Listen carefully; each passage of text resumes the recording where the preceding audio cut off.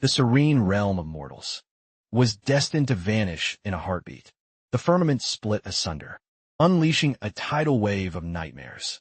Grisly invaders from a dark dimension struck. The conventional weaponry of the military felt like a mere breeze to them. Mankind plummeted into hopelessness as they were, butchered without a shred of remorse. It appeared that every spark of life was fading. Then they descended from the heavens. The awakened titans wielding supernatural might, hailed as saviors, kaboom, great monuments, crumbled under the monster's relentless assault. The metropolis was lost to smog and embers. Families, scattered in pure panic, high above a colossal triple-I titan, drifted like a harbinger of the apocalypse. A mother pulled her boy into a desperate embrace, drowning in shadow as the beast loomed over them. The child let out a terrified shriek. "Mommy, I'm scared, Tatsuka."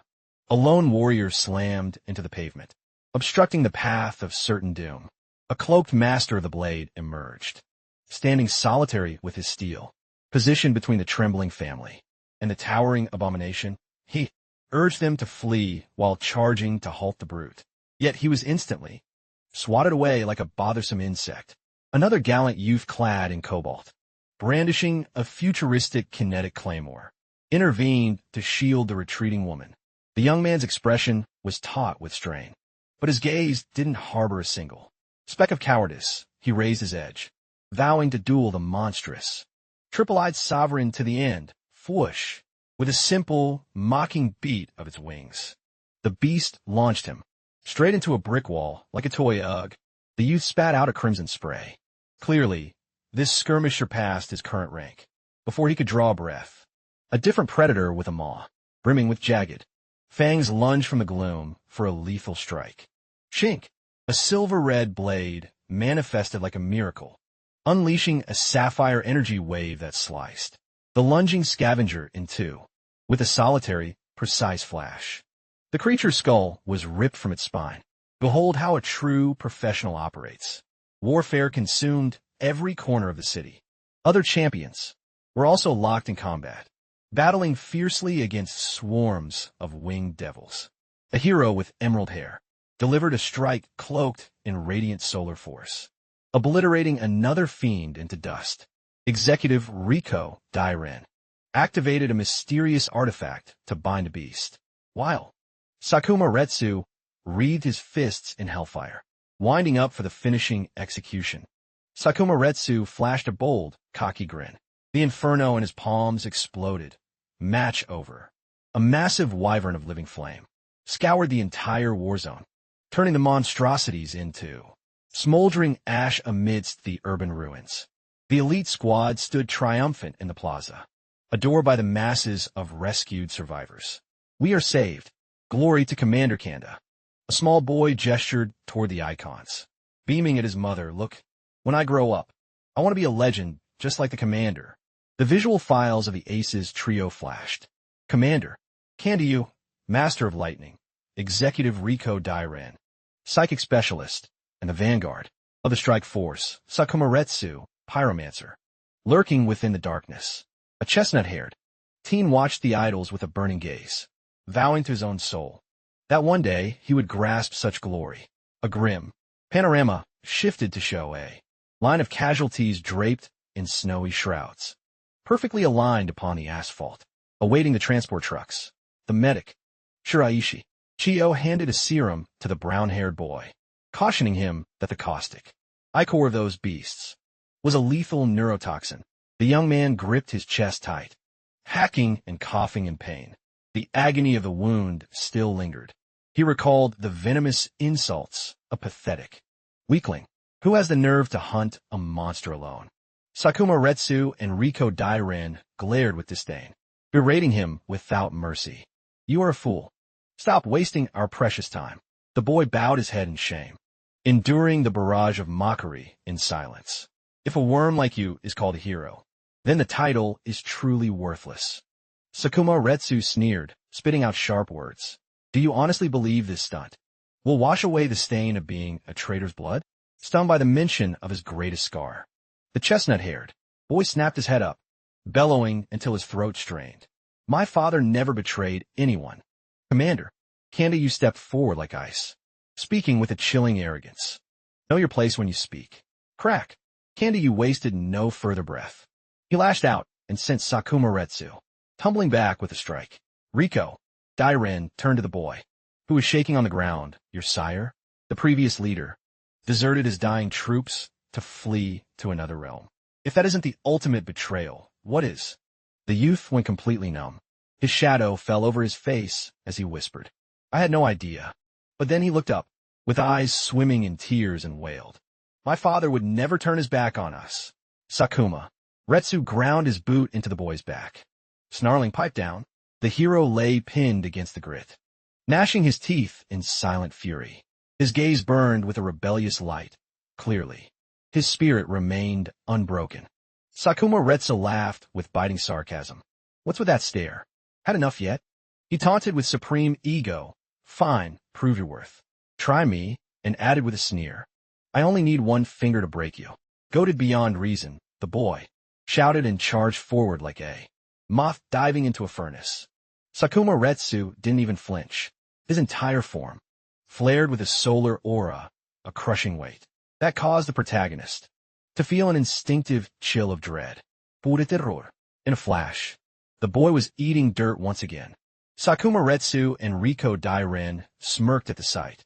He actually tried it. What a moron. Shiraishi Chiyo sprinted over, screaming for them to cease the bullying. The healer dove to support the fallen youth, shouting her defense. Don't make a child answer for the mistakes of his bloodline. End this at once. Riko Dairen and Sakuma Retsu only chuckled, viewing her as far too naive and thinking the boy was playing her. Thump, thump. The young man's heart suddenly began to throb violently. He clutched his ribs as his features twisted in agony. What's happening? It feels like my heart is bursting. Dark veins surged across his neck and skin, and his pupils shifted into a haunting, luminous gold. Shiraishi Chiyo turned white, realizing the horror. Damn it, the winged clan's blight. It was clear that during the scuffle, he had been pierced by several venomous quills while mid-air. By some miracle, Shirayuki still possessed a final vial of serum in her kit. Just as she reached for it, Commander Kanda, you intervened, seizing her wrist. Coldly. Stop. This is not the moment to waste it. Kanda, you commanded with a hollow tone. Chiyo, attend to the unconscious child over there. Shiraishi Chiyo wavered, glancing painfully at the convulsing boy and the stone-faced commander. A mysterious dark-haired stranger appeared, radiating sheer arrogance. He told Shiraishi Chiyo, relax. I'll handle this brat. Chiyo gave a reluctant nod, leaving behind the chestnut-haired youth who was twitching in agony. She hurried off to complete her duty, while the acting commander wore a smirk dripping with malicious intent. The boy scrambled across the dirt, gazing longingly at the vial of life-saving serum in the stranger's grip. The dark-haired leader leaned down with a mocking sneer. Looking for this? A massive white wolf trotted over, and the leader remarked, even this beast looks a bit peaked. Perhaps the venom got him too. The commander crouched, posing a cruel ultimatum. There's only a single dose remaining. Who gets to live? Sakuma Retsu instantly cut in, with a voice full of hate. Why even weigh it? The mutt is useful in a fight, but this loser? What's he good for? Riko Dairen joined the verbal assault with a jab. He played the big hero, and now he's going to watch his dog die for it. The dark-haired commander stood up, wearing a look of pure disgust. It seems the vote is unanimous, then. Pop. He ripped the seal off the serum vial without hesitation. With a twisted grin, the commander tilted his hand, spilling every drop of the precious cure into the dust. The trembling youth could only watch in horror, as his last hope soaked into the parched earth.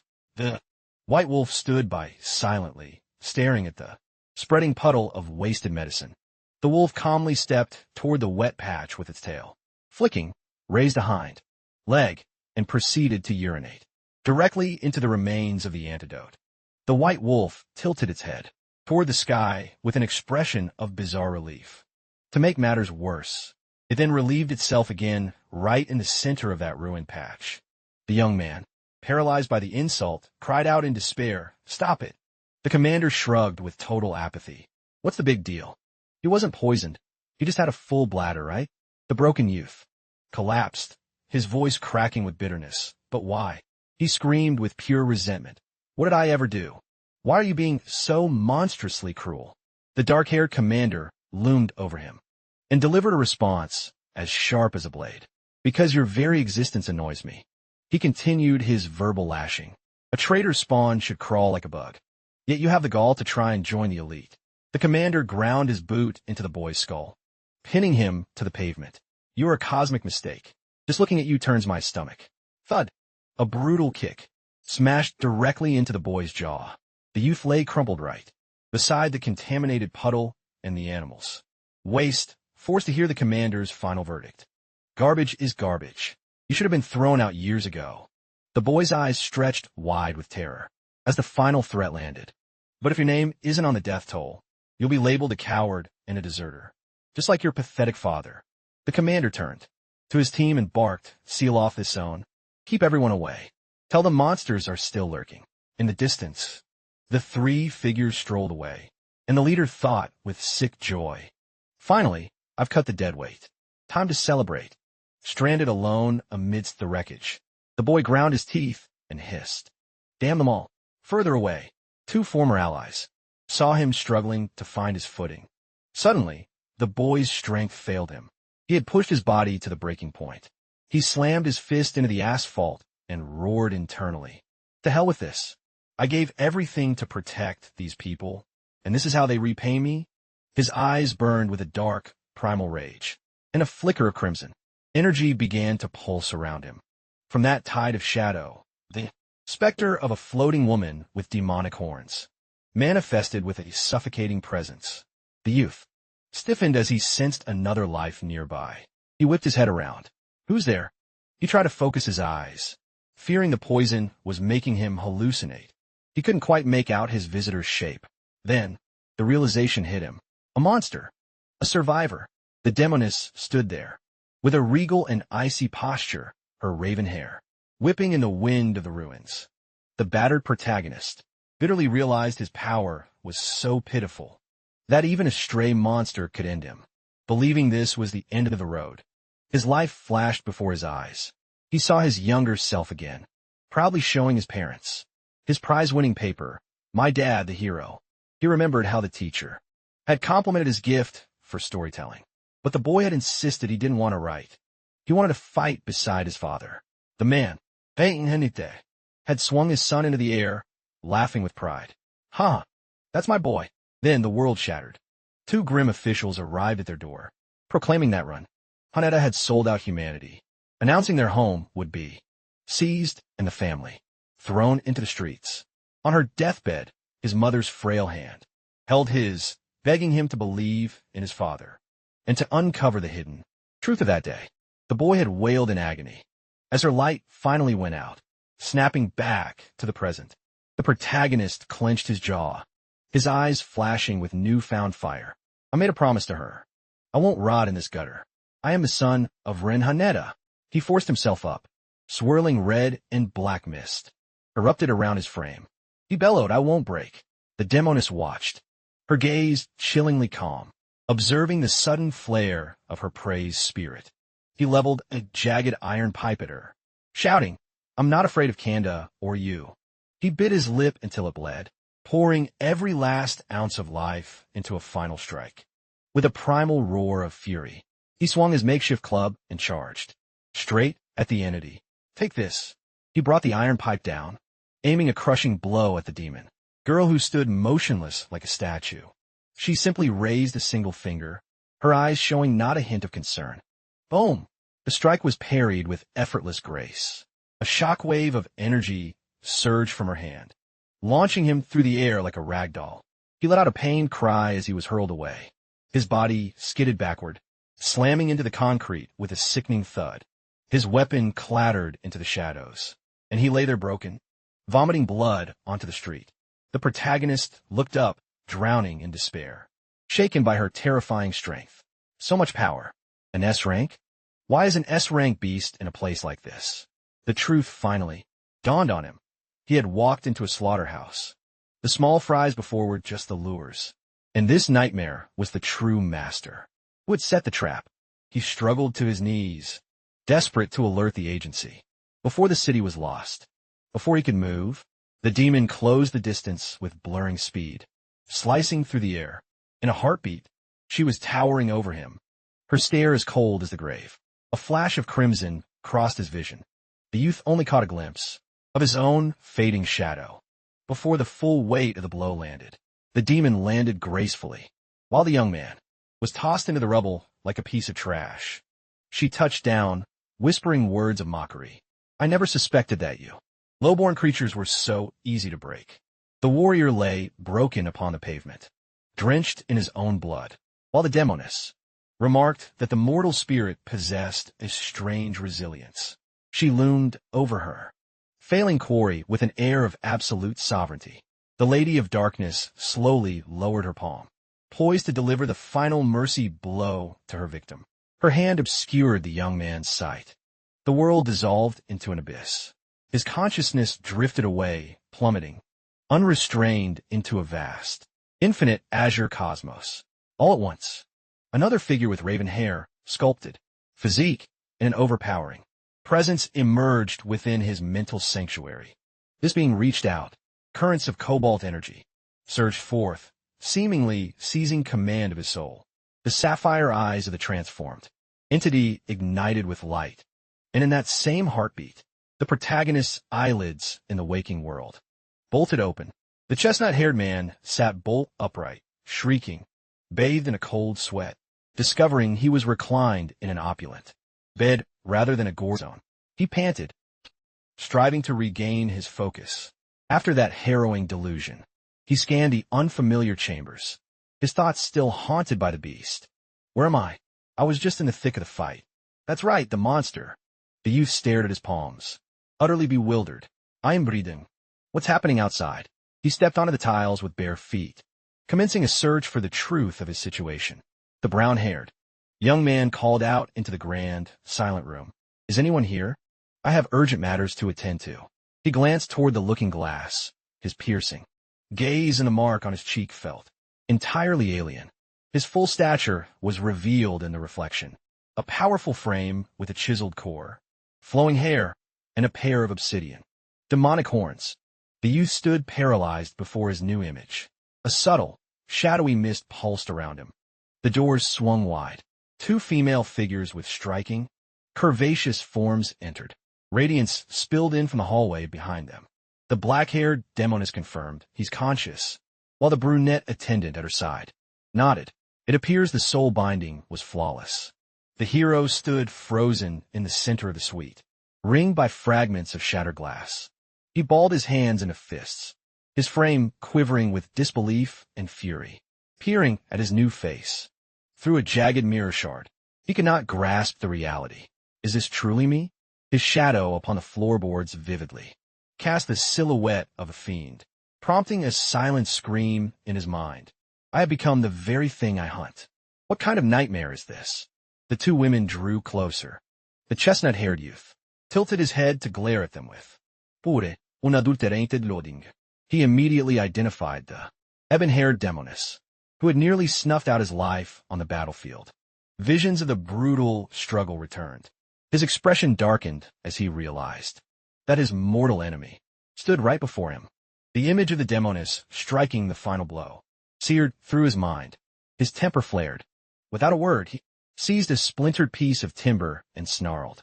You did this to me. He charged with reckless abandon, hoisting his makeshift club high to strike down the black-haired sovereign.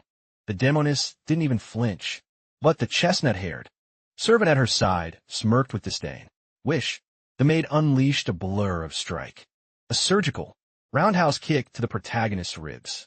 Caught off guard by the impact, the young warrior stumbled and slammed face first into the ground.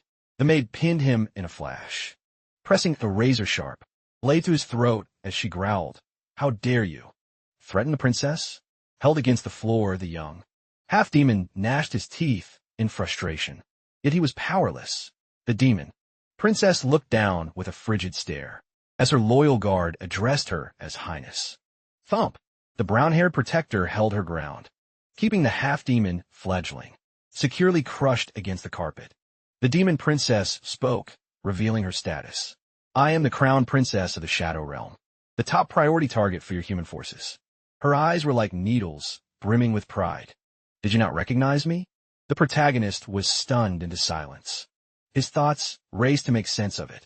How was a low-rank scout, like himself ever, expected to survive a clash with a high-tier royal? The bodyguard stated bluntly, "If the princess hadn't salvaged your soul, you would be fertilizer by now." The young hybrid was shocked, clueless as to what soul extraction actually meant. Inside his head, data regarding the rival species began to surface. The demons, the winged, the beasts, and the armored. The winged tribe are masters of the sky and wield lethal poisons. The beast tribe is unmatched in raw speed and primal power. The armored legion possesses perfect offense and defense, acting as living fortresses. And finally, the demon race, who look nearly identical to humans but wield psychic gifts. It's even told that their royalty can sever a soul from its shell. He was horrified as the bitter truth landed. So my spirit has been transplanted into this demonic vessel. The half-demon sat up sharply, looking with dread at his unfamiliar limbs. And what became of my body? The demon princess detailed the potency of the winged tribe's venom, explaining it could melt a massive beast in mere minutes. She smiled in a way that was both alluring and terrifying. Your old skin has likely already been incinerated. The protagonist's face drained of color, crushed by the devastating revelation. A cleanup crew in protective gear was busy scrubbing a crimson stain away, proving the fate of his former self. He stood on shaky legs, staring at the muscular, chiseled body. That wasn't his to claim. He could only manage a hollow ha of defeat. The hero sank to the floor. His mind refused to accept the fact that his human remains were nothing but ash. They just erased it. The demon princess casually discussed purchasing automated units to sweep the war zone with her maid, vividly describing the moment. The protagonist's former husk was torched by cleaner drones. The princess declared without emotion, "What happens to a vacant shell is irrelevant to me. Focus on mastering your new form." She gave a mocking smirk, her eyes full of teasing. "Don't be a nuisance." The youth answered with a gravelly voice, rising and flexing his newfound strength. "I am not your servant. I have no reason to follow your lead." He barked, clinging to his identity. "I am a human being." He threw a direct accusation at the two fiends. "Why did you change me?" "To steal secrets about my people and our heroes." The demon princess met his gaze with a silence as cold as a glacier, not even bothering to reply. The protagonist muttered to himself, his face set with iron resolve. "You're in for a surprise. You grabbed the wrong man for your games." Without warning, he lunged like a predator, yelling, "If I have to be a puppet for monsters, I'll choose death a second time." The female guardian flashed a look of pure mockery with a voice dripping with arrogance. "Do you truly believe you can resist?" Without wasting another breath, the guardian lunged and struck with a kick, hurling a sharp insult his way. Pathetic, she spat, buried her boot in his ribs. She maintained her brutal dominance, slamming a fist directly into the hero's face, sending him tumbling back. Far too weak. She followed up with a crushing downward strike, taunting him. "Don't bark with such a miserable power level. Even as a mere vessel, it is an absolute embarrassment for a feeble worm like you to represent the demon clan." Hearing himself branded as a weakling, the protagonist gnashed his teeth, fury boiling in his veins. He rasped in a jagged voice, "Who are you calling pathetic?" Suddenly, a surge of sapphire electricity erupted around him. Kaboom! He vanished into a blur of terrifying speed, his palm crackling with raw lightning, blasting the bodyguard back with a direct hit. The sudden counterstroke was so jarring that the guardian was hurled away like a discarded rag doll. The bodyguard coughed up a crimson spray with a look of utter disbelief, while the demon princess, watching from the side, widened her eyes in genuine shock. The protagonist stood frozen, staring at his trembling hands in a daze. He couldn't begin to fathom what kind of power had just been unleashed. The fledgling half-demon looked completely stunned, at his fingers dancing with sparks, whispering to himself, "That sensation." The bodyguard clutched her side, grinding her teeth in pain. She realized the truth. The innate power of the demon kind. The demon princess, from her distance, remarked that the true might of their race is anchored to the soul, questioning how a simple mortal could ever wield it. The hybrid felt a rush of energy, flooding his core, a feeling never before tasted that made him gasp. What is this force? The violet eyes of the royal flashed with intensity, witnessing an event that defied all logic.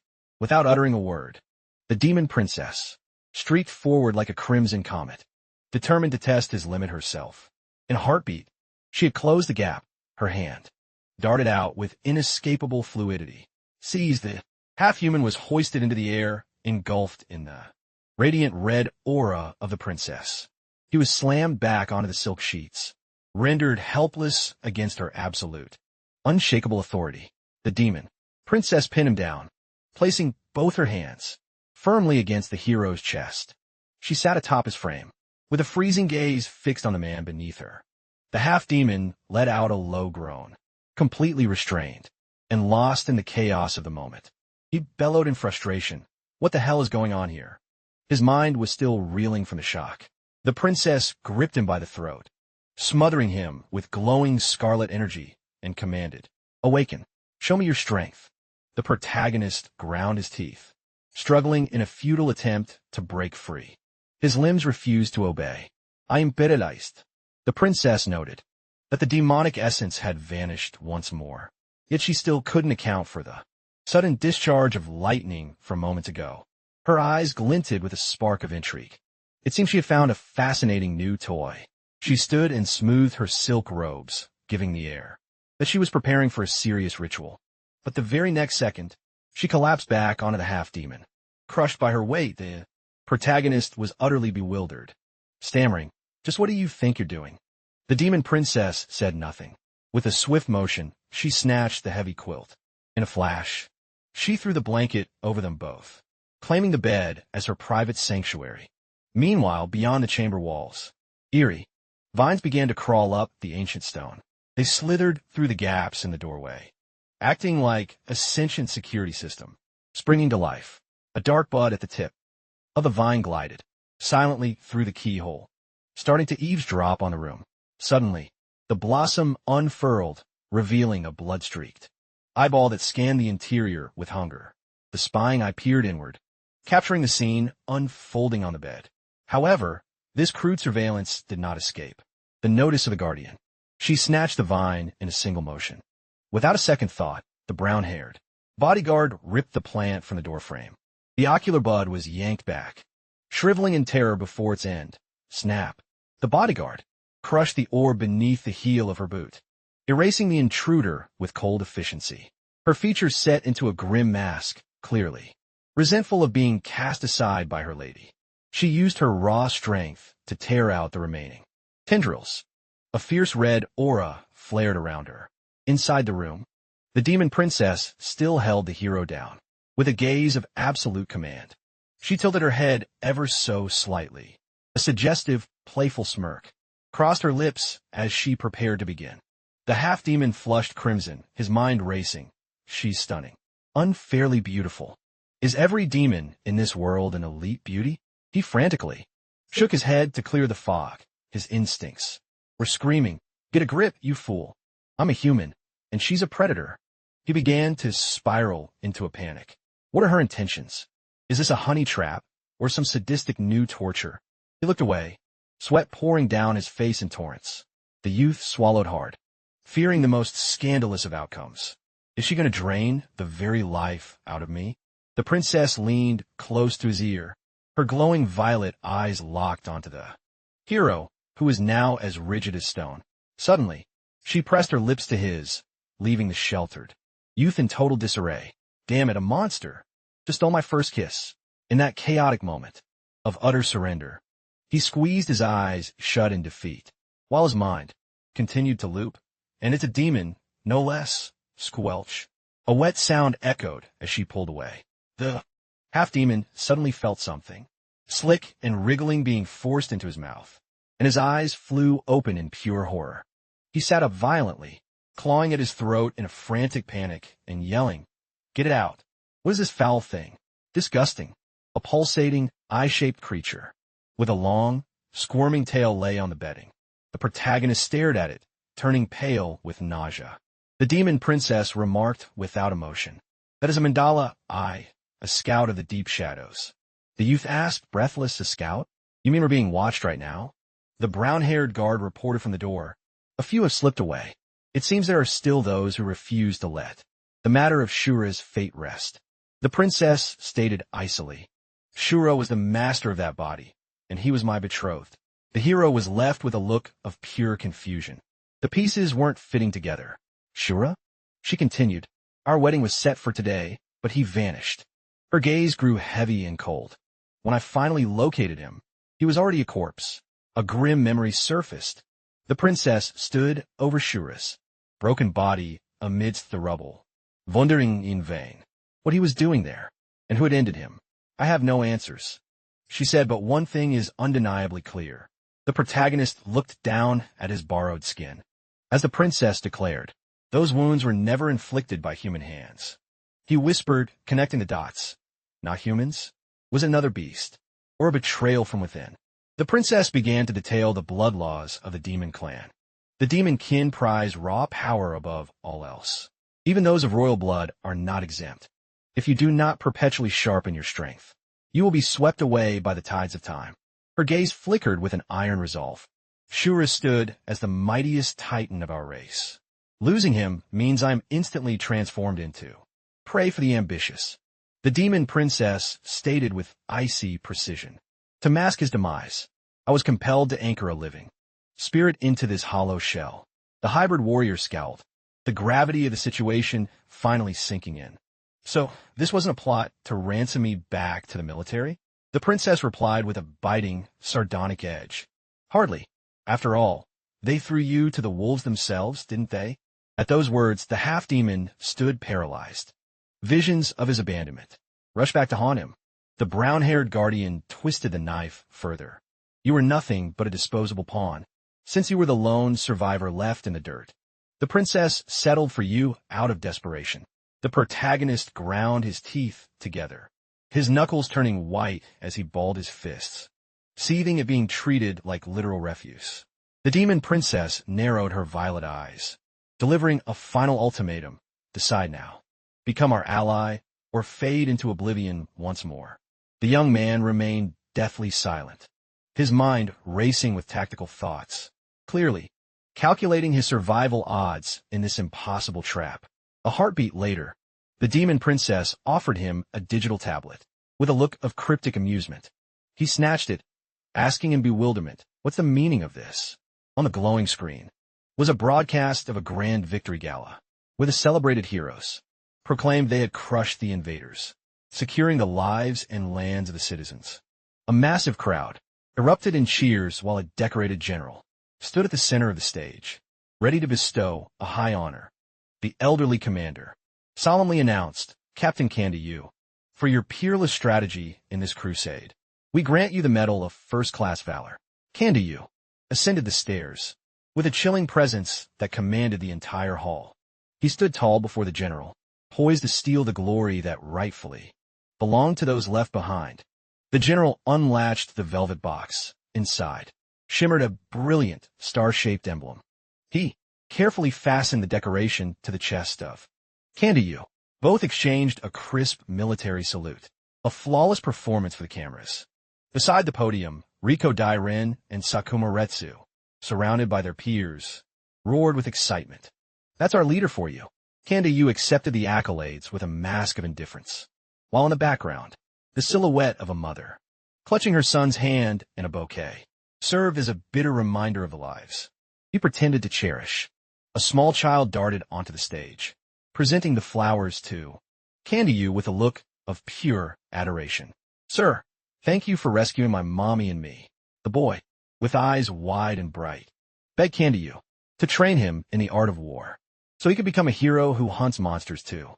In the front row, two of Kanda's subordinates snickered with contempt, mocking the boy's naive ambition, whispering that the real fighting was for grown men. The boy, with flushed cheeks and straining neck, "Snap back, I'm not a baby. I'm incredibly strong." Candace, Comrades could only laugh out loud at the child's innocent bravado. Kanda hoisted the child into his arms. A masterclass in public relations. He smiled thinly and declared to the masses that purging the world of filth was the solemn duty of true heroes, hoping the next generation would follow his noble path. Kanda launched into a stirring oration, stressing that this vocation demanded total sacrifice and that heroes were the world's final bulwark. His voice turned razor-sharp, fleeing the front, fearing the dark, forsaking the innocent. These are crimes no different from slaughter. Kanda's expression darkened. One eye veiled in shadow. As he growled, "We have no mercy for traitors." At that proclamation, the mob below descended into a frenzy, screaming for the heads of the cowards, snapping back to the present. The protagonist, in his monstrous form, stood paralyzed with shock, his eyes glued to the screen witnessing that grotesque charade on the tablet. The horned demoness pointed to the display, revealing a high-priority wanted notice and a capture warrant featuring the protagonist's human face. Former hero core. Deserter.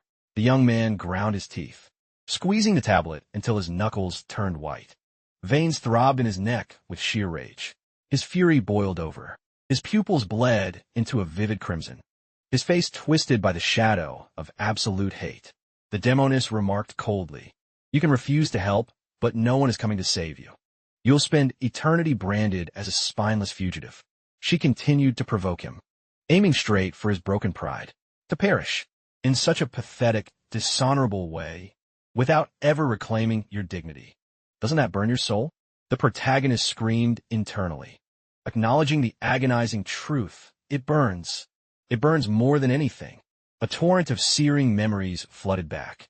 His household, shattered, his mother perishing in misery, himself, scorned and bloodied, all because he carried a traitor's name.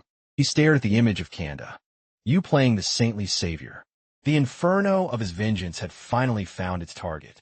Kanda, for every lie you've told, the livid warrior, shattered the tablet in his grip, and with every vein bulging, he hissed, "I will pay you back 1,000 times over." The demon princess offered only a cryptic smirk, thoroughly pleased with her choice of vessel. The pair stepped through a colossal stone archway, crossing into the heart of the demon realm.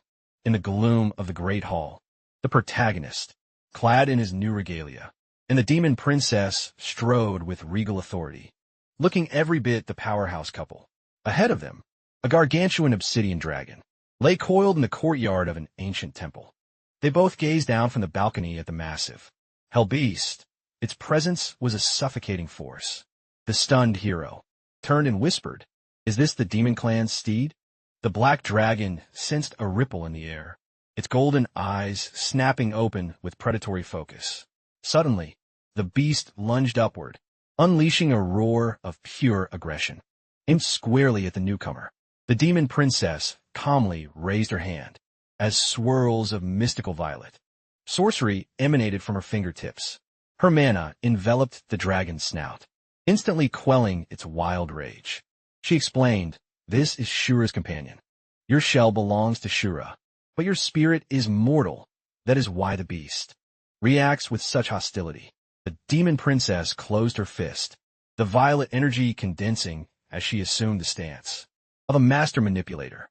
A purple sigil ring appeared in her palm, pulsing with dark power. The protagonist took the ring as she instructed. "Wear this. It will shroud your human essence." A brown-haired attendant appeared, handing the hero a massive mountain of scrolls, and announced, "This is the complete history of Shura. Commit every detail to memory before we reach the Imperial Palace." The protagonist clutched the heavy stack of documents, his face twisting in horror at the sheer volume of data he was expected to swallow. He barked at the maid, "How many lifetimes? Do you think I need to memorize all this?" But she dismissed him frostily. "I'm not interested." The youth shifted his gaze toward the demon princess, pleading for intervention, yet he only met a taunting and provocative smirk. She whispered a quiet caution, though it was laced with lethal intent. "Total recall isn't mandatory, but if you falter even slightly." The demon princess narrowed her piercing eyes and made her point clear, "I will end you." The protagonist met the threat with stone silence. His features, remaining mask-like despite the danger, still gripping the heavy documents. SRIP. Out of the shadows, colossal obsidian thorns erupted, signaling a crushing presence. A set of gargantuan, black dragon wings tore through the air, and a single beat unleashed a violent whirlwind. The trio, the hero, the princess, and the attendant, were already securely perched upon the black dragon's hide. As it ascended into the heavens, the young man stood firm on the dragon's spine. The gale buffeted his long locks, his focus locked on the horizon. The ebony drake surged forward at a blistering pace. Peering toward the earth, the hero wondered, is this the realm hidden within the rift? The panorama of an entirely alien civilization unfolded beneath them, contradicting his expectations. This was a vibrant metropolis where horned beings moved and lived just like ordinary humans. Inside a tavern, the demons clashed their tankards together, sharing laughter and stories as if a war had never existed. A cheerful merchant cried out, freshly steamed buns, hot out of the oven. The protagonist was struck dumb, his mind reeling from the inconsistency. I assumed these monsters were savage beasts, yet their lives are so normal. The demon princess, standing beside him, remarked in a casual drawl, your world isn't so unique. You'll adapt in no time. The protagonist flashed a bitter smile and fired back instantly. Not that different. I couldn't disagree more. She began her sermon. We uphold ethics and statutes. We survive through mutual aid, whereas your kind only understands slaughter and plunder. The hero gestured toward the modern appliances in the demon dwellings encountered. Weren't most of these treasures stolen from human homes? The chestnut-haired guard interjected with the ruthless logic of might. These are the rewards of conquest. Take what you wish. If you're bitter, try to reclaim them. The protagonist looked away with a scoff of disgust. In the end, a predator can only justify itself with the logic of a thief. His blunt and stinging accusation left the demon princess quieted and taken aback. She narrowed her gaze. She appeared annoyed, yet simultaneously felt a flicker of intrigue toward this. Shura. Suddenly, the firmament turned black with a cloud of massive flies with glowing crimson wings, their drone sounding like a symphony of doom, while gliding peacefully on the drake. The hero and the princess were suddenly intercepted by a swarm of insectal beasts radiating lethal bloodlust. The protagonist wore a look of pure irritation, as if he were simply facing a tedious chore. What a nuisance. In contrast, the demon princess kept a gaze as cold as frost, raising her hand with the regal authority of a sovereign. The black dragon roared and plowed through the swarm of pests, leaving a wake of shimmering red, force that fractured the air. The hero, still reeling, shouted, what on earth are those vermin? How are there so many? The princess clarified coolly, those are abyss stingers. A single bite ensures agony for days.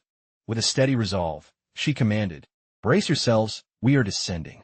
The drake obeyed, unleashed a roar, and began a steep dive. Clinging to the dragon's back, they plummeted toward a bizarre territory, piercing through layers of thick fog. The moment they touched down, the hero felt a wave of revolting air assault his senses. He quickly clamped a hand over his mouth, scowled and hissed, God, the smell is putrid. The princess glanced at him with a flat, indifferent voice. That is the breath of the void. The pair, along with their mount, gazed down at a vast, vibrant, purple ocean that exhaled a toxic and lethal mist. Beneath the churning waves, a gargantuan leviathan was being savagely dismembered by another. The raw drama of survival played out right before them. The ichor and remains of the beasts, turning the violet sea into a bloody mire. A monstrous aquatic titan with glowing scarlet tentacles surfaced, snared a doomed fish, and snapped it like a twig. The protagonist stood, paralyzed by the gruesome display, muttering under his breath, he realized it instantly, the abyss, the point where the oceans of two worlds collide. The demon princess spoke with a defiant edge. I care nothing for your laws, but we follow our own iron code of existence, and this is that code. The princess of the demon clan spoke a simple, But heartless truth, the strong feed, the weak perish.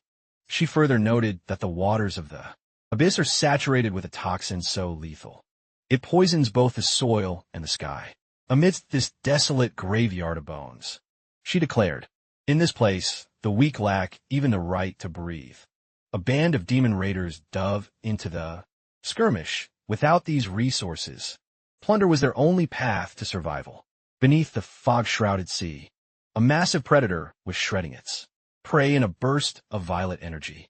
The protagonist, lost in thought, echoed the creed of this land. Life is the prize of the powerful. The chestnut-haired bodyguard finished coldly, adding the grim conclusion. Death is the fate of the frail. The princess of the demon clan summarized, with a gaze that pierced his soul. This is the solitary law of the demon kind. Sudden clarity hit the hero, recalling how the human invaders who tried to cross met their ends through poison, and he whispered, "Is this the secret behind it?" As they both surveyed the infinite purple haze, the protagonist drifted into a pensive silence. A daring scheme sparked in his mind. If he meant to flee, this was his window. He eyed the princess warily, his hand tensing as if ready to strike. But he checked himself, forcing a calm. No, my knowledge is too thin. The risk is extreme. Besides, he knew all too well that if he returned in this form, credibility would be zero, and Candy would likely erase him permanently. The princess abruptly turned to probe his thoughts, startling him so much he stammered a quick lie. Huh? No, I'm just taking it all in. She grinned and barked an order. We're entering the heart of the abyss. Grip tight. Virum. The black drake suddenly surged. The hero, caught completely off guard, let out a startled yelp. The dragon streaked ahead like a blurred shadow, shredding the air itself. It executed a violently sharp maneuver in midair, mocking every law of physics. The poor protagonist was nearly crushed by the sheer G-force, and a trickle of blood escaped his lips. The hero ground his teeth together, fighting to survive the brutal acceleration while the dragon sliced the gale, his face taut with a silent, internal scream, suffering in silence as the drake battered his spirit.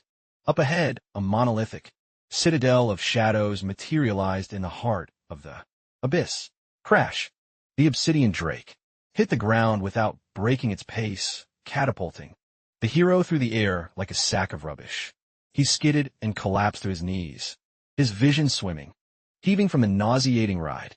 In his delirium, he looked up at the hazy outline of the princess and croaked, "Grandma." A wide, goofy grin spread across his face as he reached out with childlike innocence. "Did you come to take me home, Nana?" Crack! The princess, wasting no words, delivered a brutal slap that sent him biting the dust. The strike was so fierce it kicked up a cloud of debris that choked the surrounding air. Face down in the dirt, he could only whimper that really hurt. The hybrid hauled himself up with massive effort, his features caked in grime and his eyes still glazed from the physical trauma. Looms before him was a colossal, ornately carved threshold. The realization hit him. This is the sovereign fortress of the demon kind. The princess and her sentinel were already waiting impatiently behind him. The mounts of various warlords were stationed nearby. The princess surveyed the beasts with a frigid tone. It appears the other demon lords have arrived ahead of schedule. The bodyguard pointed out that those 3 high-ranking generals were ruthlessly power-hungry and possessed the strength to threaten the princess's claim to the throne. The protector turned to the hero with a mocking jab. "I assume you've mastered those files by now?" The question left him frozen in fear. Seeing his blank stare, she hissed, "Tell me you didn't forget everything." She instantly brandished a wicked blade, pressing it to his throat as she warned, "Deceiving the High King is a capital offense. At the first sign of trouble, I'll end your life myself to shield the princess." The protagonist stood his ground. He barked right back into her face. "We're on the same side. If you don't trust me, just finish it now." The guard simply muttered, "Fine by me," as the princess's commanding boots clattered into view, reminding them both who held the true power.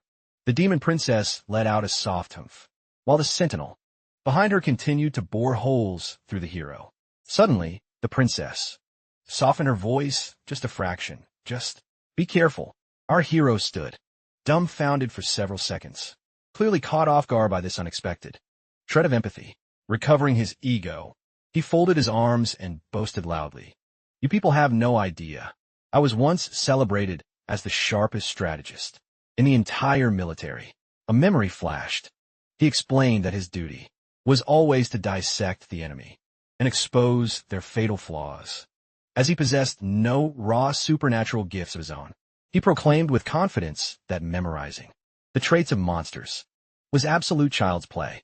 Continuing his arrogant streak, he tapped his temple, insisting he had every detail of the demon clan locked away in his brain.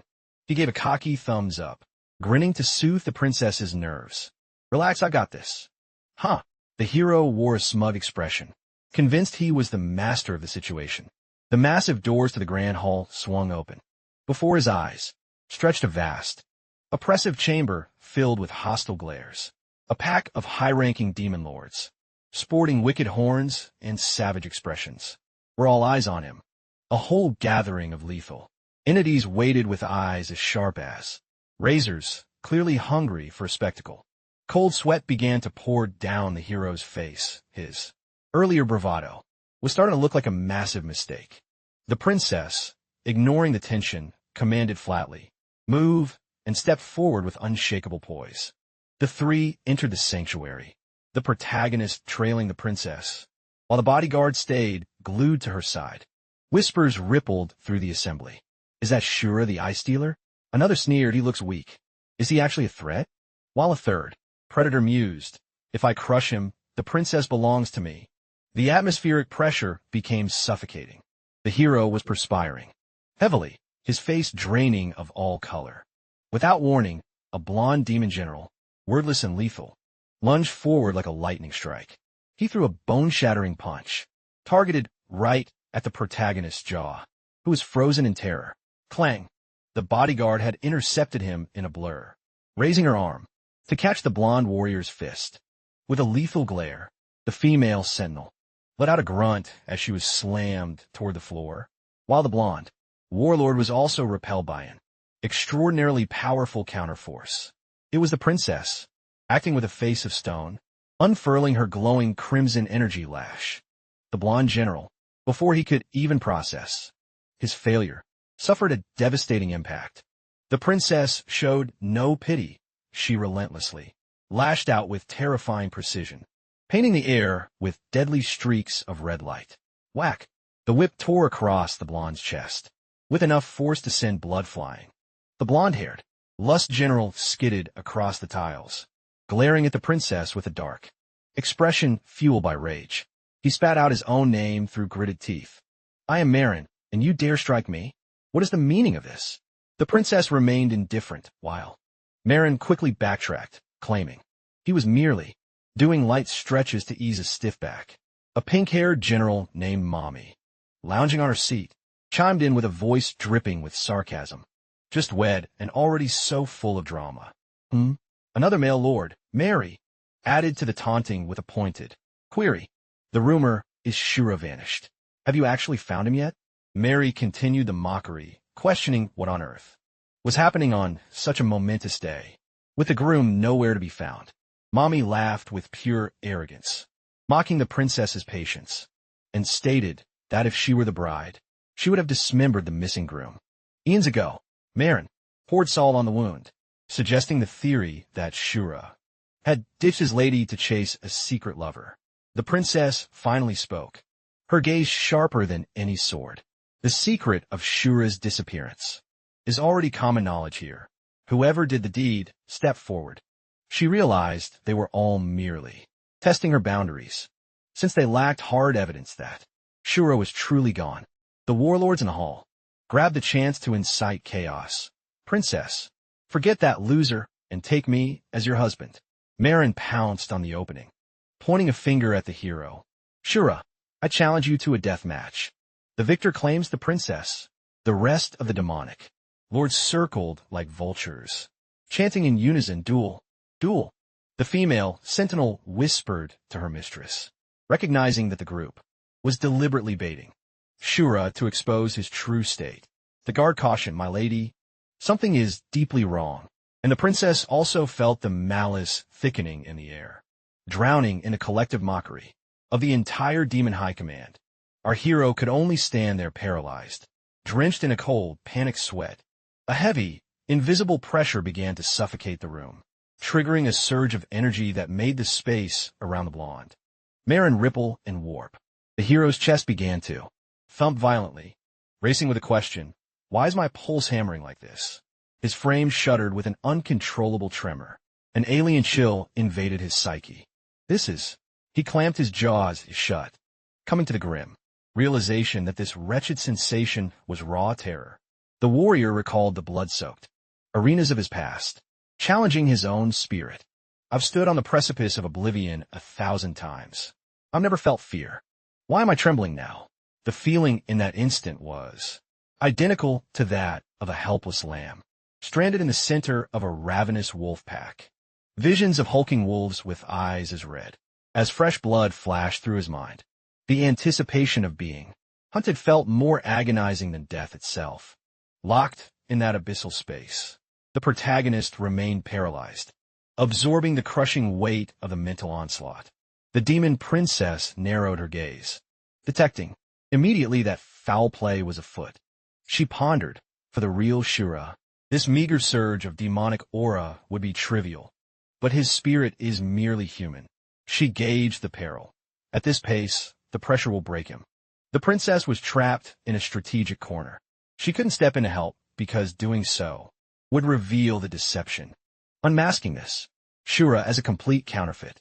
The protagonist gripped his ribs, finding it nearly impossible to draw breath under the invisible shackles of Marin's power. It felt as if his very heart were being crushed by a spectral fist, straining to burst.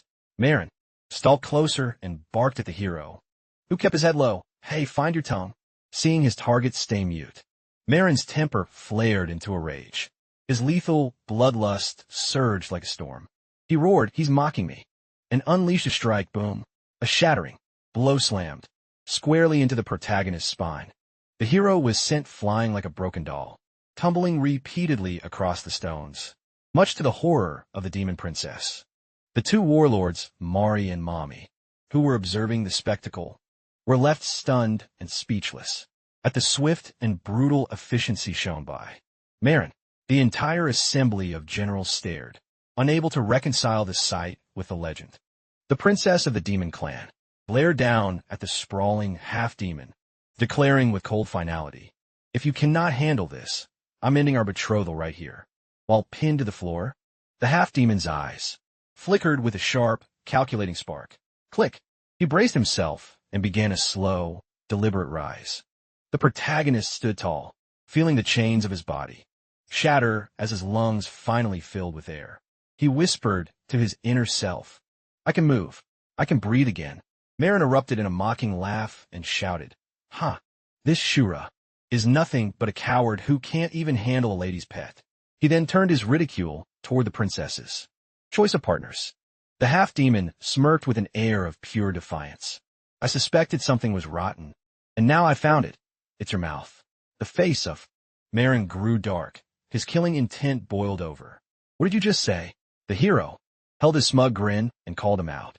Hey! Driven mad by the taunt, Marin bellowed. How dare you speak of my woman?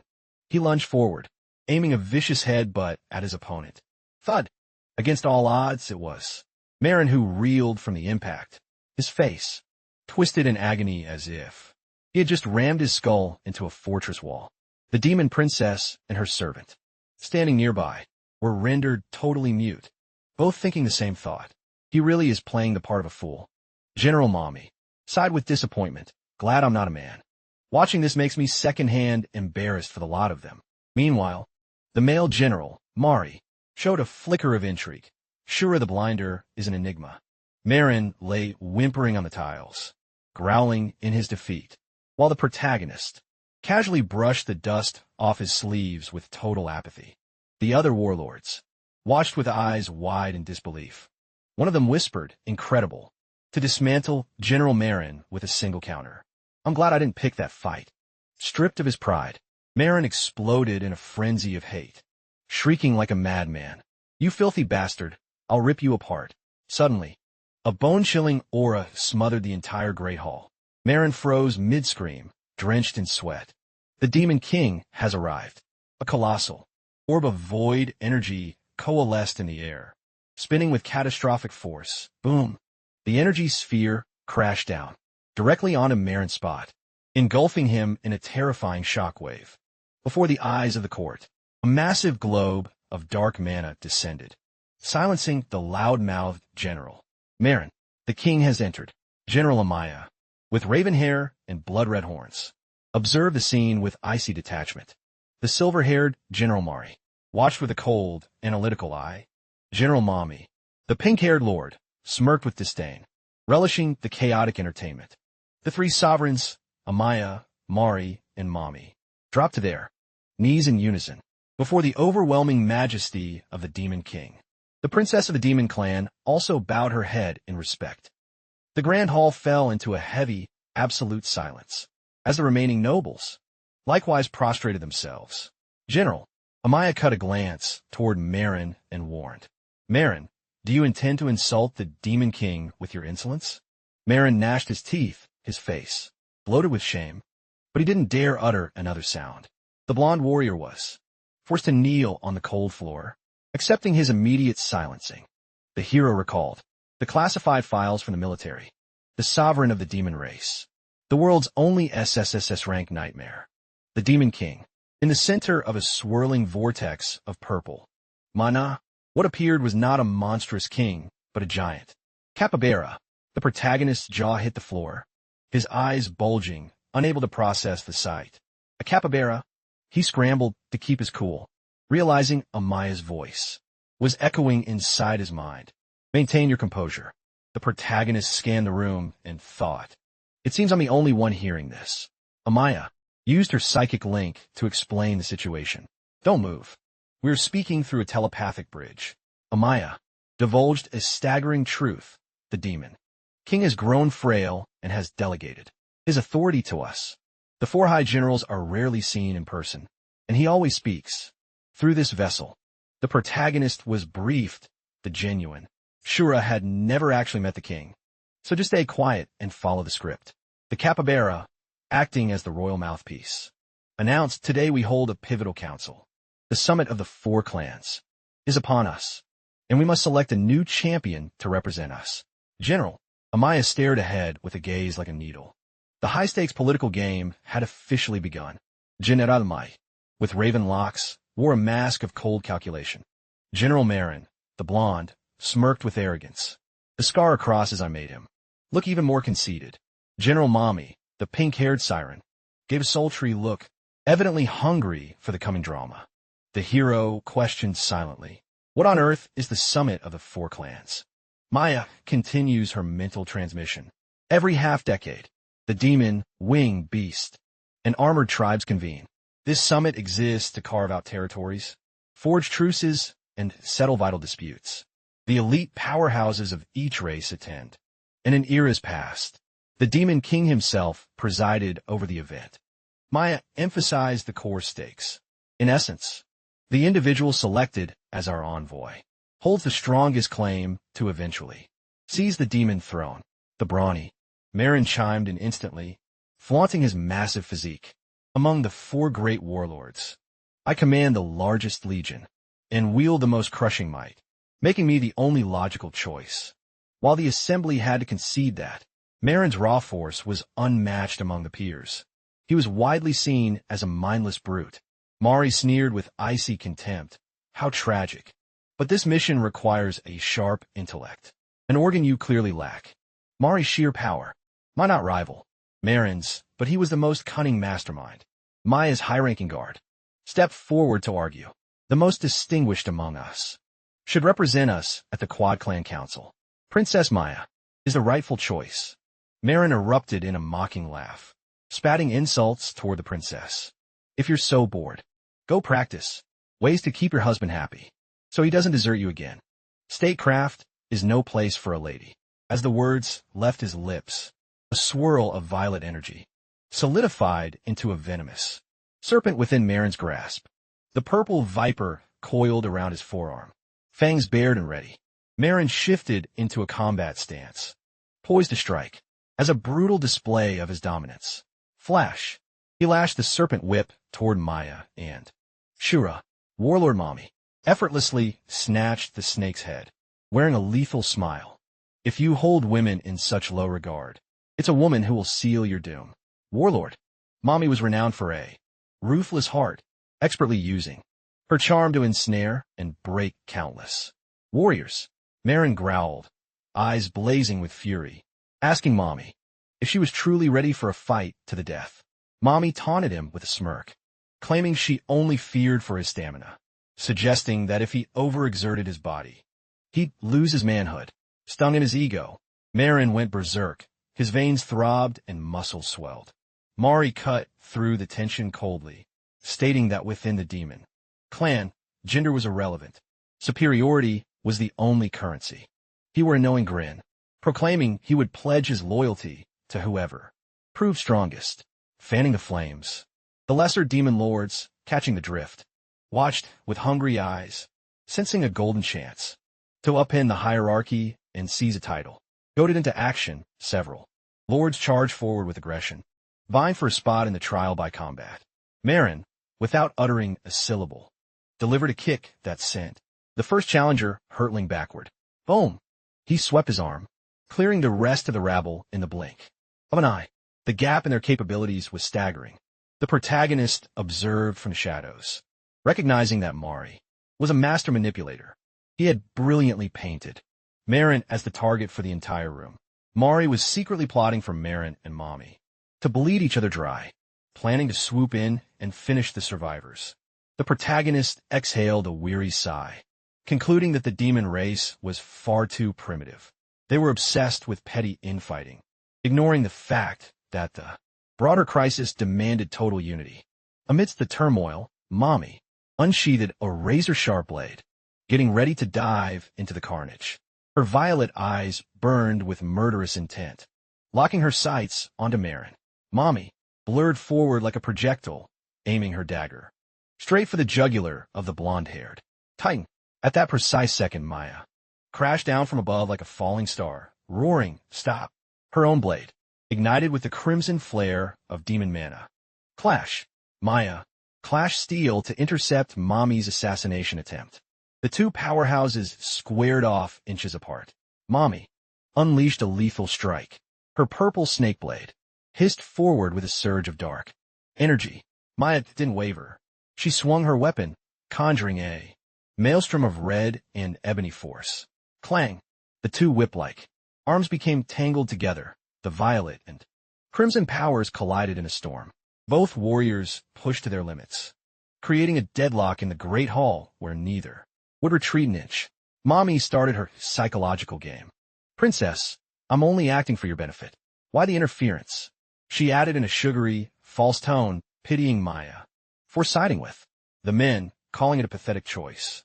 Maya snapped back frostily, declaring she wasn't on anyone's side, and that watching them tear each other apart was simply a disgraceful sight.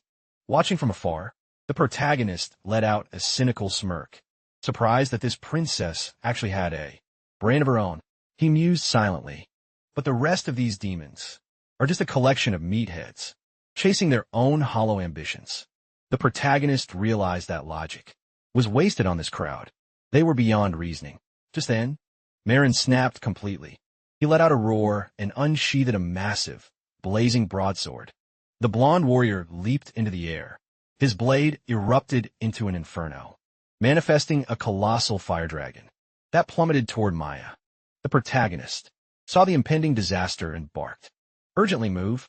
Maya whipped around, eyes widening in shock at the sudden betrayal. Whoosh! A massive arc of flame tore through the hall, targeting both the women. Mommy let out a piercing shriek as the titanic energy wave sent her sprawling like a rag doll. Maya was also blasted back, digging her heels in to survive the sheer force of the explosion. The chestnut-haired aide behind her cried out in panic, "Princess!" Mommy struggled to her feet, and though bloodied, she managed to gasp, "I'm still in it." Mari stepped in with a biting remark, "Marin, you've truly crossed the line." Did you really just strike Mommy's beloved serpent? Mommy cradled her pet snake, and with a dark scowl, warned Marin, if you've permanently harmed her, prepare to experience my true cruelty. She radiated a pulse of pink mana, glaring daggers at the muscular giant. Marin scoffed, barking back at Mommy. You were hit because you're weak. Stop whining. You useless woman. His gaze dripped with elitism, treating his peers as if they were nothing more than dust. He puffed out his chest, switching into an invincible stance. None of you have the guts. If anyone else wants to die, step up. The other lords, seeing Mommy and Maya cast aside so easily, began to shrink back, eyeing the exits. One demon lord whispered to his group, it's time we vanish. Marin looked arrogantly toward the capybara, vying for the Demon King's favor. Do you see, Majesty? Silence is the only answer. The capybara, the silent conduit for the king, suspended in a swirl of dark energy. He replied with a chill, ah, precisely. Maya gnawed at her lip, her expression clouded by the disgrace suffered before the entire legion. Marie likewise grew mute, his usual taunting smirk having vanished. The capybara envoy continued his decree, since that is the case. Marin is hereby appointed to represent us at the summit of the four kindreds. In the middle of the heavy silence, a sharp voice cut through. Hold it! The chestnut-haired youth inhabiting Shura's form strode forward, eyes blazing with certainty, shattering the stillness. Maya and her attendant whirled around, completely stunned by the outsider's sudden interference. Marin was equally blindsided. He demanded point-blank, Shura? Mari let out a provocative snicker. My, are you suddenly keen on joining the summit too? The brown-haired youth drew near, causing Maya to recoil instinctively while Mari joked, the princess's consort hasn't graced us with his presence just to play games. Mari continued his scrutiny with a look of depth. It seems he's brought a taste for power with him. The chestnut-haired aide murmured to her mistress. In a skeptical tone, what lunacy was he playing at? He doesn't stand a ghost of a chance against Marin. The youth within Shura's skin wore a brilliant grin, stating with absolute conviction, it's all right. I know exactly how to handle this. Marin snarled, recalling a bitter history. Fine. I haven't finished settling our scores anyway. Wasting no time, Marin unleashed his blade and lunged, bellowing, try this. He roared with a single-minded fury. I'll gut you and claim the princess for myself. However, the chestnut-haired young man merely lifted a hand to intercept the blow and coolly dropped a bombshell. I have no intention of fighting you. Marin froze mid-swing, veins throbbing on his brow, and screamed, just what the hell do you mean by that? The brown-haired youth leaned close to the ear of the Titan Marin and whispered a lethal secret. Marin's eyes bulged as he stood rooted to the spot, his face a mask of pure terror at what he'd just heard. The youth stepped back, folded his arms, and watched with a knowing glint, unmoved while his opponent struggled to digest the revelation. Marin gnashed his teeth, visible beads of sweat betrayed a desperate internal panic. Suddenly, Marin turned to the capybara, addressing the king, Your Majesty. Upon reflection, Mommy and Shura are correct. I was being far too impulsive.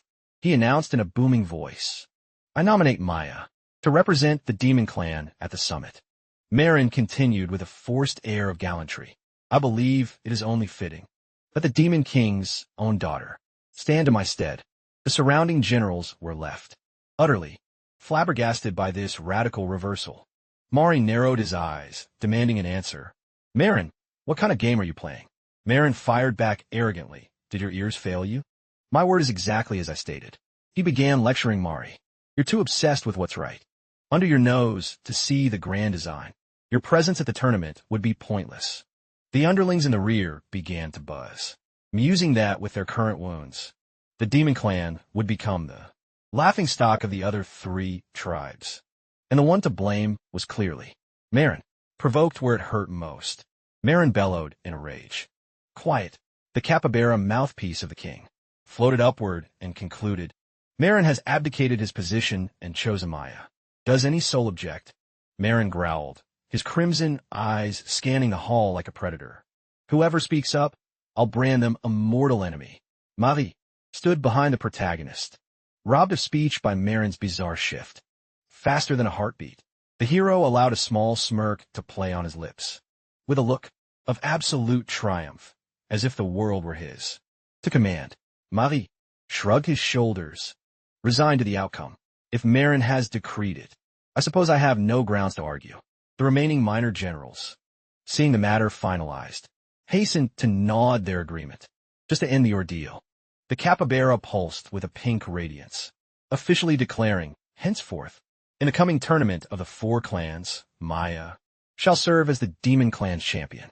The envoy of the Demon King turned to deliver the charge to Maya.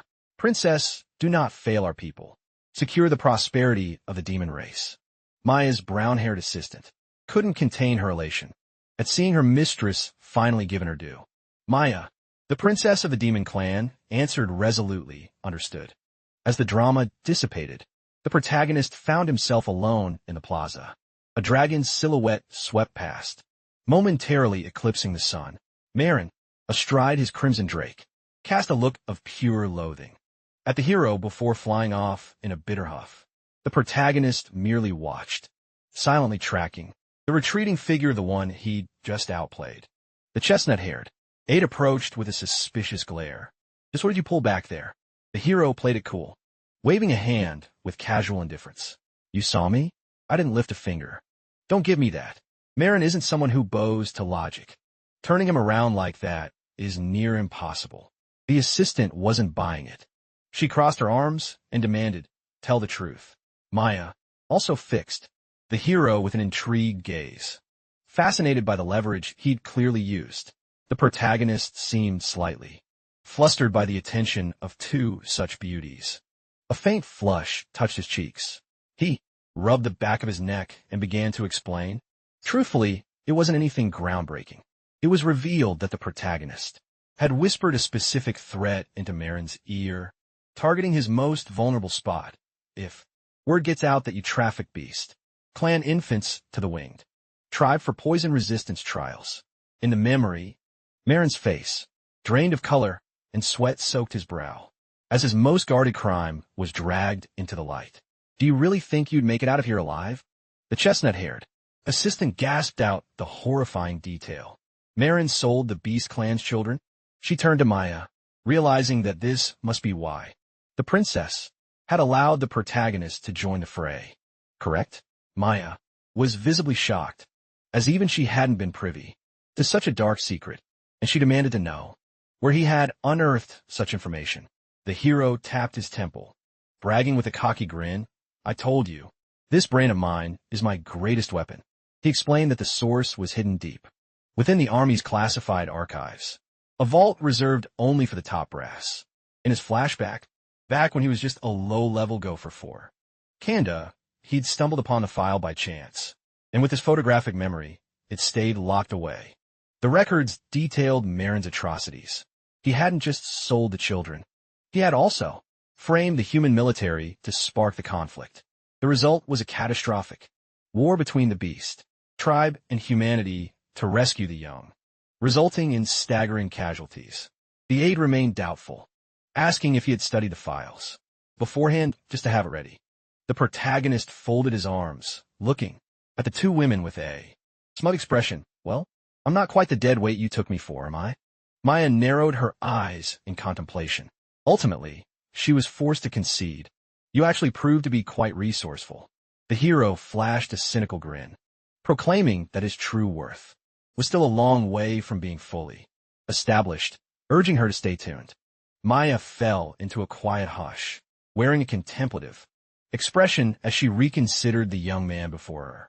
She smirked with a cryptic edge, taking up the gauntlet. Very well. I shall look forward to the show. A voice drifted from the rear, applauding Shura for manipulating Marin with such ease. Everyone pivoted. Maya addressed the intruder by name, Mari. The protagonist outlined his strategy, dismissing Marin as nothing more than a mindless brute, and vowed to goad him into conflicts with rival demon lords to exploit the chaos. Maya scrutinized him with sharp eyes, acknowledging his cunning. You truly are a different breed. Marie erupted into a boisterous laugh, initially treating the heroes scheme as a mere punchline, but his face soon turned stony, sensing that the hero's presence today was jarringly unlike his usual self. The protagonist was mid-boast when he froze. Mari had already closed the distance. What is this vibe? Mari sneered with a mocking tilt, pointing a finger. It's the unmistakable stench of terror. The scent was an exact match for the way humans smell when they panic. Maya and her aide were visibly rattled by Mari's intuition. The hero maintained a mask of ice, though a tempest of anxiety raged within him. Mari leaned in, bringing his face inches away to ask, derisively, why does the aroma of human dread clash with the spirit of a demon noble? How peculiar. The hero broke into a cold sweat, swallowing hard to resist his opponent's psychological interrogation. The assistant stepped forward to shield the protagonist, snarling, Mari, your insolence has gone far enough. Mari shrugged nonchalantly, playing the fool. Why the hostility? I simply thought my nostrils were playing tricks. Maya intervened with a sharp retort. Shura has butchered countless humans. The reek of their gore and their agony, clinging to his robes, is hardly a mystery. Mari dipped his head, seemingly satisfied with the logic. I see. That explains it perfectly. He masked his mouth, grinning with hidden malice. It appears the princess hasn't just found a spouse, but a truly dangerous partner. Mars Smile dripped with hidden agendas. It was clear he hadn't swallowed the lie. Mari pivoted and departed, leaving a thick cloud of tension behind. Maya turned to consult her aide. She clarified, Mari is a grandmaster of mental warfare. He feasts on the horror and hopelessness of his victims before the final blow. The assistant warned. He undoubtedly used his aura to probe you. He's onto us now. What's your move? The protagonist recalled the crushing weight of that mental assault, a spine-chilling fear. The sensation was as if every bone in his frame were being ground into fine dust. He confessed to the assistant. I'm lucky you intervened this time, because I definitely wouldn't have survived another round. Maya looked him in the eye, offering a grim warning. After today, Marin will plot your demise, and Mari will begin dissecting your every move. Maya issued one final command. Ao and I cannot be your permanent shields. Hone your own strength, until everyone is forced to believe you are Shura. Oh, bluntly insulted the protagonist in front of her mistress. Princess, he's pathetic. He couldn't even best a low-tier imp. Haven't he possibly faced Marin or Mari? The hero shot back in a huff, pointing directly at Ao. Who are you calling weak? You're the weak one here. Maya watched him with a calculating look, pondering if the human soul within Shura's frame might be a perfect hidden trump card. Maya guided them to a towering precipice, where a mysterious vault had been carved into the stone. The trio stood before a monumental timbergata, resembling the entrance to a legendary stronghold. The hero scanned the area, bewildered, lost as to his location. Maya replied with blunt honesty. This is the personal vault of Shura. She noted that Shura had a twisted obsession with hoarding the gear of his fallen foes as grim tokens, accruing so many that he required a dedicated fortress. The massive doors creaked open, spilling a brilliant glow from the interior. A colossal chamber revealed itself, packed with an array of weaponry, mounted across the walls.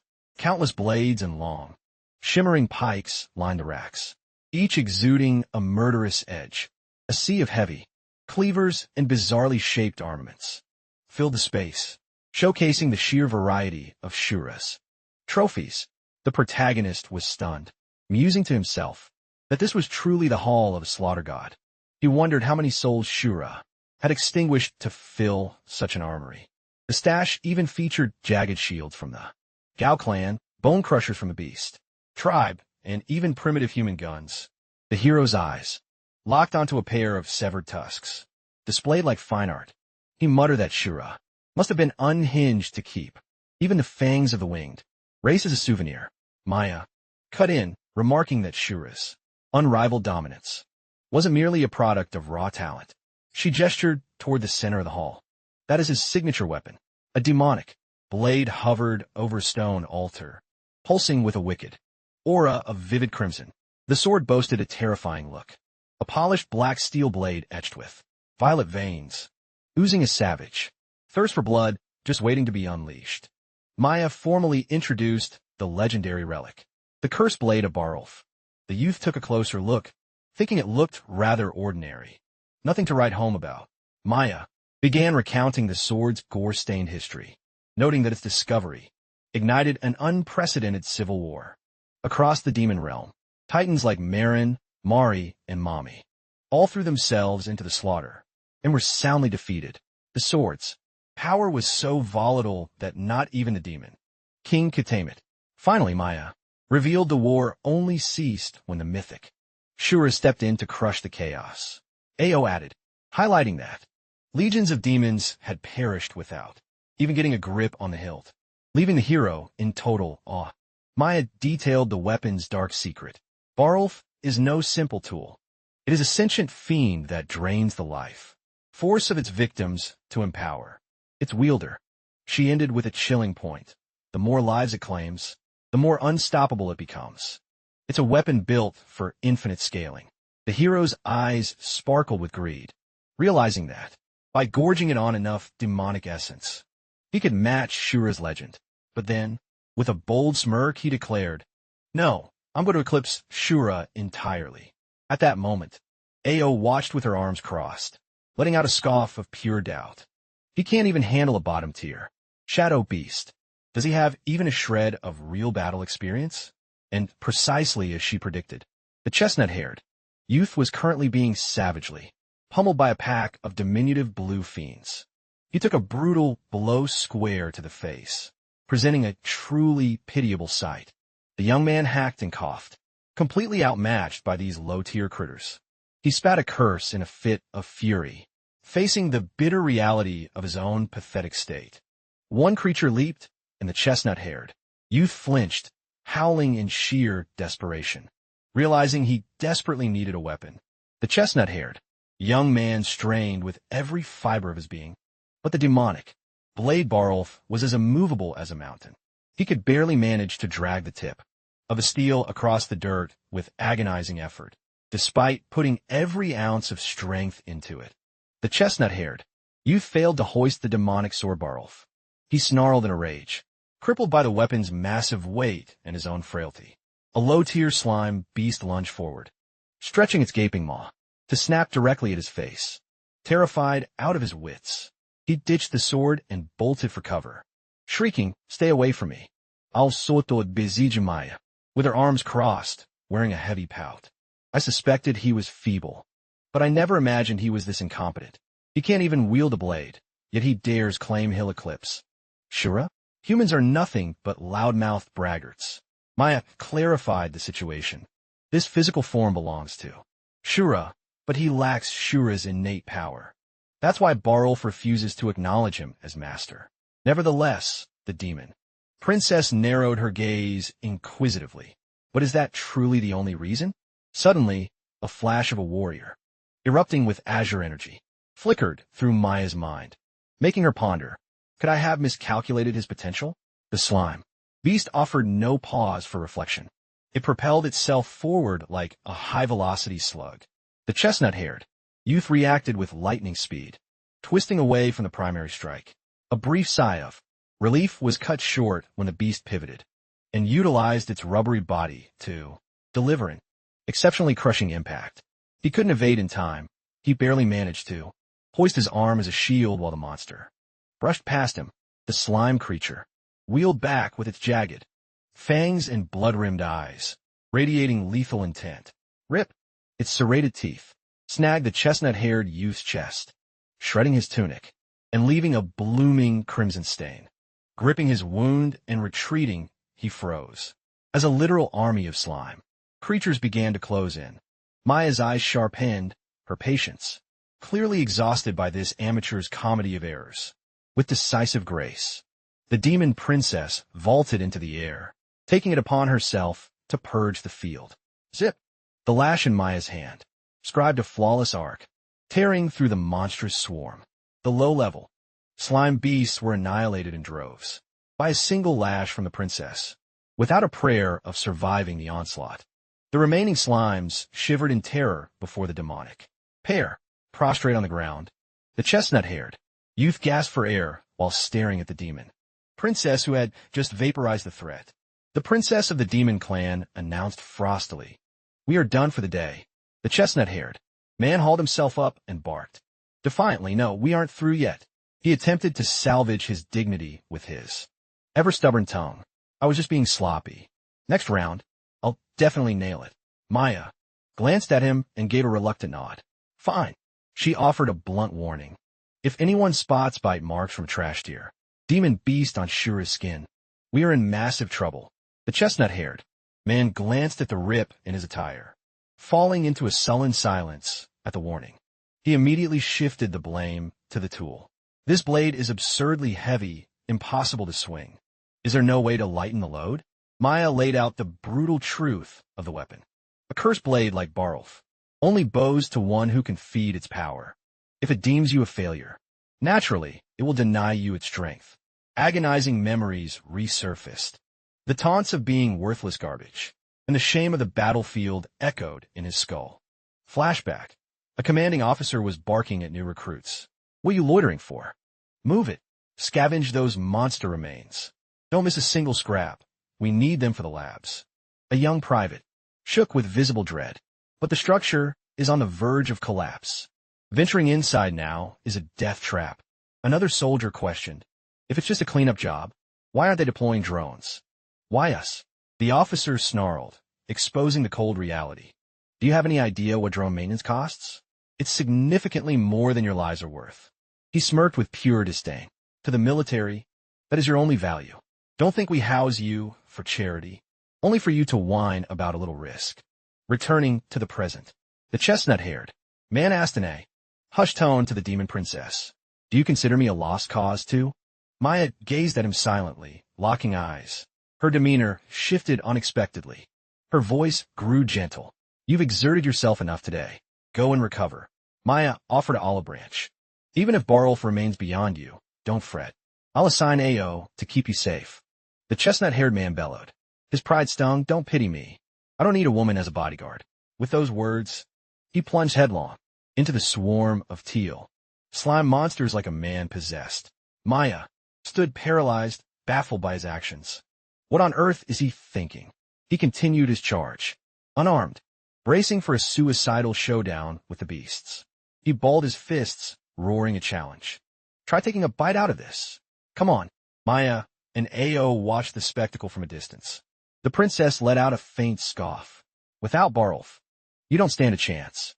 Humans truly are immature and thrill-seeking." The blue slime creatures began their retaliation. They launched themselves like high-impact projectiles. The chestnut-haired man was slammed in the ribs by one, losing his footing instantly. In a heartbeat, the entire swarm of monsters engulfed him like ants, on a fresh kill, nibbling at him relentlessly. Maya shouted, "Hurry, throw them off.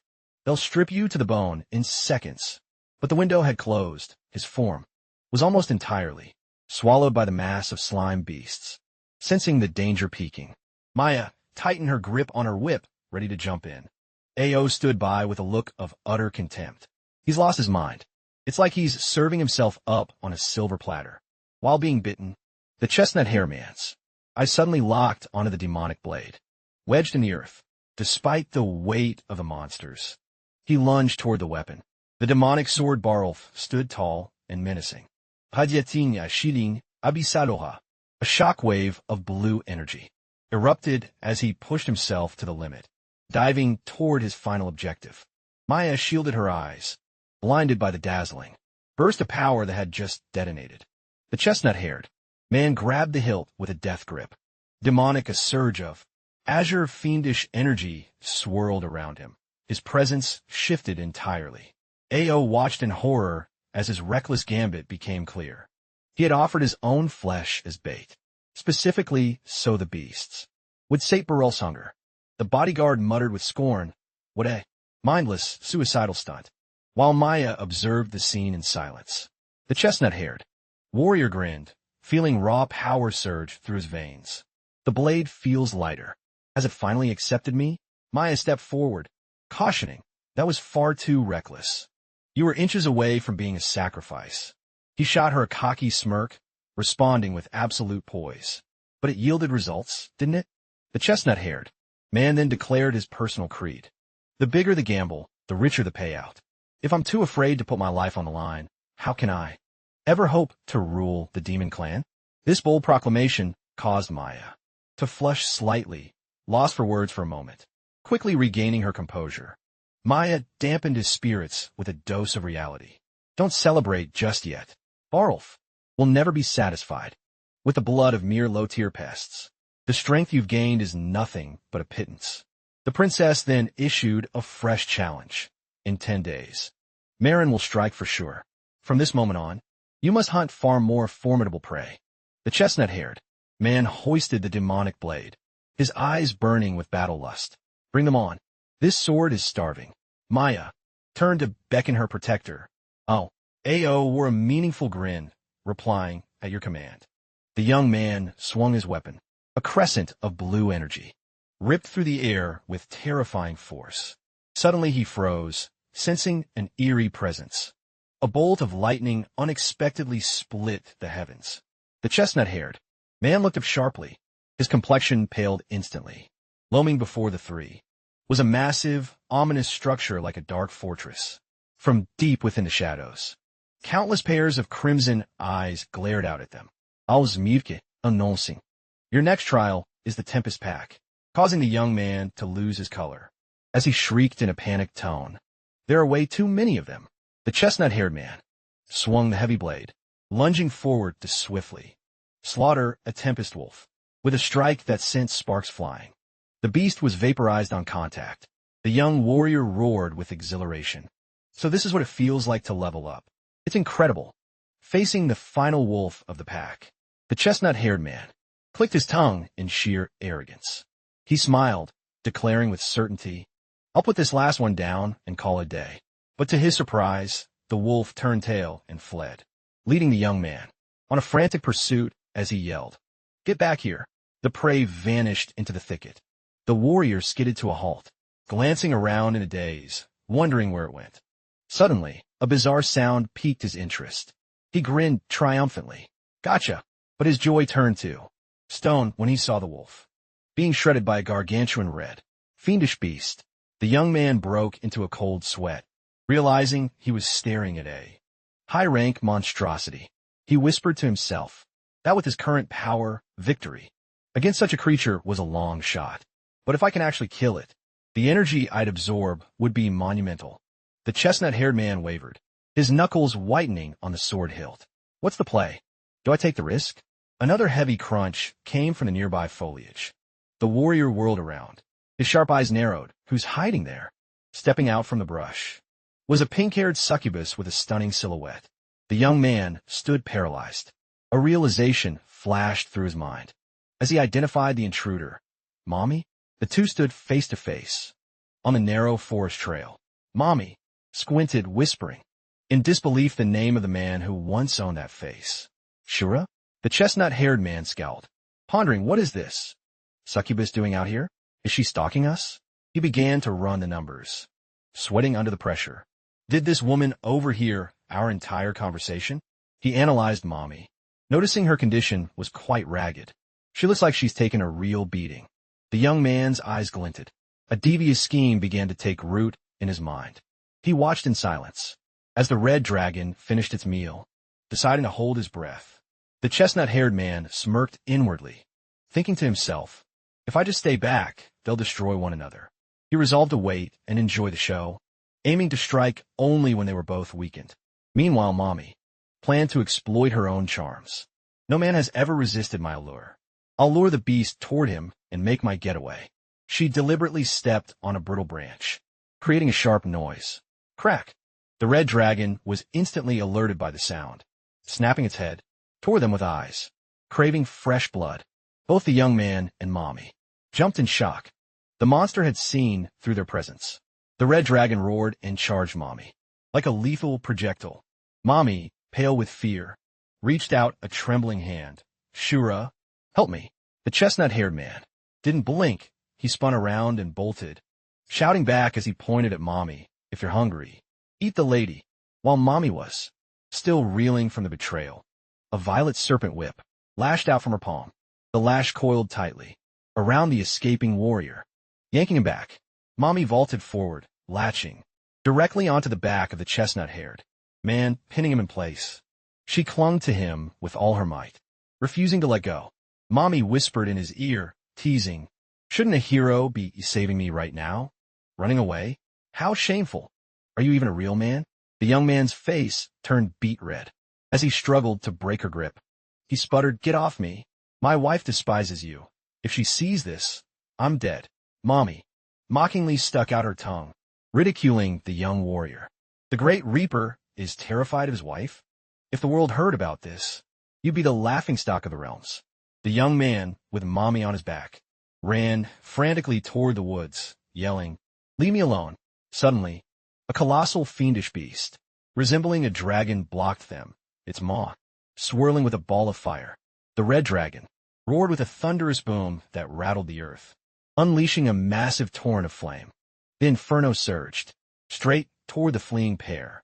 Mommy realized with terror that this was a fire element monstrosity.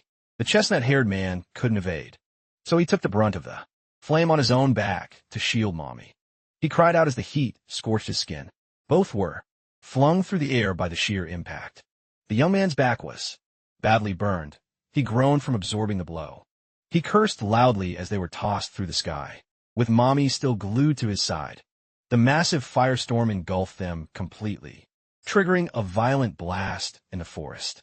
After the smoke cleared, Mommy was tossed aside, rolling across the dirt. Mommy propped herself up on her hands, moaning and whimpering in pain. The chestnut-haired man lay motionless, face down, pinned against the earth, drained and seething with rage. His gaze sharpened into a glacial, piercing stare. His irritation was reaching its peak. He surged upward, leveling a finger at Mommy, and barked, "You coward! You actually used me as your shield." The chestnut-haired warrior broke into a cold sweat, his face drained of color as he realized he had let a dangerous truth slip. Mommy snapped back with a fiery glare, retorting, "Weren't you about to use me as bait to save yourself? We're cut from the same cloth." The chestnut-haired man tried to shove her off and yelled, "Back off! Quit clinging to me." But Mommy tightened her grip like a vice, answering, "Not a chance." Mommy refused to budge, latching onto the chestnut-haired man with stubborn determination. The young man gnashed his teeth, hissing bitterly, "Curse it all." Powerless to stop her, he was forced to heave Mommy over his shoulder and sprint for his life. The pair became nothing more than a blur, tearing through the wilderness at breakneck speed. The chestnut-haired man kept the pink-haired weight balanced on his shoulder, running for survival. Mommy rested her head against him, seemingly relishing the ride. They both skidded to a halt before a yawning chasm, from which billowed a thick violet toxic haze. The chestnut-haired man held Mommy tight. His expression darkened as he realized they had hit a dead end. A monstrous crimson dragon emerged, snarling as it blocked their only exit. This is a catastrophe. Confronting the beast, the chestnut-haired man maintained a frozen mask, calculating every variable. He realized with a shudder that the creature's venom was lethal, even for the hardiest of the demon race. But if he unleashed his full power, Mommy would surely see through his disguise. Mommy cast a knowing glance. It seemed she had orchestrated this entire scenario. This was a gambit to force him to reveal his hand. "Damn it all. I've got no other choice," bellowed the chestnut-haired man with a look of grim resolve. The red dragon roared and lunged toward them, making the very earth tremble. The chestnut-haired man suddenly leaned into the ear of a stunned Mommy. "What's your plan now?" Mommy shrieked, horrified, as he dived toward the abyss. "Are you insane? That a bottomless drop. Don't you dare take me down with you." He smirked and countered sharply, "You were happy to stick to me a second ago. Now you want to run? Forget it." With that, he hurled her with all his strength toward the red dragon, which waited with its jaws wide. While the beast was momentarily occupied, the chestnut-haired man leaped into the void, ruthlessly using Mommy as his distraction. The chestnut-haired man and Mommy hurtled into the depths like two falling stars. As it happened, mid-jump, he had managed to snag Mommy's arm, dragging her into the descent with him. They both crashed into a lake of violet liquid, the red dragon skimming the surface of the pool. began to dissolve in the blink of an eye. The high-rank, fiendish beast vanished completely, leaving only a bleached skeleton to sink slowly into the dark. The chestnut-haired man was paralyzed with shock, unable to fathom that a titan could melt away in seconds from such potent venom. But then, he felt a strange, icy sensation latching onto him. It turned out that Mommy was using him as a human raft, clinging to his body to keep from drowning. The female general blushed, holding him shyly, leaving the chestnut-haired man utterly floored. "Hey, hold on," Mommy whispered, confessing it was the very first time she felt so flustered in the presence of a man. She looked up, with a complex, swirling gaze, and breathed Shura's name. Immediately after, the purple viper from Mommy's weapon struck without warning, sinking its fangs into his thigh with a lethal order, "Die." The chestnut-haired man let out a sharp cry of agony. Mommy roared and delivered her killing blow. The sheer impact of the strike launched the chestnut-haired man, sending him crashing onto his back on the shore. He bellowed in a rage, "You treacherous snake! Is this how you treat the man who saved you?" Mommy smirked with disdain, mocking him. "Gratitude is a foreign concept to our kind, isn't it?" The chestnut-haired man didn't flinch, observing coldly, "You had the perfect chance to kill me just now, but you hesitated." Mommy drew closer, declaring she would show no mercy. While he warily asked what scheme she had left, she instantly pinned him to the earth, leaving the chestnut-haired man to groan in frustration. Why do all demonesses insist on being the one on top? Locked beneath her, the chestnut-haired man suddenly remembered a vital warning. Succubi might lack raw brawn, but they can drain the life from their foes through forbidden contact. Mommy's serpent tail coiled around his arm, making the chestnut-haired man realize he was about to fall into her trap. He broke into a sweat as Mommy loomed over him, her serpent tail swaying with lethal allure. Not happening. He braced every muscle to resist, determined not to let this woman siphon away the power he had worked so hard to cultivate. Mommy scoffed at his effort, coolly stating, "Why fight it? You're already paralyzed by my viper's kiss, a venom crafted specifically for men." She continued her mental assault, warning that if he stayed still, he might survive, but if he struggled, the poison would ignite and blow him apart. The chestnut-haired man bit his lip and cursed, feeling the foul toxin coursing through his veins. Mommy licked her lips hungrily, growling, "If you can't fight it then, I'll just enjoy the feast." She roared, unsheathing her razor-sharp nails, ready to finish the job. Suddenly Mommy froze, sensing a bizarre current of azure energy radiating from her victim's chest. A jagged scar became visible on the pectoral muscle of the young man. He looked down. His body was battered, his garments shredded. He realized, with bitter annoyance, that it was a lingering wound from his clash with a low-tier, fiendish beast. Seeing her prey look so grim, Mommy covered her mouth and giggled, misinterpreting his rugged look as a strange kink. She licked her lips, her eyes dancing. Such a delicious physique. "I wonder how the power of a death god tastes." "It's mine," shouted Mommy as she pounced. She sunk her fangs into the young man's shoulder, beginning to drain his essence. Flash! An explosive surge of dark energy erupted from the chestnut-haired man's body, hurling Mommy backward through the air. Mommy was sent flying like a broken doll, while the young man remained sprawled on the ground. Suddenly Princess Maya appeared with an icy glare, demanding, "Just what are you two doing?" Her attendant Ao placed her hands on her hips, fuming with jealousy. "While the princess and I were scouring the woods for you, you were here playing games, lying in the dirt." The chestnut-haired man scrambled to explain. "It's not what it looks like. That woman poisoned me." Ao snapped, refusing to believe a word. "Toxic, yet brimming with such vitality? Are you pulling my leg?" Maya glared and snapped a firm command. "On your feet, now." The chestnut-haired man kept up his charade, arguing that the moment he stood, the venom would trigger and blow him to bits. Losing her cool, Ao seized him by the hair and jerked his head up, bellowing, "There's no such ridiculous poison." Once hauled upright, the chestnut-haired youth realized, dazed, that his body felt perfectly fine, with no sign of a looming explosion.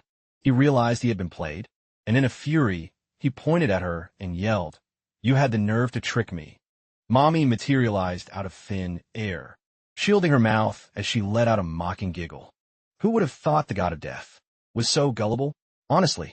She licked her lips, eyeing him with a look thick with suggestion. You're quite the darling.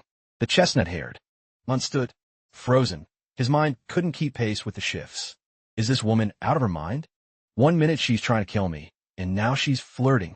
Mommy declared with a smirk, I'll let you off today. Catch you later. She stepped closer and rested her hand on his chest, whispering, next time, we'll have some real fun together. He growled, if you value your life, go find someone else. Mommy leaned in closer, teasing him playfully. When a man says no, he really means yes, right? I know the game. Without another word, she sealed the encounter with a lightning-fast kiss. The chestnut-haired man turned crimson. Instantly, stunned by his opponent's sheer brazenness. Behind them, Maya and AO stood with arms folded, witnessing the entire flirtatious display with grim expressions. AO boiled over with rage, screaming, What do you think you're doing in the princess's presence? Mommy turned and strolled away with total nonchalance, whistling as if she hadn't a care, then called out, Hold on. She glanced back, with a look of pure provocation and defiance. Maya blocked her path, stating icily, This is my domain. Do you take this for marketplace, where you can wander in and out at will? Mommy covered her mouth and laughed with scorn, taunting her directly. Oh, I'm truly shocked. The princess actually knows the taste of jealousy. She struck a mysterious pose, raising a single finger. But I didn't come here on my own. Mommy pressed her palm to the earth, beginning to weave a sinister incantation. A surge of violet energy erupted from her, radiating a hauntingly mystical glow.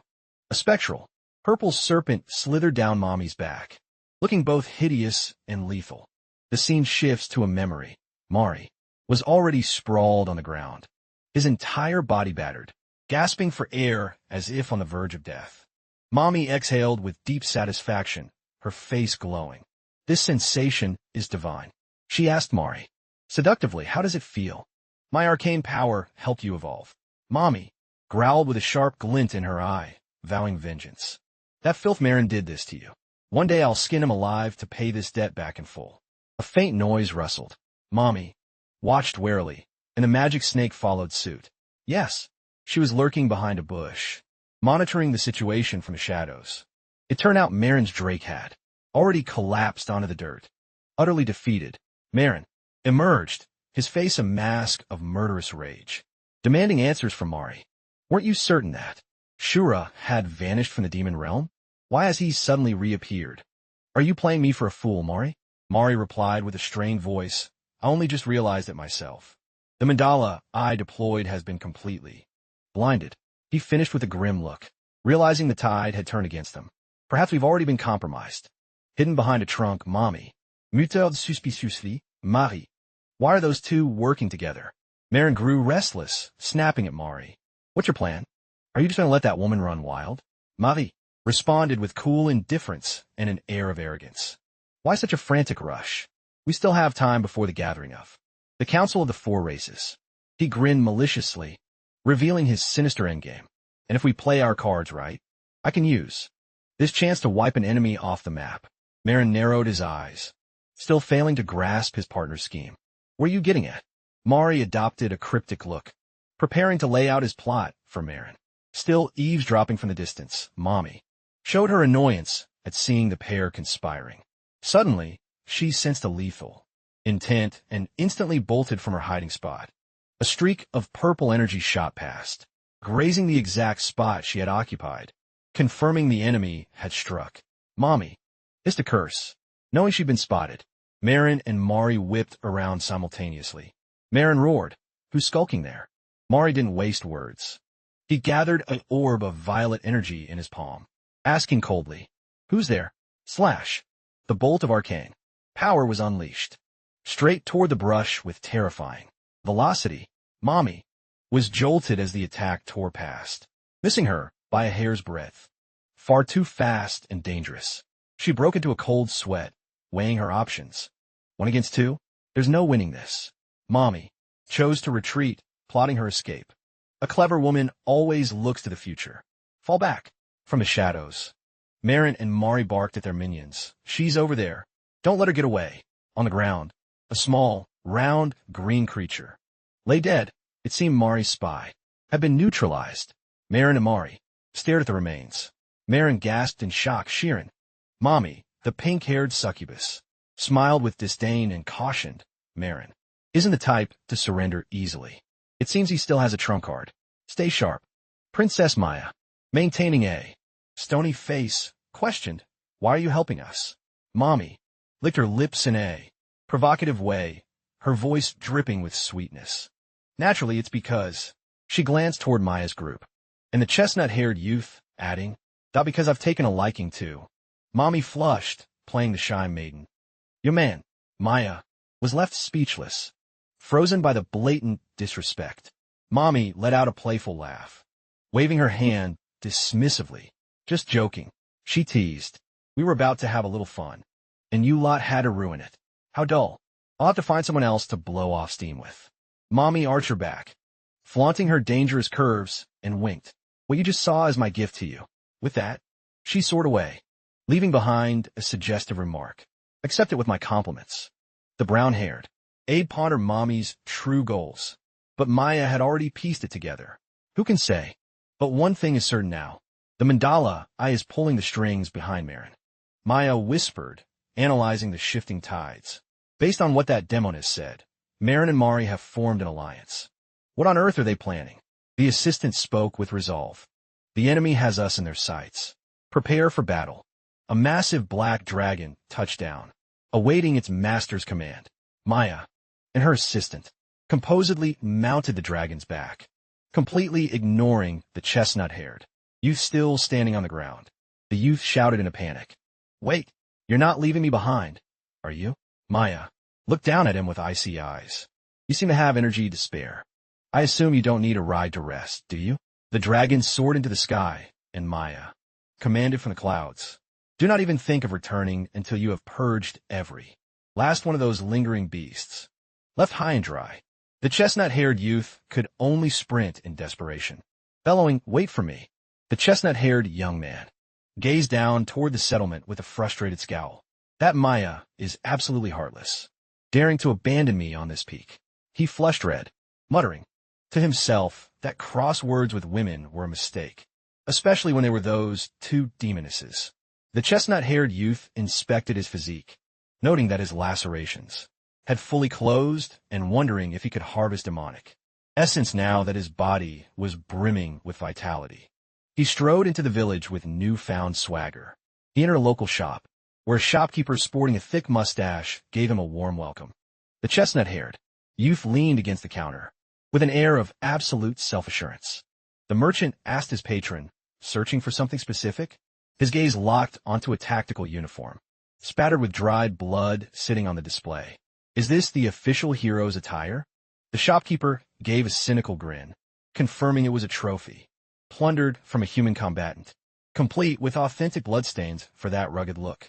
The merchant continued his sales pitch, boasting it was high-grade officer's fabric, tough as nails, and there's no telling what valuable secrets might be tucked in the seams. The chestnut-haired youth closed the deal instantly. He bought it on the spot. Inside a modest room, he finally found a sanctuary to decompress. He had already donned the fresh garment and began to scavenge through the pockets of the jacket he'd just acquired. His fingers searched the interior lining and brushed against a small casing. Bingo! The chestnut-haired youth, in his sharp new threads, looked remarkably dashing, clutching the treasure he'd just unboxed. He pried the case open to reveal a pair of digital contact lenses, high-tech gear utilized by elite heroes to gauge energy levels and categorize threats. He brooded over the fact, resenting the injustice that only high-ranking officers were granted such tools, while the common infantry dropped like flies because they couldn't see what they were up against. Memories flashed back to his days as a human. He'd had to deal with shady black market brokers just to score a pair, only for them to malfunction on day one. Recalling the grueling hours spent toiling to earn those credits, he thought bitterly that the money would have been better spent on a decent steak. The chestnut-haired youth inspected the lenses, questioning if demon physiology shared the same optical structure as a human's. Click. He slotted the high-tech lenses into his eyes immediately, looking like a seasoned professional. Standing before the mirror, he prepared to surge his power for a self-diagnostic. A flare of obsidian and crimson demonic aura detonated around his frame, proving he was a force to be reckoned with. The lensed eye shimmered with a digital blue glow, commencing the automated scanning and data crunching. The stat readout materialized: strength 30, agility 20, defense 10, regeneration 40, and a current threat level of C. He smirked with pride, hardly believing this vessel was potent enough to hit rank C right out of the gate. He recited the monster grading scale from F all the way to S, noting that rank S or above was the realm of the elite. He beamed with joy, convinced this body was a masterpiece of power. Only yesterday he was struggling against a lowly heron, and today he's already breached rank C. I'm a natural, but the catch dawned on him quickly. Barulf's internal logic would instinctively seek out challengers of an equal grade, meaning the more he leveled up, the more monstrous the bosses he'd be forced to hunt. He mapped out his path against beasts that breathe incinerating flames. Raw brawn was a waste of time. He required authentic demonic sorcery. In his mind's eye, visions appeared of combat-heavy heroes wielding lightning, fire, and ice. Realizing that the demon race's combat arts were mirrors of human superpowers, then he considered the architects, the earth and rock types, which highlighted the incredible spectrum of abilities. The chestnut-haired youth wondered exactly which demonic bloodline Shura's body belonged to, whether he was a rare psychic variant or something else. A vivid flashback of a lethal struggle suddenly overwhelmed his senses. He recalled the instant a primal force from the core of his being exploded, instinctively triggering a devastating wave of energy in a desperate act of survival. Snapping back to the present, he sat in a meditative pose on the mattress, determined to try reigniting that sensation to harness his demonic potential. He squeezed his eyes shut, funneling his entire consciousness into detecting the flow of internal energy. His expression turned grave, completely locked in a meditative trance to unlock the latent might of the demon race. The chestnut-haired youth, occupying the demon's shell, eventually drifted into a deep slumber, falling into the depths of a dream. Memories transported him back to an opulent grand hall, where a prestigious gala was unfolding. Crimson banners draped the walls, marking the occasion as the hero's valor. Awards. A battle-scarred general stood at the lectern, booming with pride. Today marks a historic milestone. After a grueling and bloody campaign, we have defeated the monsters and brought peace. Have finally crushed the monsters and restored peace. Continued to laud a singular, extraordinary soldier who had breached the enemy lines solo, endured hellish conditions, and dismantled the enemy from the shadows, wiping the monsters from a map. He signaled toward a young man in full dress greens, proclaiming in a thunderous voice, "Behold the savior of all mankind." The spotlight flared, illuminating the youthful paragon. It was Rendavon. Beneath the stage, the spectators erupted into a roar of cheers. Hero! Hero! Rendavon! Rendavon marched onto the stage to face his commander. The general gripped his shoulder firmly, stating, "You and your lineage are the bastions of humanity, the very crown of our order." The general pinned the highest decoration of bravery onto the chest of Rendavon's jacket. Rendavon's nept a Christ salute, responding with iron conviction, "I am profoundly honored, sir." A young boy in the front row watched him with eyes wide with wonder. He tugged on his mother's sleeve and chirped, "The hero is so amazing. I want to protect everyone just like him." The boy pumped his fist, asking eagerly, "Teach me how to be a warrior." The mother ruffled her son's hair, explaining tenderly that the monsters had been vanquished by the hero, and that from this day forward, fear was a thing of the past. Rendavon dropped to one knee, gave the boy a playful boop on the nose, and pledged to teach him the heart of combat, so he would grow into a man who would be his mother's greatest pride. Suddenly, Rendavon paused, his eyes darting to the side as if sensing a presence. Shiraishi Chiyo, flanked by a group of radiant girls, approached with a warm smile, saying, I always knew you'd pull through. Rindavan hoisted his glass and offered a heartfelt thanks. To Chio, I owe you everything, Chio. Without your incredible healing gifts, I'm certain I would have been in a grave long ago. A girl with chestnut hair from Chio's circle of friends quipped playfully, Chio only saved your hide because she's crazy about you. Rindavan's cheeks colored slightly. Caught off guard by the blunt teasing, Chio turned bright scarlet. She hissed at her friend to stop talking nonsense, though her secret was clearly out, because she had wept until her eyes were dry. The moment Rin vanished, another fair-haired girl chimed in, tossing Rindavan a playful challenge. If your feelings match hers, then prove it bottoms up. Cornered, Chio could only throw silent, fiery glares, while her cheeks burned a deep scarlet. Rindavan flashed a bold, self-assured grin, hoisted his goblet, and announced without hesitation, Chio, the feeling is mutual. With those words, he threw his head back and drained the entire glass in a single, heroic gulp. Chio beamed with delight and offered a soft, melodic yes. The entire hall went wild. Onlookers roared for the new couple, chanting rhythmically, drink, drink. Rindavan was swept up in a whirlwind of toasts. Vessel after vessel was pressed to his lips. Suddenly, the buckle on Rindavan's belt snapped open because his stomach was painfully distended. He grimaced and waved them off in a desperate refusal. I'm finished. No more. I can't take another drop. A cluster of resentful officers shoved their way forward, forcing the liquor back into his hands. Man up and swallow it. You think being a hero makes you too good for us? The blonde girl from before chimed back in with a teasing sharp edge. Drink up, or I'm stealing Chio for myself. While Chio could only plead for them to show some mercy. Rindavan's midsection swelled in a grotesque fashion as if it might burst, and he howled in agony. Rindavan collapsed, drenched in a cold sweat. He sensed the reality around him was warping, and commanded himself, break the spell. Don't be fooled.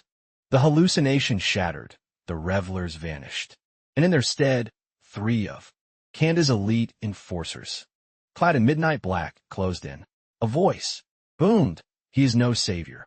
Kandajo stepped forward with a twisted smirk, his eyes crimson with malice, and proclaimed, he is a traitor to his kind. Rindavan's eyes stretched wide.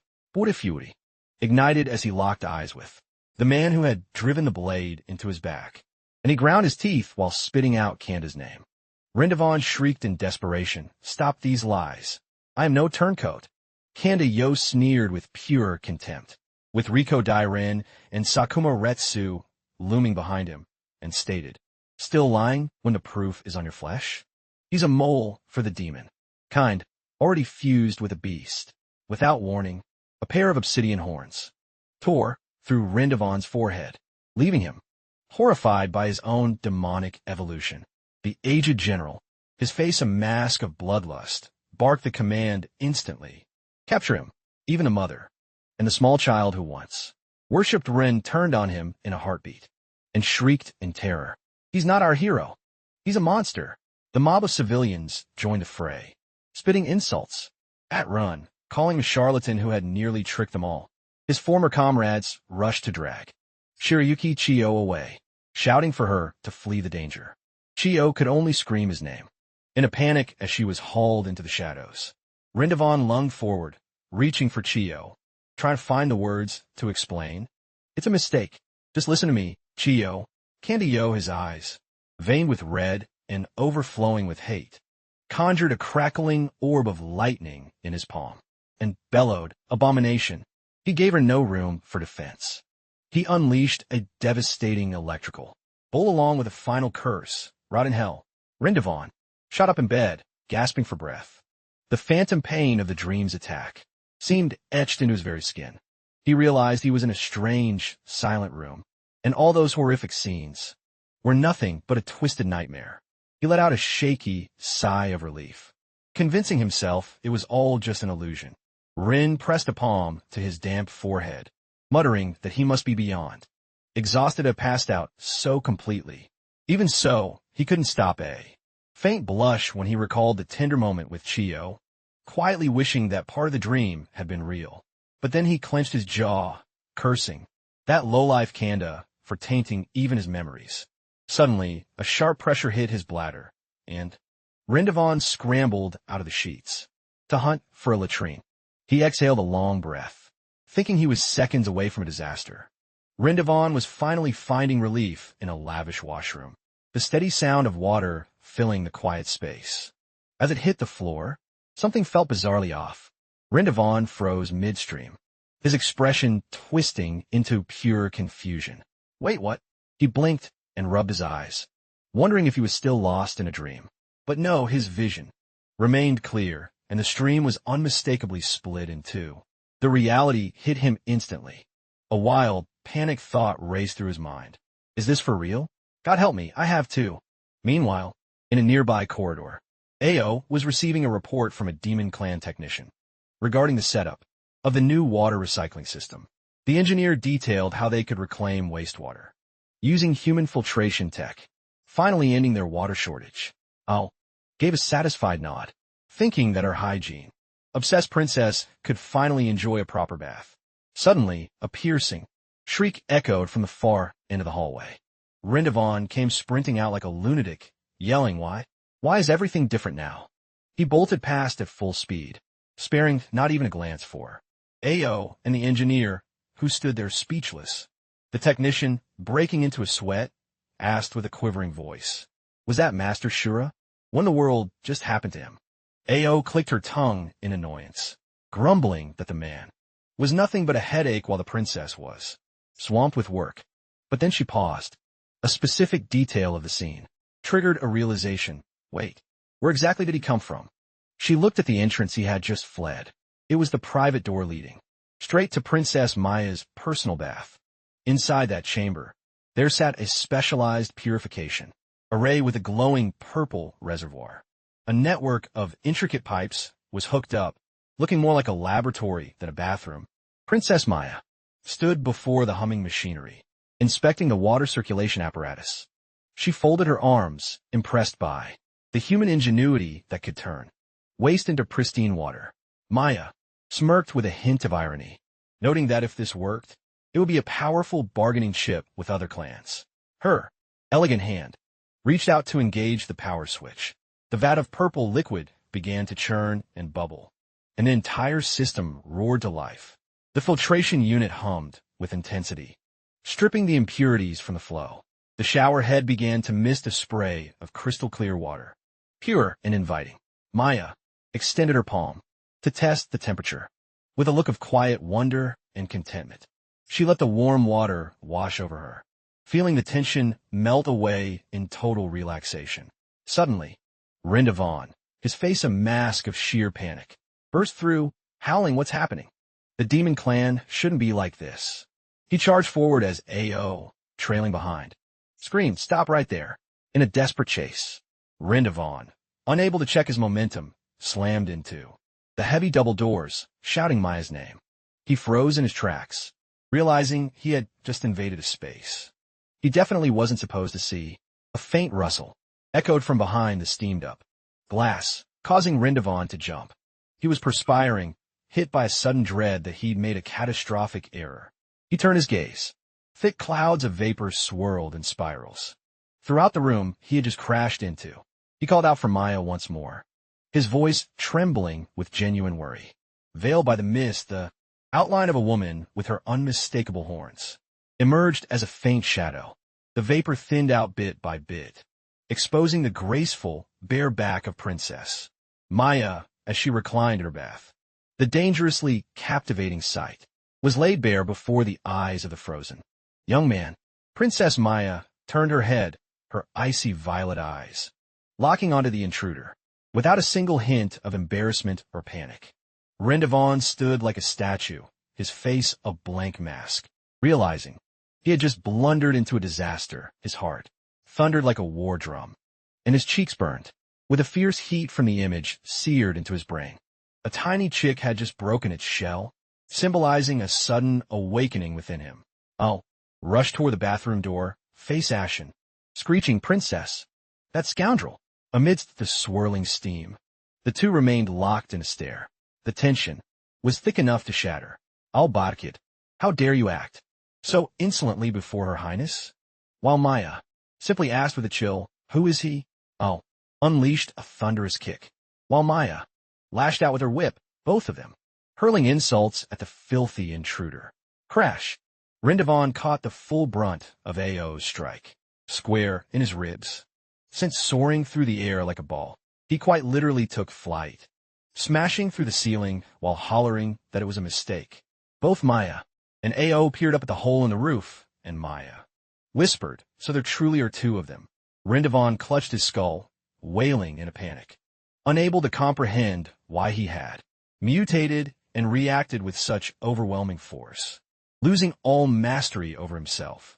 Maya, now fully robed, stepped forward and stated flatly, "This isn't a freak mutation. You've merged with the essence of Mommy Serpent." Rindavan asked, dazed, merged? What does that mean? Maya explained that the serpent can possess a dual nature, and Mommy had tethered her own essence to him to amplify the sensations. During their sessions, a fleeting, tantalizing image of Mommy flashed in his mind, and Maya sighed, so that was her game. Ao looked on with disgust, muttering that not everyone seeks power through such trashy methods. What a headache. Rindavan snapped back, his neck tensed, arguing that even if he were a double, it didn't make him inferior to the original Shura, whom the princess already loathed. He began to weigh his options, realizing that with this new form, his physical prowess and stamina would be legendary if he ever returned to human lands. He started to smirk, visualizing how every man alive would be jealous of his enhanced physique, standing before the group of stunning women. Rindavan gnashed his teeth, silently cursing, the scandalous thoughts flooding his mind. Curse it, what am I thinking? Maya observed coldly that the fusion with the snake had hypercharged his impulses, and if left unchecked, the situation would turn catastrophic. Deep within him, a primal energy was roaring with spirit, prime for a surge. His manhood was overloaded, rigid to the breaking point and quivering. Boom! An internal shockwave hit, killing those dark impulses at the source. Rindavan, face turning ghostly pale, asked shakily if Mommy's warning about self-destruction was actually the truth. He spiraled into a total panic, pleading for a way to return to being normal. Desperately, there had to be a fix. Maya answered coolly, there is, but it requires a heavy sacrifice, and Rindavan quickly swore he'd pay any price. The princess gave a meaningful, sharp smirk, tossing out a chilling warning. I hope you keep that resolve until the very end. With eyes as sharp as blades, Maya gave a curt command, Ao, restrain him, like a bolt of lightning. Ao closed in from behind, locking Rindavan's arms in a vice-like grip. Before he could even gasp, Maya unsheathed a razor-edged dagger, dripping with lethal intent, ready for an emergency operation. Rindavan turned white, stammering, hold on. Why such a brutal solution? The princess explained that this was the most direct way to stop him from going berserk, as if she were preparing to fix a stray pet. Ao squeezed him tighter, whispering in his ear that as a man, he ought to be able to handle a little sting. Rindavan let out a blood-curdling scream. No man can endure this kind of agony. I'd rather just die. He was in a state of sheer terror, fearing that if she missed, his entire future would simply vanish. Maya remarked casually that this was a medical first in all of history, so she couldn't promise any success. Rindavan froze, letting out a what? Dripping with pure despair and horror. He was completely defenseless, pinned down by Ao, while his fate as a man hung by a thread in the princess's hands. Ao held Rindavan firmly, signaling the princess that she was ready, and received the icy command. Proceed. Rindavan shrieked, wait, I haven't even used this once. Just kill me instead. The sharp blade of the princess's dagger caught the light with a deadly gleam, descending to end his life as he knew it. The poor lad could only let out a final stop in a moment of utter helplessness. Just as the steel was about to strike, the princess paused, struck by a new thought. Wait, there might be one person who can fix this. Rindavan was shoved away, collapsing to the floor with his legs, shaking from a brush with a fate worse than death. He panted, his face drained of color, but inside, he was cheering, yes, I'm still whole. Ao gave him a piercing look silently lamenting. I really wanted to prune those sources of sin. Rendevon scrambled to his feet, pointing at the princess and yelling, "Why didn't you mention the other way sooner? I almost lost everything." Ao glanced to the side, asking with suspicion, "Who exactly does the princess have in mind?" The princess replied with conviction, "None other than the alchemist, Catherine." The princess noted that Catherine was a fierce rival of Mommy and had spent years conducting wild experiments just to undo her works. Those trials sounded incredibly twisted and harsh, which suggested that Catherine might have a cure for Rendevon's unique problem. Rendevon broke out in a sweat, wondering why every woman in the demon realm was so bizarre, but he quickly resigned himself to the plan, as any chance was better than the knife. Fine, no path could be worse than that one. He turned to look at the princess. "Where do we find her?" The princess answered that Catherine was located near the heart of the realm. Maya immediately pivoted her strategy. "We need to change our route," she told her aide. "Ao, prepare everything tonight. Tomorrow morning, we head out for the Council of the Four Clans. A grand procession, accompanied by ferocious, griffin-like beasts with avian heads and leonine bodies, was prepared to depart. Moving through the jagged mountain passes, the unit of demon knights, clad in gleaming white and gold plate, guarded the caravan, flanked by the terrifying beast with the head of a bird and the body of a lion. From a high vantage point, unseen eyes were tracking the entire caravan through a pair of binoculars. It was Mari and Marin. Marin noted, "Exactly as we thought, they've made an early move."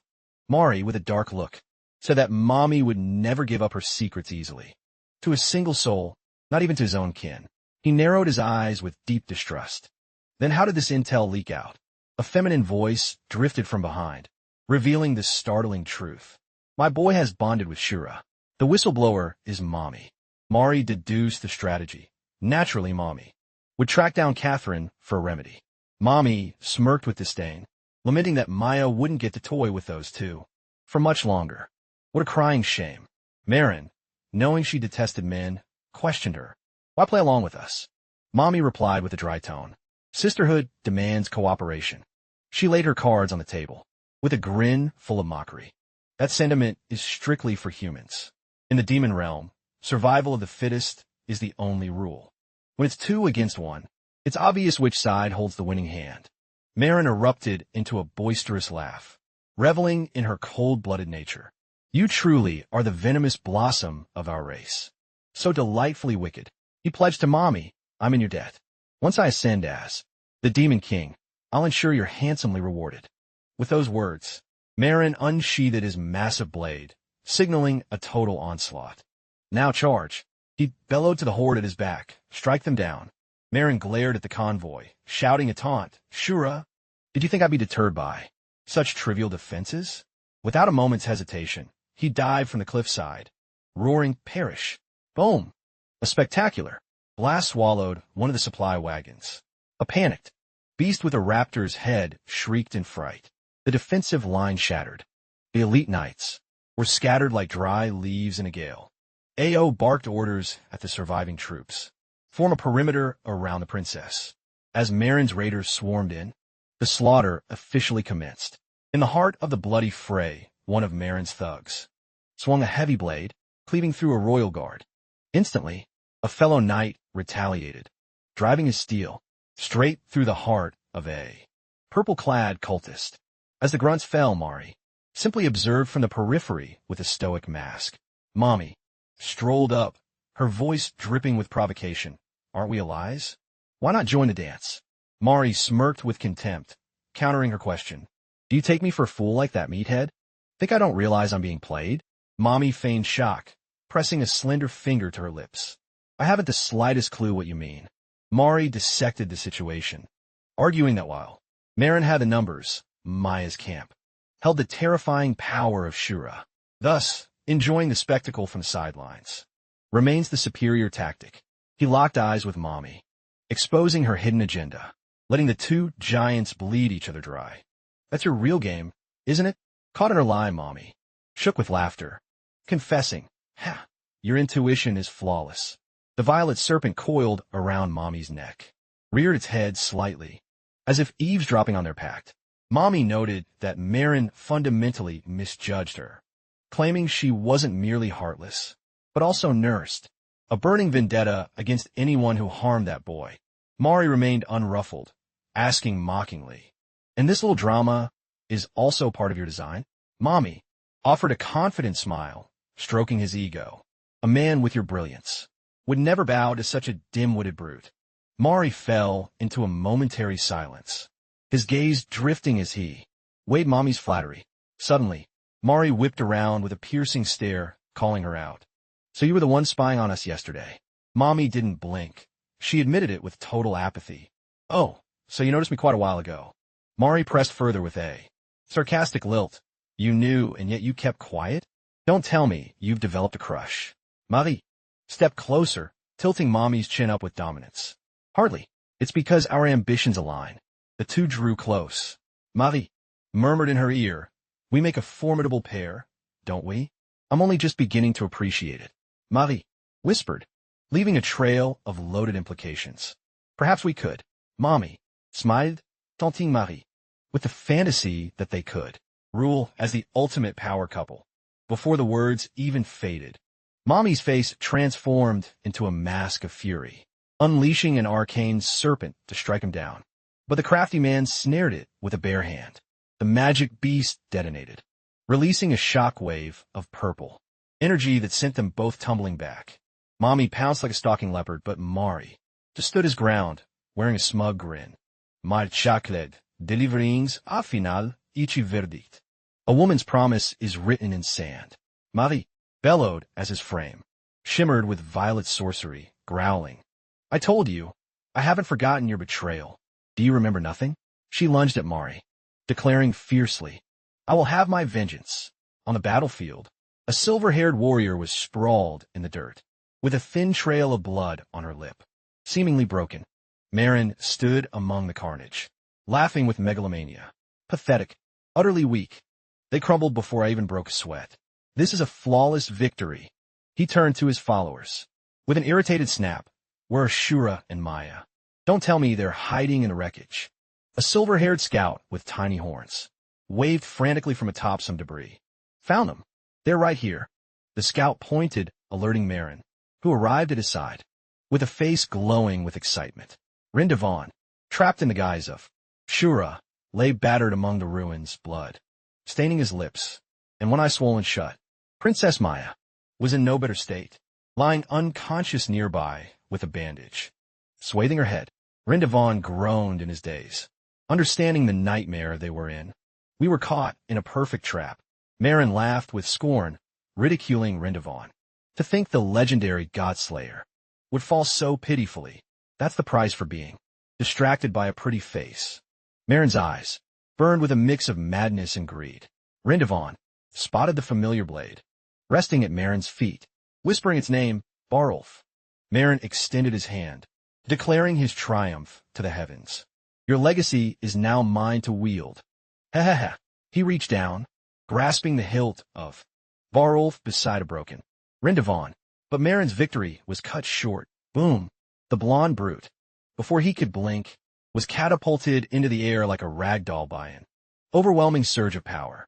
Rindevan seized Marin by the throat in a feral rage, leaving the blonde warrior to let out a strangled gasp. A torrent of crimson, scorching energy tore through the earth, with terrifying force. Meanwhile, Mari and Mommy were still locked in their lethal duel. Mari delivered a crushing roundhouse kick to Mommy. Mommy was sent flying, her spine arching from the sheer impact of the blow. Mari stood his ground, watching her crash into a jagged wall of ice she had conjured behind her. The silver-haired mage turned and asked coldly, "Is that all you've got?" Ignoring Mommy, who was still reeling in a daze. Amidst the desolate wreckage, wisps of smoke and embers rose from the ambush site. Marin struggled to his feet from a crater, hauling Shura's limp form with him. The blond man coughed up blood, his face a mess of bruises, but his gaze remained venomous. Marin bellowed, demanding answers from Mari's group. "What in the world is happening? Was that a blast?" Inspecting the decoy corpse, Marin gasped in terror. "We've been bamboozled. That's not Maya. It's nothing but an enchanted mannequin." Marin whipped around, his gaze flickering with rage as he glared at Mommy, remaining perfectly silent. Mommy donned a mask of innocence, rejecting the accusation. Why the dirty look? I didn't spill a single secret, Mommy whispered, privately conceding she had miscalculated Princess Maya's wit by being outplayed so effortlessly. She scoffed at the two warriors. The two of you teamed up and still got bested by a girl? You're both utterly pathetic. Mommy sneered at Mari, hissing venomously. Supporting you was a mistake. What a tragic waste of a perfect opening. With that, she dissolved into thin air. High above, Princess Maya and Ao rode securely atop the Black Dragon, silently watching the distant inferno.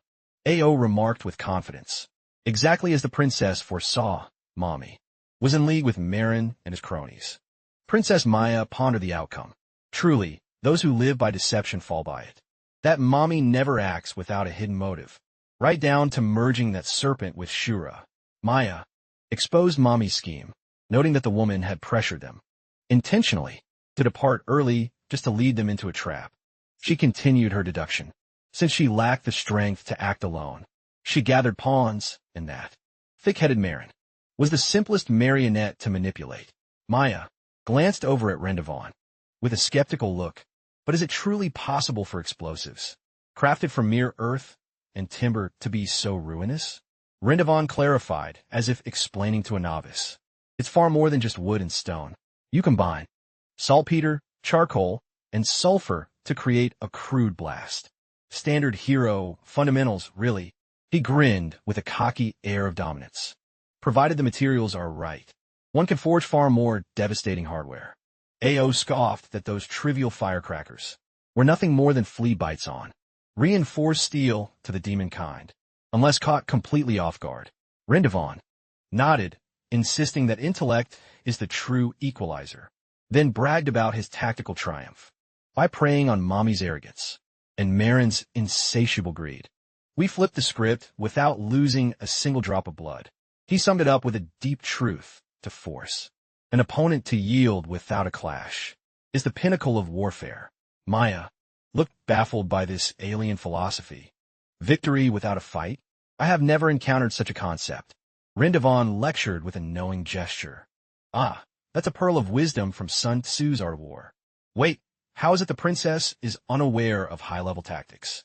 Ao flared up instantly, snapping, Are you insulting our intelligence? Rendevon simply rubbed his neck, countering with a smirk. Ease up. You're being such a drama queen. Rendevon produced a scroll. Take a look at this. But Ao swatted it away. Keep your vanity, I already know. Maya meditated on the revelation, awed by the ingenuity of mankind. The weaponry, the cunning, the logic, the craft. Humans possess so many marvels. She admitted that this was why humanity could stand against the demon clan despite possessing zero magical talent. Princess Maya smiled faintly, wishing it would be magnificent if the demon clan could also absorb that wisdom. Rendevon seized the moment, stating casually, Then I shall be your tutor. His proposal left Maya frozen for a heartbeat, utterly caught off guard. Ao cut in immediately. Princess, he is not to be trusted.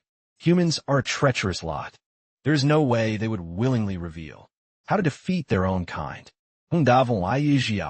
Thinking to himself that this aggressive girl had developed a surprisingly sharp intuition. Then he delivered his final point. In the theater of war, there are no permanent friends or foes, only mutual gains. Rendevon solidified his pact with Maya. We both hold each other's secrets, and we share a common rival. We are now a powerhouse duo, aligned for victory. This is a win-win for us. Princess Maya remained silent, visibly mulling over his clever proposition. Rendevon had already mapped out the endgame in his mind. To dismantle the monsters from within, I must first decipher the vulnerabilities of the four great clans. The upcoming four-clan summit is the perfect stage. He fixed his sights on the ultimate goal, visualizing the silhouettes of the demon generals. If I can secure Maya's loyalty, I can reach the very heart of this world's power. Maya decided to commit. She produced a scepter and commanded, Instruct me in the ways of war and the wisdom of your people. Starting this very moment. Rendevon smirked internally. His opening gambit was a resounding success. But the princess was a force to be reckoned with. She seized his wrist with crushing strength. Maya's eyes were cold. She warned him point blank.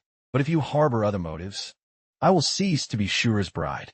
Before the words could sink in, she unceremoniously tossed Ren Devon off the Black Dragon's back, leaving him in a free fall. The group arrived in a legendary city, where demon citizens and various tribes like the Beast Clan bustled about. Ren Devon clarified for Maya and AO that this was a neutral zone, where the domains of the four great clans converged. He noted that all trade between the factions took place here, making the laws and social order incredibly intricate. Warriors of the Winged Clan, bearing formidable chiropteran wings, patrolled the avenues. Ren Devon scanned the beast and winged denizens, musing to himself, "This is the first time I've encountered different breeds of monsters, aside from the Demon Clan since my arrival." A female centaur with a striking figure and azure hair trotted by immediately, drawing the leering gazes of some Winged Clan members. Two winged scouts trailed the centaur with greedy eyes, clearly planning mischief. One of them didn't hesitate to reach out and deliver a sharp slap to the girl's backside. The centaur yelped, spinning around in alarm. What do you think you're doing?" The winged harrier sneered, spitting vulgar provocations. "Don't act so modest."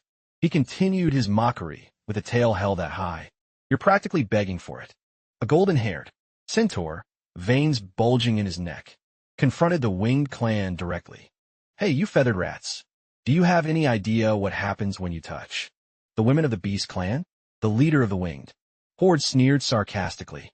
"The brutes of the Beast Clan are so tedious, knowing nothing but raw force.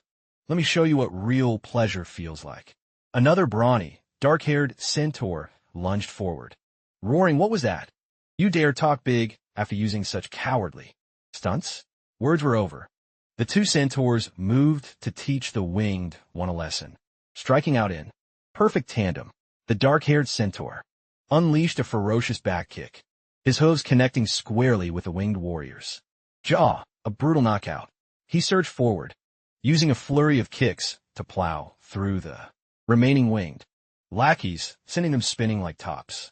The winged soldiers scrambled into the air, and their leader cackled from above. Slow-witted fools who can only crawl on the dirt." He snarled, vowing to show the Beast Clan the true terror of the skies. The entire swarm of the Winged Clan hovering above opened fire in unison, unleashing a deluge of toxic purple venom. The Beast Clan members on the ground fled in terror and scrambled to escape the chemical burst, screaming at the top of their lungs, "It's poison! Run for your lives!" The furious blonde-haired centaur snatched a yellow melon from a nearby street stall and bellowed, "Coward! I'll bring you down." He lunged forward, funneling every ounce of his power into the throw. His muscles coiled, wham! The fruit was launched with lethal velocity, cutting through the air like a projectile. A perfect headshot. The leader of the Winged Clan took the melon squarely in the mouth, denied even a second to dodge. The flyer plummeted headlong to the pavement, knocked cold instantly, while the blonde-haired centaur watched with absolute triumph. Humiliated, the winged leader barely managed to rise, hissing bitterly, "You four-legged freak! I'll slaughter you!" A chaotic brawl ignited. The Beast Clan and the Winged Clan collided in a frenzy. Vegetables and fruits became deadly missiles, like a food fight, straight from the underworld, while the blonde-haired centaur throttled the winged scout in the distance. Ren Devon, Maya, and AO stood as spectators. Ren Devon wondered why there were no peacekeepers. Maya replied with an icy tone, "Did you not listen to what I said?" AO added with a stony expression, "Lineage holds no weight in this city. No one intervenes, and no one will protect you." Maya elaborated sharply, "Catherine picked this specific spot because it matches her ruthless ideals. Al sotod by, asquiaz a fonton." Uttering not a single word, Ren Devon noted their grim countenances, musing, "What's with those looks? Is Catherine really that nightmare-inducing?" Maya shot him a warning glance. "The word terrifying doesn't even scratch the surface. You'll see shortly." Ren Devon began to sense a dark omen. His expression shifted visibly. The trio arrived. Before a structure marked with a sign, Clinic. Catherine. The massive door groaned open, unveiling a dim and eerie interior. Rendevon gulped audibly. His gut told him that something gruesome was lurking nearby. From the shadows, a small white droid with a medical emblem on its head whirred out. The machine halted, its glowing blue optics scanning the group. The shadows of the three formidable guests loomed large, dwarfing the little robot. The droid introduced itself with a synthesized voice. Greetings. I am Toto, your AI medical assistant. How may I be of service? Rendevon was flabbergasted, never expecting to encounter this level of tech in the demon realm. An AI assistant? Maya explained matter-of-factly. Catherine is fascinated by human engineering and science. She found this device and repurposed it to be her servant. AO stepped forward and commanded the droid. Princess Maya requests an audience with Catherine. Toto the robot. Process the request. Confirmed. Please follow me this way. The AI droid guided the three down a grand hallway that resembled a vintage library. They walked past towering shelves, crammed with lab equipment, and flasks bubbling with vibrant fluids. Toto stopped at a massive door, elegantly engraved with the word office. The droid turned and announced, "The mistress is currently occupied. Please wait here." As they waited, Rendevon, Maya, and AO stood outside Catherine's door, beside their mechanical guide. Rendevon glanced at a nearby stack of volumes. They were all scholarly texts on human discovery. Advanced titles on biology, chemistry, and even thigh anatomy were organized in neat piles. Rendevon whispered, shocked to see that there were also detailed nerve charts and human surgical models. He realized with a shiver that this demon clan anatomical dummy was crafted with haunting precision, indistinguishable from a real body, proving that Catherine mastered human physiology to a frightening degree. Rendevon went quiet, peering through the glass pane of the private office. Through the window, he spotted a white-haired woman in glasses, who looked every bit the mad scientist, busy in her laboratory. The silver-haired woman, with a chillingly calm face, swirled a test tube with the poise of a master. She was decanting a mysterious blue fluid into a flask. Her focus was impenetrable. Rendevon turned to Maya, whispering, "Is that Catherine? She doesn't look half as scary as you claimed." Maya merely let a corner of her mouth twitch. "Keep that optimism. It makes the surprise better." Toto the robot suddenly broke the silence to warn Rendevon. "The mistress despises interruptions. While she is in the zone, maintain total silence." Toto gestured coldly toward the medical model. "Otherwise, you will share the fate of that specimen." Rendevon jumped, pointing at the model with wide eyes. He stammered, "That thing. It's still breathing?" The droid explained flatly. He was a former patient. He was too noisy while the mistress was working, so she lost her temper and converted him into an anatomical display. Toto then pointed to a nearby chart, adding coldly, "This is his tanned skin." The living anatomical model wept, screaming internally, "I was wrong. Please show mercy." A comparison chart showed the wretched patient when he was whole versus his current state of exposed muscle. Both images looked utterly miserable. Maya mocked, "See? I wasn't being dramatic." Rendevon, pale as a ghost, admitted with a tremble, "I take it back. She isn't scary. She's a literal devil." Bang! The office door was thrown open, suddenly with violent force. A striking, black-haired woman stepped out, appearing startled by the waiting trio. The area outside was a wreck.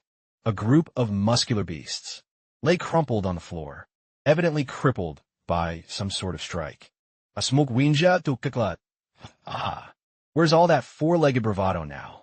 Once my venom hits, the only thing left is to lie down and wait for the end. Rendevon watched from a distance, muttering as he recognized the winged ruffians and the beasts who had been brawling earlier. Suddenly, Toto, the medical droid, rolled out, raising a limb to protest. "Please maintain quiet within the clinic." Toto continued, commanding the arrogant winged leader. "Form an orderly queue." Another winged scout nearby watched in a daze, confused by the situation. The leader roared, "Beat it," and delivered a brutal kick to the small machine. After tossing the droid aside, he snatched a terrified blue-haired girl No one is coming to save you. Come with me quietly. Several beast warriors, though crippled by the toxins, still tried to yell, "Stop! Unhand her, you coward!" The winged thug turned with a wicked and mocking grin. "Oh, you're still breathing?" He licked his lips in a predatory way. "Perfect. Doing this while you watch will be far more entertaining." Ao, Maya's loyal guard, clenched her teeth, her eyes flashing with rage. "You disgusting vermin." Ao turned to her mistress and asked, "Princess, should we step in and stop this?" But Maya offered a chilling reminder. "Have you forgotten our primary mission?" Maya clarified the reality of their world. Skirmishes between the four great clans are an everyday sight. A careless interference would only invite unnecessary trouble. Meanwhile, the winged harrier leaned close to the girl's ear, sneering vulgarities. "Be a good little girl. Provide me with that famous hospitality of yours. If you please me, I might just let this slide." Slash! A flash of steel, swift and lethal, cut through the air and sent the winged thug tumbling backward. Before he could process the strike, Ao growled with veins throbbing on her brow, clearly reaching her breaking point. She unsheathed her blade with a gaze sharp enough to kill. "I simply cannot tolerate this any longer." Before the words even faded, Ao ignited like a tempest, blurring past Rendavon, who stood frozen by her blistering velocity. In a heartbeat, Ao closed the distance, unleashing a whirlwind strike that utterly decimated the winged ruffians in the middle of their crime. Rendavon scanned the area while Maya and Ao surveyed the aftermath from the rear. The blue-haired centaur was finally out of danger. The winged soldiers who had been cast aside bellowed in a rage. "Who did that? Who dares sabotage our business?" Rendavon spoke with an icy tone, radiating a palpable aura of death. "I loathe with every fiber of my being those who hunt women like common prey. Even for a monster, such sins are unforgivable." Maya smirked with fascination while Ao looked on in surprise. "Impressive. You're even more hot-headed than I am." One winged scout recognized the horns on Rendavon and shrieked in terror. "Hey, a member of the demon clan." The furious captain spread his wings and charged. Meddling fool, D. Rendavon didn't even bother to flinch, plunging headlong into the thick of the winged swarm as they dove toward him like moths to a funeral pyre. Slash, slash, slash, with only a few blinding glints of his blade. With just a handful of silver arcs, Rendavon swept the lackeys aside. Their skill was mediocre at best. Inside a nearby lab, Toto the robot triggered a frantic warning. "Danger! Danger! Decibel limits violated. Silence is mandatory. Oh, for heaven's sake, I quit." The piercing wail of the alarm rang out, causing the white-haired alchemist, who was deep in her research, to scowl in frustration. The chemical beakers on her workbench rattled violently from the chaos erupting outside. The alchemist Catherine made no effort to hide her fury at the interruption of her work. Her gloved hand shook with resentment, toppling the priceless elixir she had been brewing. Fury surged through Catherine as she ground her teeth. She had officially hit her limit. Catherine exploded, slamming her desk with a thunderous bang. "Far too much noise. You are sabotaging my masterpiece." The winged thugs outside were jolted by the sudden roar, falling into an immediate, terrified hush. Even Rendavon was forced to pause, turning his gaze toward the source of that commanding, formidable voice. Toto the robot reported, shaking the mistress's blood. "Pressure is reaching lethal levels. She is about to snap." Click, click. The rhythmic snap of heels approached. The lab's owner was making her entrance. Catherine emerged, pointing at the winged group and screaming, "I gave the order for silence. You are wasting my vital ingredients. Return to your duties and act with discipline." While Toto the robot offered a frantic string of apologies, a winged scout had the nerve to ask Catherine, with a mocking sneer, that he'd heard she was a mongrel, but she looked like a typical woman to him.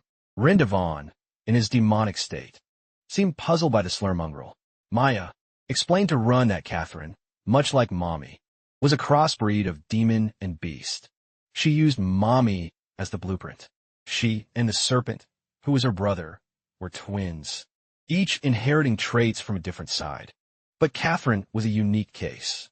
She held the powers of both lineages. capable of shifting into a devastating hybrid monster with demon horns and a beast's tail. Rendevon was frozen in absolute shock to discover that Mommy's snake wasn't a pet at all, but her actual flesh and blood. Catherine stepped from the lab with a freezing stare, demanding an answer from Maya. Did you trigger this pathetic commotion? Maya, with effortless audacity, pointed at the winged thugs, shifting the entire blame onto them, and claiming she had merely come for a friendly visit. Rendevon pivoted instantly, clutching his chest and hacking a fake cough, playing the part of a frail patient with no involvement. The winged leader pointed a finger at Run, who was slumped on the ground, and barked, "Shut it. That amateur acting is making me sick." He turned to feed Catherine a lie, blatantly accusing the others. Lady Catherine, it was that winged factions. Rivals who struck first, he lied, gesturing to the battered beast warriors, claiming that his own comrades had been brutally assaulted. Catherine watched the scene in silence, her emerald eyes as cold as a glacier, devoid of any warmth. The reality was obvious. The beast, warriors, and Rendevon were broken and scattered, while the three winged aggressors stood relatively unscathed. Catherine turned on her heel to leave, commanding her droid, "Toto, clear these winged pests out in 60 seconds, or I'll dismantle you for parts." The winged leader smirked, thinking the alchemist was being far too cocky, and decided to kidnap her for the crime of healing those he had marked for death. He even entertained a vile thought. I've never tasted the meat of a half-breed bitch before. The moment she heard the word mongrel, Catherine's bloodlust exploded. Her face fell into shadow, and her spectacles flashed with a murderous light. Maya whispered to her guard, knowing full well that Catherine loathed with her entire soul being called a half-breed mutt, and noted, "They're already dead."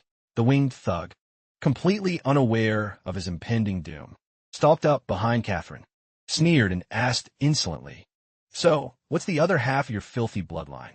The captain of the winged clan, blind to his approaching end, continued to mock, guessing at Catherine's heritage. No animal ears, no claws. She must be hiding a tail somewhere. Catherine's expression darkened even further. Her glasses masked a lethal, freezing gaze. She offered a haunting smile, inviting the winged predator, "If you're so curious, why don't you come find out for yourself?"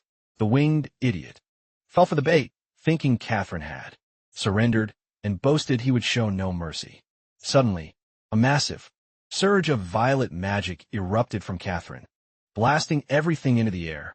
Catherine shed her scholarly disguise, warping into a titanic beast, half human, half arachnid, with demon horns erupting and her silver hair flowing majestically. The winged captain, before he could naywet scream, turned ghostly pale as a jagged spider leg skewered his chest. Another soldier was impaled straight through his spine. Blood sprayed across the floor.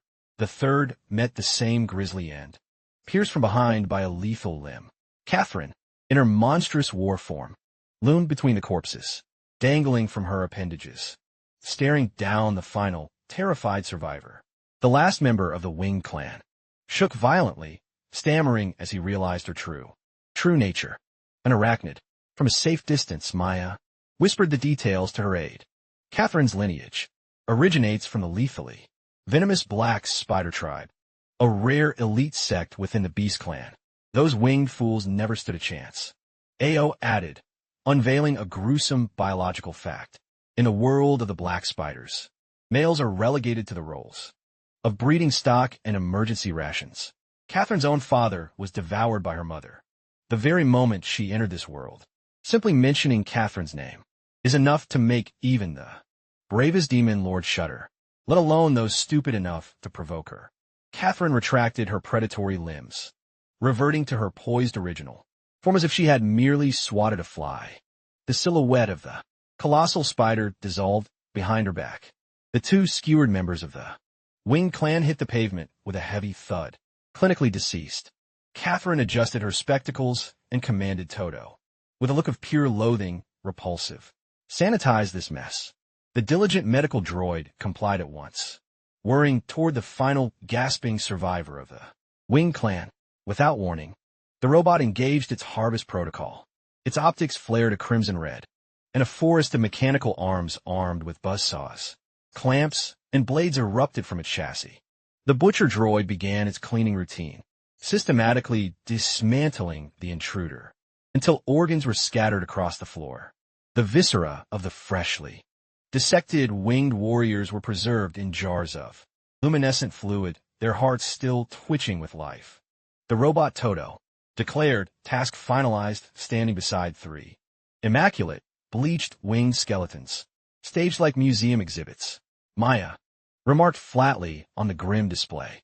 Those wing marauders were turned into science projects in the blink of an eye.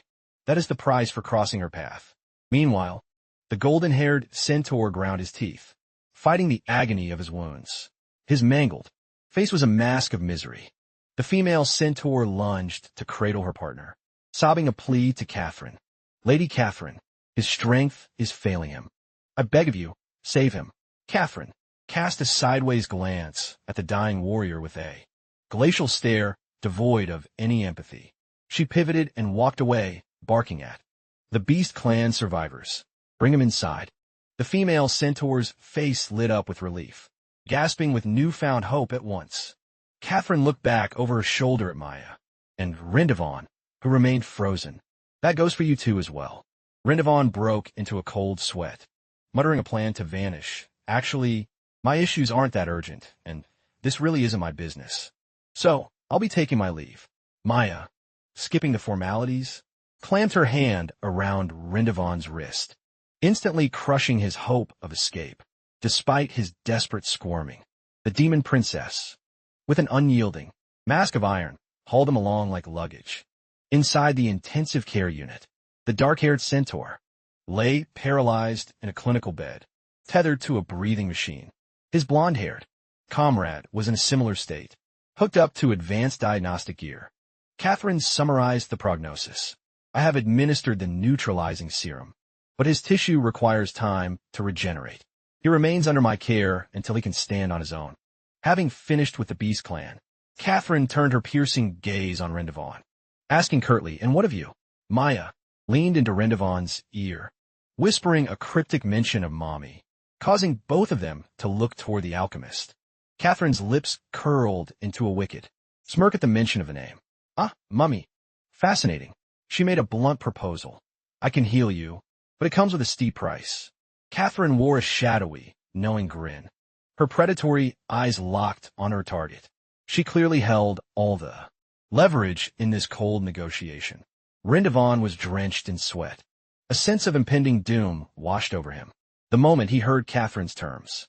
What in the world have I gotten into? In a theater, a cohort of medical scholars from the demon realm scribbled notes frantically, bracing for the seminar.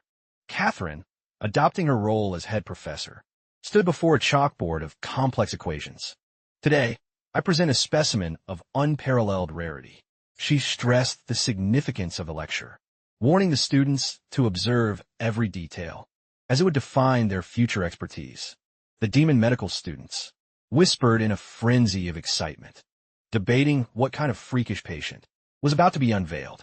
The patient turned out to be Rindavan, strapped tightly into a chair, wheeled into the spotlight by Ao and Maya, like a high-security prisoner. Rindavan roared in defiance, refusing to be a lab rat for a crowd of gawking strangers, claiming the indignity was more than he could bear. Oh, shrugged it off with total apathy. Stop whining. What's wrong with a man? Showing a bit of skin? While Maya offered a hollow promise to mask his identity. Rindavan's face drained of color, absolutely horrified by the prospect of being stripped bare and mocked by a stadium of demons. While the students leaned in, with hungry curiosity, Rindavan let out a despairing cry. He would welcome death over this level of shame. Shoved into the center of the arena, Rindavan wished the earth would swallow him whole. He doubled over in agony, clutching his head in disgrace. Ao continued to needle him, telling him to quit sobbing over something so minor and to take it like a man. A livid Rindavan snapped back, his neck veins bulging. It's remarkably easy to judge when it's not your dignity on display. Get your hands off me.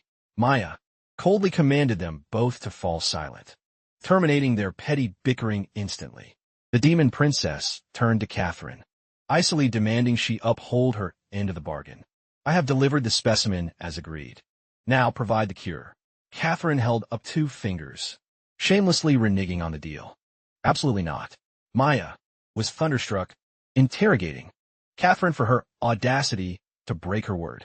After Rendevon had already been publicly debased, Catherine explained that the synthesis required a very specific elixir, of which only 1 vial existed in this realm, and tragically that priceless vial was shattered to pieces during that ruckus you caused earlier. Catherine concluded with a terrifying alternative.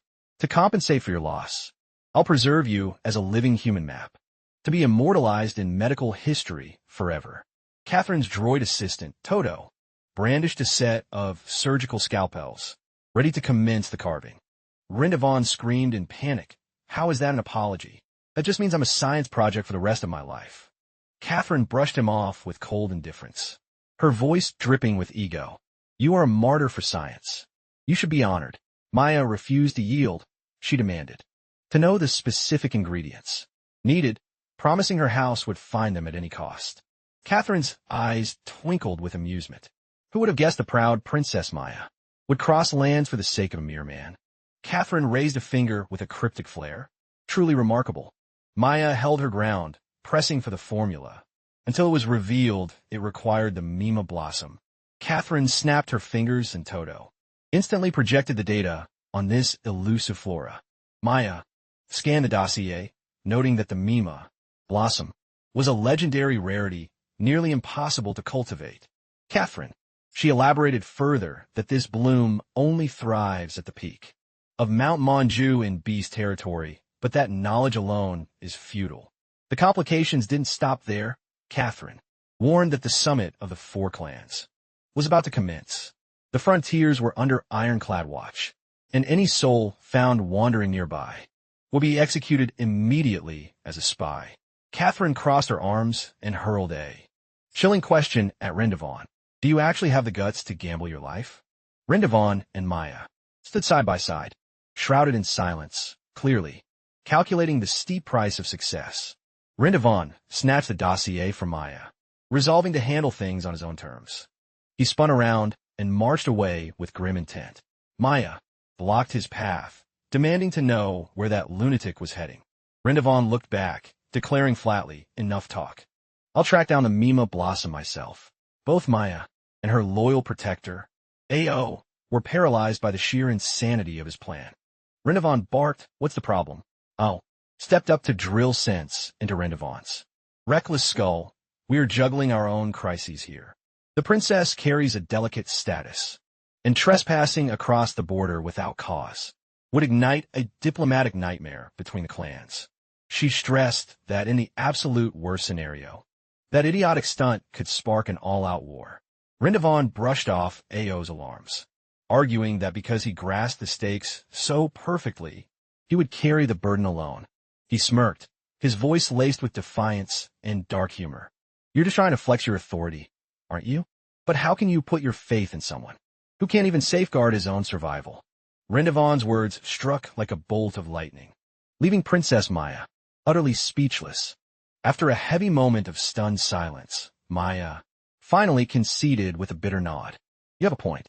The scene shifted to a colossal rampart rising from the desert sands, marking the Beast clan frontier. Rendevon, now draped in an obsidian cloak, that masked his entire silhouette, mused to himself that he was being a bit theatrical. Why am I trying so hard to look like a rogue hero? Spying from the shadows at the 2 massive sentries of the Beast clan, one a bear, the other a wolf, he schemed quietly. But how on earth am I going to slip past them? He ground his teeth, fixed on taking the plunge, because there was no turning back now. If I don't secure that flower, I'm a dead man anyway. It's now or never. Rendevon tugged his hood low to obscure his features, concealing his horns, and marched unwaveringly toward the city gates. The werewolf sentry intercepted him instantly, snarling a command at the stranger. Show your face. To his astonishment, the werewolf lowered his blade and signaled him through. Move along. Rendevon was drenched in sweat, hardly believing that the cheap animal, ears he'd picked up, could actually deceive professional guards. As he paced forward, He prayed fervently that this pathetic charade wouldn't fall apart. The werewolf guards' attention suddenly snapped toward a blonde young man strolling by, focusing intently on the leopard tail swaying behind him. The sentry shot out a hand and grabbed the tail that was twitching suspiciously. The blonde youth turned ghost white. Beads of sweat broke out as his cover was blown. The werewolf guard narrowed his eyes with a look of pure distrust, sensing a fraud in his midst. Rip! He yanked hard, and the prosthetic leopard tail tore right off the youth's trousers. The guard stood, frozen, clutching the fake fur, while the humiliated imposter could only stand there, drowning in pure embarrassment. The werewolf shredded the fake leopard tail in a rage, sending the blonde youth sprinting away in a panic. His demon clan horns were now plain to see, and the blonde yelled, "What? The battery died now? What a piece of junk!" The werewolf guard bared his teeth, roaring with lethal intent. A demon spy. Seize him. The blonde demon desperately scrambled to spin a tail. "Wait, my wife is one of your people. I'm just here to visit my in-laws. Please have a heart." The guard growled, shutting him down instantly. "Can it? The law is absolute. You're not going another step." The demon froze suddenly, feeling a monstrous presence looming at his back. He glanced around and saw a massive, dark shadow swallowing him whole. The Bearman guard had materialized from the ether, hoisting a fist the size of a boulder, making the demon shriek in horror. Crack! A brutal haymaker connected squarely with his jaw, sending a spray of blood from the demon's nose. The wretched spy crumpled face first into the dirt, knocked unconscious by that single, terrifying blow. Watching the scene unfold, Rendevon couldn't help but be floored. What insane power! Obliterating a grown demon with one punch. Rendevon tugged at his hood, his expression turning deadly serious. His eyes ignited with a sapphire glow, engaging his combat analysis system. A digital interface flickered to life, scanning the raw attributes of the two beast clan sentinels. The data readout was clear. The bear boasted 1,000 strength. The wolf had 1,000 agility. Both were B-rank threats. Rendevon broke into a cold sweat, whispering, "They truly are the ultimate warrior race among the monsters. Even their gatekeepers are elite powerhouses." He adjusted his cloak, vowing to slip away while the guards were distracted. "I have to move before they spot me." Rendevon glided stealthily behind the werewolf guard, barely daring to breathe. Just as he thought he was in the clear, a frigid voice barked from behind. "Hold it right there." Rendevon froze in his tracks, his heart hammering against his ribs. The werewolf guard blocked his path, with a gaze dripping with hostility. "Where do you think you're sneaking off to?" Seized by the collar, Rendevon scrambled to fabricate an alibi, doubling over and clutching his midsection. "My stomach is in knots. It's an emergency. I need a latrine." But the guard snarled, "Nice try." The wolf leaned in close to Rendevon's neck, sniffing him like a hound. He flashed his fangs and demanded point blank, "Why do you reek of a demon?" Sending Rendevon into a frantic sweat. Rendevon forced a nervous grin, weaving a plausible lie. "Oh, that? A few minutes ago, some demon girl was all over me, begging for a drink. The scent must have rubbed off on my clothes." Huh. The guard narrowed his eyes, clearly not buying a single word of it. He pointed a claw at Rendevon and commanded, "Shed the cloak. Now." Rendevon went silent. Cold sweat began to trickle down his brow. The wolf guard smirked with cold disdain, leaning in until their noses almost touched. "You're hesitating because you're hiding something, aren't you?" The bear guard loomed closer. The tension was suffocating. Rendevon ground his teeth, realizing he was cornered with nowhere to run. "Curse it, looks like I'm trapped." Just as the sentry was about to strike, another hand reached out to stop him. Rendevon looked up sharply, his gaze honed and ready for a lethal struggle. His hand was already white-knuckled on his sword hilt, prepared for a final stand. A voice cut through the air, shattering the dread. "Wait." A troop of centaurs appeared on the horizon, spearheaded by a breathtaking, white-haired centaur woman. Rendevon stood rooted to the spot, recognizing her instantly. The wolf guard turned, his hostility vanishing instantly. "Is it your shift today, Matira? Are you here for the rations?" The centaur, Matira, beamed a radiant smile. "That's right. I heard you had a craving for Shell Clan vintage, so I brought plenty to go around. Matira smiled, presenting 2 bottles of fine wine. As a masterful bribe, the bear guard was floored, his face flushing at the unexpected bounty. At the sight of the spirits, the bear began to drool uncontrollably, shedding every ounce of his dignity. Without a second thought, he drained the bottle in a single gulp and bellowed, raving about the vintage. Like a seasoned connoisseur, the werewolf Sentry gave his partner an irritated shove. Hey, we're on the clock. Drinking is strictly prohibited. Yet, catching the aroma of the spirits, the wolf himself found his mouth watering. Uncontrollably, his visage flushed a deep crimson. Attempting to salvage his professional air, the wolf offered a gruff thanks to Matira for the grueling work of gathering provisions for the grand summit of the 4 clans. Then, he spun around and barked at the lower-tier grunts. You lot, snap out of it. Move this freight double time. Matira gave a casual wave as if it were a trifle. The centaur gave Rindavan a sharp nudge and commanded, Move it, earn your keep for once. The wolf sentry instantly narrowed his eyes in suspicion and demanded to know from Matira if she truly vouched for the cloaked stranger. Matira didn't miss a beat. Naturally, the shipment is massive this season, so I brought on an extra hand to pull the weight. She planted her hands on her hips, diving into her role, fuming that she'd paid Rendavan well in advance, only for the lazy bum to wander off mid-task. The wolf sentry flashed a mocking grin, swallowing the lie hook, line, and sinker. So that's the story. No wonder. He was acting so incredibly shifty. The guard shoved Rendavan toward the heavy wagon, snarling, Get to work, you slacker. And Rin complied with a submissive nod. Rendavan strained against the massive transport cart, playing the part of a lowly laborer to perfection. Hidden behind the crates, he cast a knowing glance over his shoulder. The deception was proceeding as planned. Matira sauntered past, acting totally aloof. But her look conveyed everything. She turned, gave a playful wink, and stuck out her tongue, a silent signal that their little performance had worked like a charm. The wolf guard bellowed clear to pass, entirely unaware that he had just invited the predator into the heart of the den. Rindavan, masking his true self as a humble hauler, strained against the laden cart. Through the gates of the Beast Clan stronghold, the infiltration was a total victory, and Rindavan and Matira emerged into the bustling heart of the Beast Clan city. The streets were teeming with life, crammed with diverse tribesmen, from bear warriors to fox merchants, all bartering and living their lives.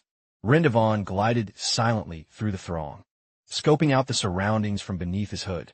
They halted before a grand edifice bearing the crest of Matira's merchant guild. Matira turned to Rindavan and noted, This is the end of the line for my help, while the grateful centaur bowed deeply in appreciation. Rindavan felt a flicker of doubt, asking Matira point blank, Why did you go to such lengths? To protect a total stranger like me? Matira smirked, finally showing her hand. You're hardly a stranger. Weren't you the one who helped us back at the clinic? Oh, demon. Rindavan recoiled in shock. He quickly pressed a finger to his lips, urging her to lower her voice. He countered with a question of his own. If you've known my identity all along, aren't you even a bit wary of my motives? Matira replied with unwavering poise. A beast's instincts are never wrong, and mine say you aren't a threat. Rindavan was left speechless. This blunt and absolute trust caught him completely off guard. He mused to himself that nearly dying to save a stranger had actually paid off in the end. A clean conscience is a powerful ally. But a profound question began to gnaw at him. Do these monsters truly grasp the concept of morality? His mind was saturated with memories of monsters as nothing more than savage beasts that raised the human world, regardless of their intellect. Yet, he thought of individuals like Princess Maya or the scholar Catherine, beings capable of high learning, profound self-reflection, and even possessing cutting-edge technology. Watching Matira, he wondered, have the monsters surpassed us, or did humanity simply fail to see them for what they are? Pushing aside the philosophical weight, Rindavan regained his focus. His top priority remained locating the Mima Blossom. He looked at Matira with a grim intensity. In truth, I had my own reasons for aiding you. Matira stated candidly. The Beast clan always settles its scores. But if our paths cross on the field of war, we will be nothing but enemies. Rendevon listened without a word, his face a mask of shadows beneath his cloak. He allowed a short, dry laugh, fully respecting the honesty of her terms. Fair enough, Rendevon said firmly. In that case, let's consider our debt settled here and now. The centaur smiled, clearly impressed by his resolve. Rendevon turned on his heel and departed, leaving Matira to watch him with a pensive gaze. A Beast Clan scout rushed up to her, asking Matira, with deep concern, if it was wise to let that demon wander freely. Matira calmed him, though she admitted the recent unrest had left the territory on a knife's edge. She then dropped a bombshell. The woman with him at the clinic was Maya, the high princess of the demon clan. Matira whispered that anyone who walked as an equal to the demon royalty was undoubtedly someone of immense power.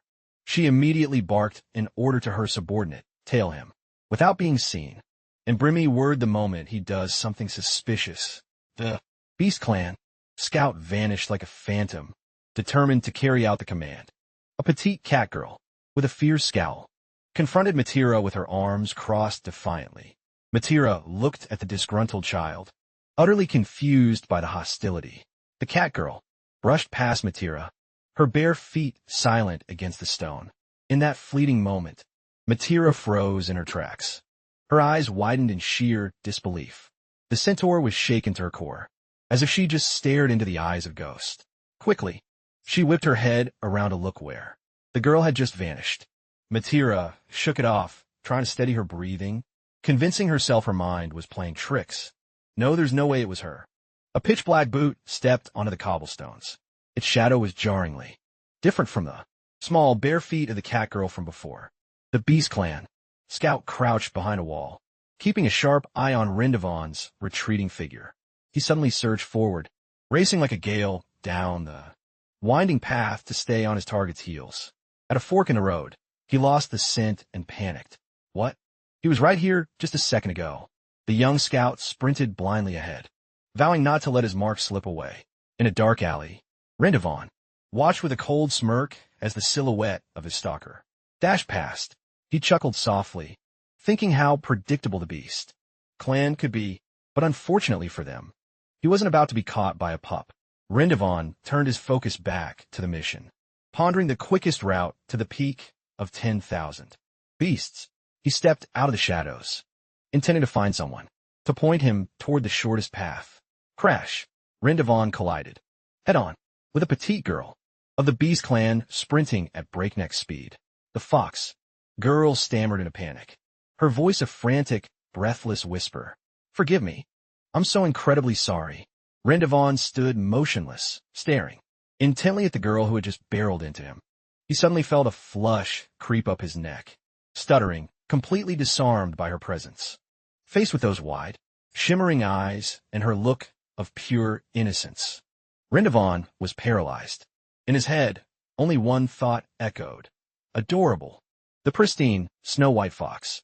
Ears and tail the girl, making it impossible for him to tear his eyes away. Rendevon thought to himself, this girl is a carbon copy of a Mo character, plucked right out of a high-end anime. The half-demon, usually so stony and cold, suddenly broke into a frantic sweat. I never imagined a member of the Beast Clan could be this precious. The fox girl bowed again, overflowing with regret, for scuffing his outfit and begged to make amends. Rendevon tried to politely decline, just as the clumsy child lunged toward him. No, really, it's quite all right. The fox girl tripped over thin air and ate the pavement, causing Rendevon to gasp. Whoa, watch out. That wasn't my fault, was it? The girl remained face down on the cobblestones, seemingly out cold after that spectacular tumble. Rendevon watched her lying there motionless, concluding that the little one definitely wasn't faking it. He knelt down and gently asked if she was injured anywhere. The fox girl, still glued to the ground, answered with a thunderous stomach growl. Peering up weakly, the girl whispered, No, I'm just starving. Rendevon was stunned into silence, his cheeks turning a shade of pink at the sheer absurdity of the moment. As a result of his soft heart, he ended up treating the girl at a shop serving piping hot meat buns. Rindavan mused grimly on the brutal law of the jungle within the beast. Clan, with a vulnerable like the old and the small, were routinely robbed of their meals. But regardless of her hunger, the fox girl's appetite was legendary, demolishing a mountain of plates in record time. When she finally finished, the girl covered her mouth with a shy giggle. She was clearly stuffed to the brim. The fox girl exhaled a satisfied sigh, patting her tummy. Suddenly, reality set in that she had overindulged. Her face twisted into a panic. She asked timidly if she had eaten too much, and offered a profound apology for draining Rindavan's wallet. Rindavan wiped his brow, waving his hand dismissively to calm her down. Don't sweat it, you're a growing girl. Regaining his focus, he asked point blank, where are your folks? Why is a child like you out here alone? The fox girl looked down and confessed, I'm a runaway. Rindavan knit his brows in confusion. The girl began to weave her tragic tale. That from birth, she was branded worthless simply for being a girl. Born with a frail constitution, she was berated, struck, and denied food on a daily basis. When her younger brother arrived, she was pushed even further into the shadows, forced to handle every back-breaking chore while her own brother treated her like a total stranger. The girl spoke with glistening eyes.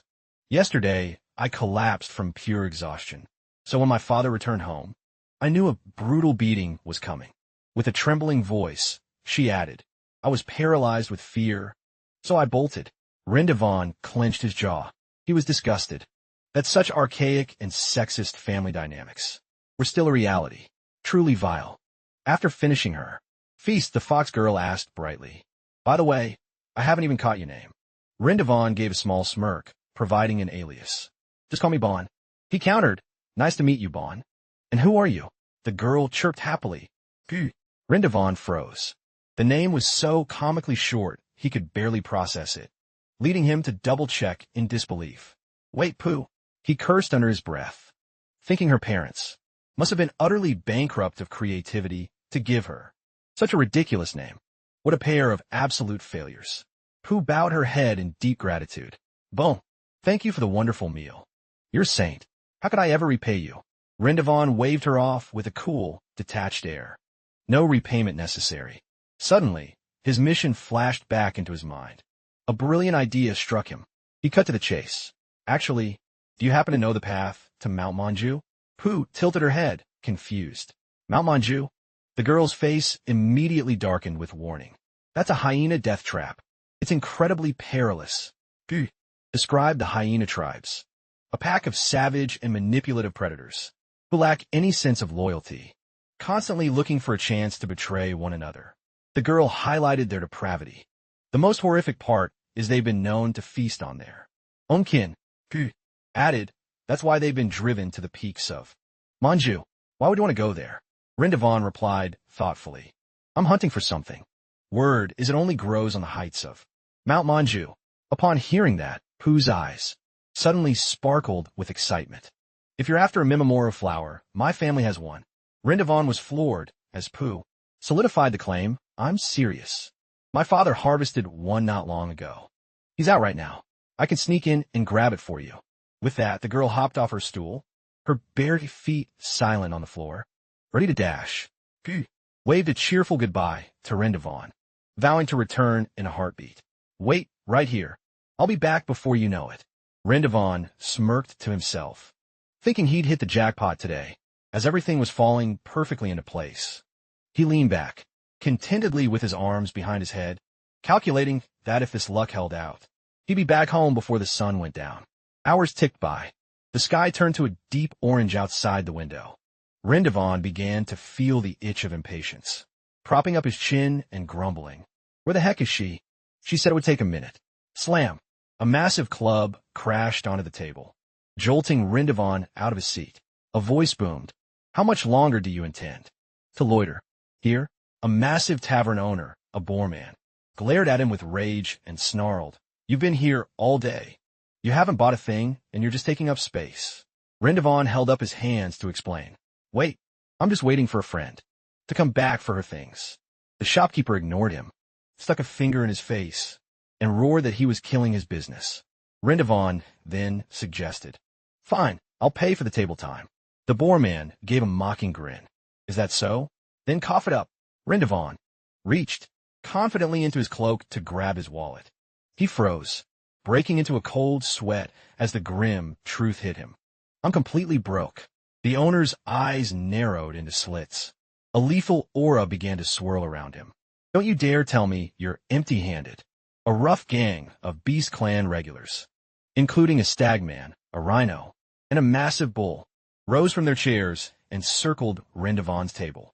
Rindavan forced a nervous smile, desperately trying to stall, while his mind raced for an exit strategy. I'm in deep trouble. If I start a brawl here, my demon cover is blown. I need a bolt.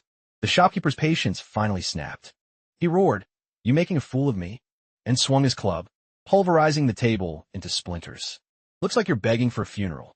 The thugs behind him cheered with bloodlust, ready to swarm and crush him. Suddenly, a massive, hairy arm grabbed Rindavan from behind. Pooh had returned, flanked by a towering bear man. The bear man easily pinned Rindavan down. Kuzumpu's bag. To tumble, and a blue-covered book spilled out. Rindavan's eyes widened as he read the title, In My Next Life, I Refuse to Be a Victim, and a synopsis about a protagonist named Pooh, who exacted bloody vengeance on her family after being reborn.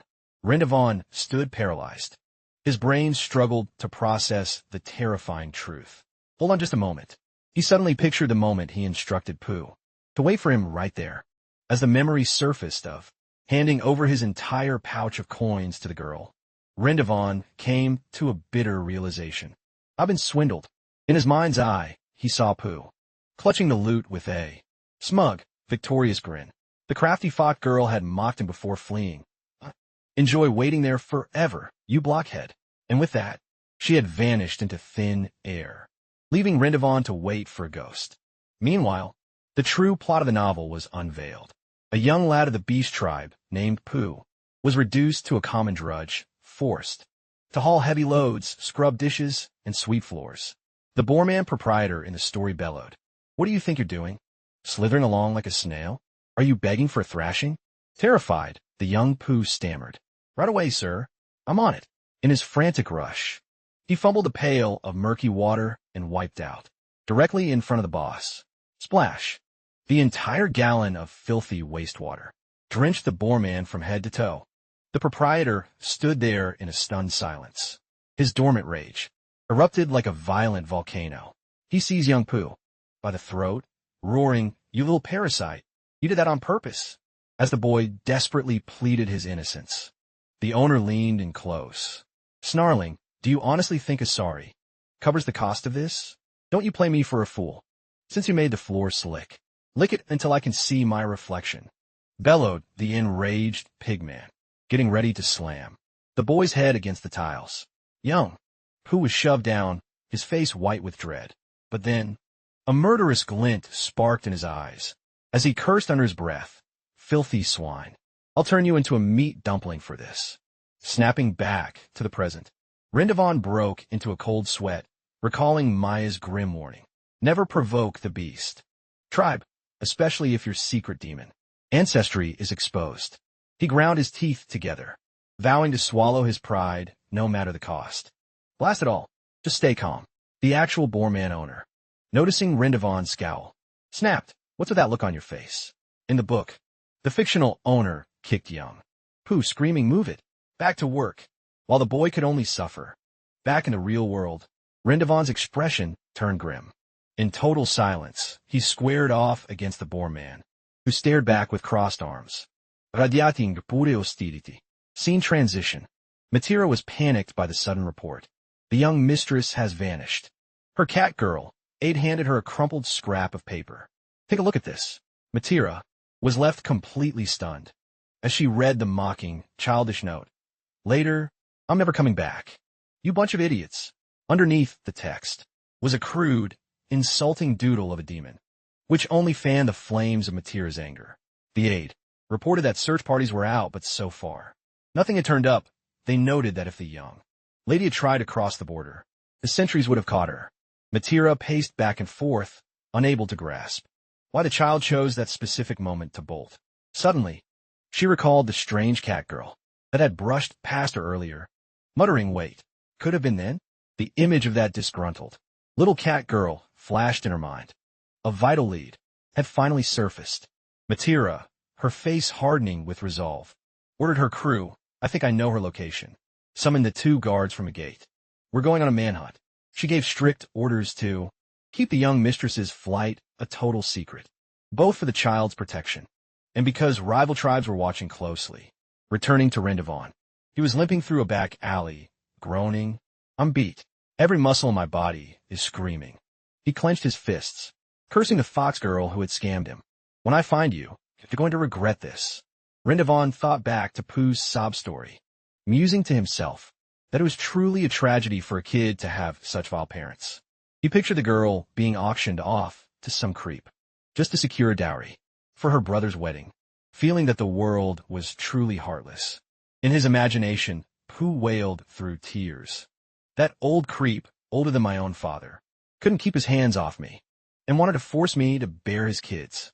The girl had continued, her performance with tear-streaked cheeks. "I was absolutely terrified." Suddenly, that pathetic facade dissolved. Pooh's eyes flared as she snarled at her mark. "You old creep, I finally tracked you down." Rendezvous, who was simply walking by, stopped dead, shocked to find his path blocked by Pooh and 2 massive wolf warriors. The fox girl Pooh flipped the script with theatrical flair, pointing an accusing finger at Rendezvous while wailing to the wolves, "Save me. This is the old monster who tried to force me to marry him. He's come to drag me back to his lair." Rendezvous, livid, pointed at his own face and hollered, "You're calling me an old man? Why am I in my prime and this good-looking?" He frantically tried to clear his name to the wolves, accusing the fox girl of being a master con artist who specialized in pulp fiction sob stories. The dark-furred wolf man gave a scornful smirk and delivered a lethal blow to Rendezvous' ego. "Actually, you do look like a weathered old man." Rendezvous was left speechless, realizing he had just been dealt a devastatingly painful insult. Seething with rage, Rendezvous abandoned logic, thrust out his hand, and demanded his coins. "Forget all that. Just return my money right now." Before the words even left his lips, a clawed, powerful wolf hand clamped onto his wrist. With bone-crushing force, restrained by the wolf man, Rendezvous snapped, "What do you think you're doing?" Only to hear the cold command, "Subdue him." The second wolf man turned to soothe Pooh, vowing to guard her and escort her to safety. From Rendezvous' perspective, he could only watch in helpless fury as the wolf man led the fox girl away while he remained pinned to the spot. Pooh glanced back over her shoulder, sticking her tongue out at Rendezvous in a final taunt. A true little monster in disguise, Rendezvous fought to break free, but his strength was clearly no match for the 2 hulking wolfmen. He shouted in vain as the silhouettes of his scammers faded into the distance. "Stop! Get back here!" The alley fell silent. Only Rendezvous remained, a victim of the swindle of the century. The wolfman escorted Pooh to another secluded lane, convinced he had just performed a heroic act. Pooh, with a mask of pure innocence, thanked the wolfman for her rescue, claiming that if she'd been caught, her fate would have been gruesome. Suddenly, the girl clutched her head and let out a pained whimper, acting as if she were about to collapse. The wolfman asked in a panic what was wrong, and Pooh clutched her midsection, sobbing that she hadn't had a morsel to eat in far too long. The moment the wolfman let his guard down, Pooh's fragile facade vanished, replaced by a twisted and bone-chilling grin. The fox girl's face was cast in shadow, her eyes narrowed with pure malice. She had just secured her next mark. Suddenly, a calloused hand clamped firmly around Pooh's wrist, halting her. The scarred wolfman snarled, seeing right through Pooh's amateurish acting. "That amateur theater might work on idiots, but you won't be playing me." Pooh looked at him with icy disdain, her face flat, showing not a single flicker of fear. The fox girl immediately reverted to her act, blinking wide-eyed. "What on earth are you talking about? I don't understand." The wolf dismissed her act and made a blunt offer. "It makes no difference. If your kin has abandoned you, then follow me." The words had barely left his mouth when Pooh pivoted, wrenching her arm clean from his grasp with a sharp twist. Without granting her foe a second to think, the girl drove a fierce, direct kick into the wolf man's midsection. Seizing the momentary opening, Pooh bolted, leaving the dazed wolfman in her dust. Yet the wolfman showed no sign of anger. Instead, a sinister grin spread across his face. Rip! The wolfman, disguise was shredded away, unveiling the jagged features of a prowling hyena. The hyena chieftain muttered, "That face was only good for one use, and I'm already forced to find a replacement." Pooh let out a low growl, dropping into a fighting stance. Two more hyenas emerged, and the fox girl hissed, "Ha! So, they've finally tracked me down." The sentry who had been fooled earlier came running, stopping dead in his tracks at the sight of the scavengers. "You curs were exiled to the peaks of Manju. What business do you have here?" The leader sneered, laying it all bare. "Your boss made it easy, keeping the guards busy at the border, so we simply waltzed in unnoticed." The two hyena lackeys began to salivate with greed. "It's been an age since we tasted tender young meat, hasn't it? Tonight, we feast like kings." The ravenous hyenas lunged forward, intent on shredding their prey to pieces, but Pooh was a blur of motion. The girl dodged with feline grace, launching herself off the wall into a high leap. She moved like a flickering phantom, ricocheting between the alley walls to scale the heights of the rooftops. Pooh touched down lightly on the tiles. Her final push-off sent a shower of roof shingles flying, leaving the hyenas bewildered below. The hyenas ducked and yelped in desperation as they were pelted by the rain of clay from above. The two lackeys bared their fangs and snarled, livid at being toyed with by a mere child. Perched on the roof, Pooh crossed her arms with total defiance. "Huh, you actually thought you could pin me down? Give it your best shot if you're so tough." The fox girl flashed a scornful grin and tensed her muscles, ready to lead them on a chase. The hyena leader smashed a fallen tile in fury, crushing it to dust, never expecting his quarry to be so elusive. The trio of hyenas stood frozen, struck dumb as they watched her vanish into the night. One henchman spat, "Curse it all, that brat is something else," while the leader, burning with resentment, growled, "We severely miscalculated." The leader let out a low snarl, declaring, "But if she thinks she's won, she's dead wrong. A hyena's true power lies in the scent." He inhaled deeply, catching Pooh's lingering trail, hanging in the stagnant air. With the scent locked in, the leader roared and led his pack forward. This way. Meanwhile, on a different street corner, the bear man's sentry and the wolf man were moving at a brisk trot, totally oblivious to the drama nearby. Matira, the centaur, led a live cat, subordinate and a squad of guards, all scanning the crowds frantically. Matira turned to the wolfman guard, her voice tight with worry. "Any sign of the girl yet?" The wolfman bowed his head, admitting, with a heavy sigh of disappointment, "Nothing." Pooh was sprinting through a desolate backstreet, her breath starting to come in ragged gasps. Suddenly, the girl froze in her tracks, her face draining of color as if she'd seen a specter. As if jolted by a shock, Pooh dove behind a stone corner, horrified to spot the search party occupying the plaza just ahead. The girl whispered in a panic, "Matira. What's she doing with them?" Pooh clenched her teeth, her eyes filled with a storm of emotion. Father must have pushed her to become this strong. The girl bit her lip, her mind racing in circles, torn on whether to warn Matira about the hyena threat. Pooh stamped the ground in a fit of pique, vowing to herself that she would never let herself be caught by Matira. Then a devious spark lit the fox girl's eyes. Her gaze turned cunning as she spotted Rindavan slipping away through the shadows. Pooh trailed him silently from behind. The fox girl's expression was sharp and shrewd, a calculating smirk playing on her lips. Rindavan crept along the wall on the tips of his toes, desperate to remain unheard. He spun around abruptly, fuming at having lost the girl's scent. Where did that brat go? Rindavan sensed a presence, hovering right behind him, and growled, "Is she mocking me?" Pooh materialized directly at his back, waving cheerily at the hooded man, who jumped in shock. Rindavan snatched the girl's wrist, snarling, "You've got a lot of nerve picking the day I'm at my limit to push your luck. Do you think your age will stop me from hitting back?" Pooh, completely unfazed, dropped a proposal. "You're heading for Mount Manju, right? I'll guide you there." The girl held up a single finger, laying out her terms, while Rindavan shot her a look of pure disgust. "Do I look like an idiot to you? Rindavan barked, his patience finally snapping. I wouldn't trust a single word out of your mouth. Unless you want a bruise, cough up my money now. Phew. Suddenly seized Rindavan's hand, blew a warm breath on it, and whispered, with a chillingly knowing look, "You're a demon in disguise, aren't you?" Rindavan broke into a frantic sweat. His complexion paled the moment his secret was out. How could you possibly know? He desperately tried to deny it, clutching at the prosthetic tail on his lower back. You're dead wrong. Im nodamun. Look, everyone knows demons don't have tails. Who didn't? Waste words and simply ripped the fake tail off Rindavan with a casual tug. The fox girl brandished her trophy, giggling with glee as she threatened. What do you think happens if I start screaming right now?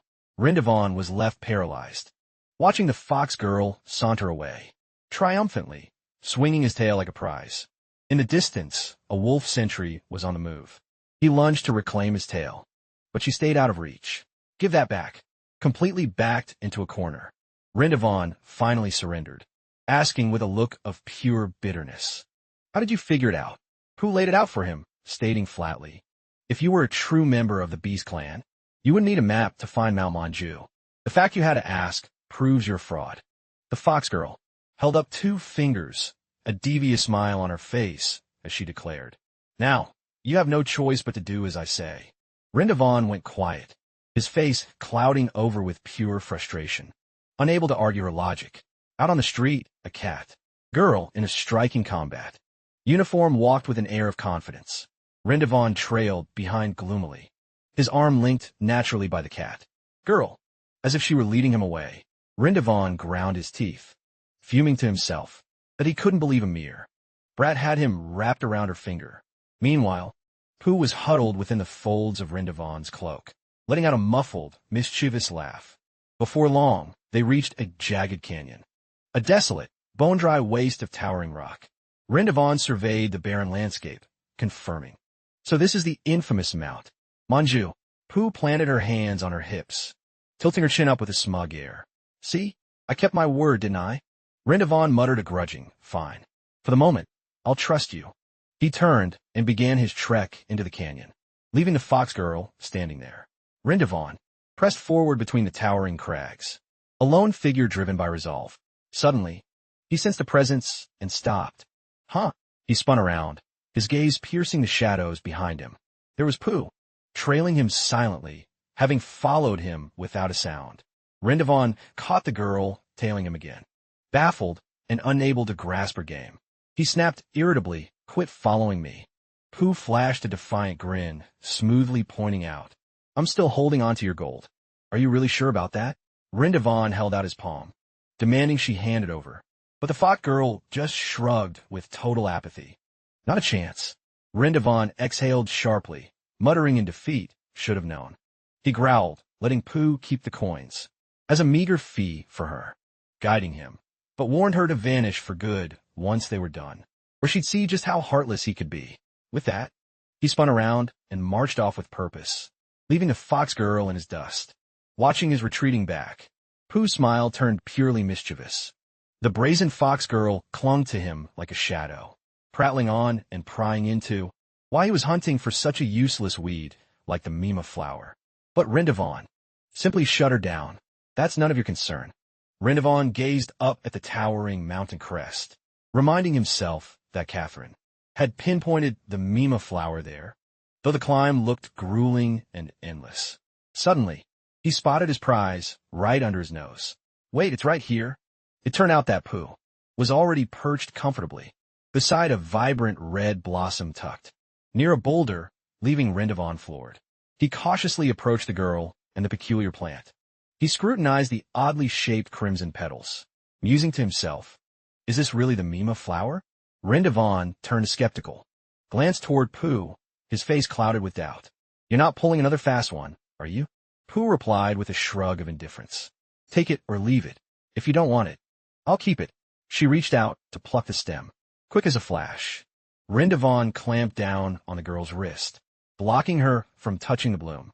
He grumbled, admitting he needed it, while Pooh flashed a triumphant smirk for successfully baiting her hook.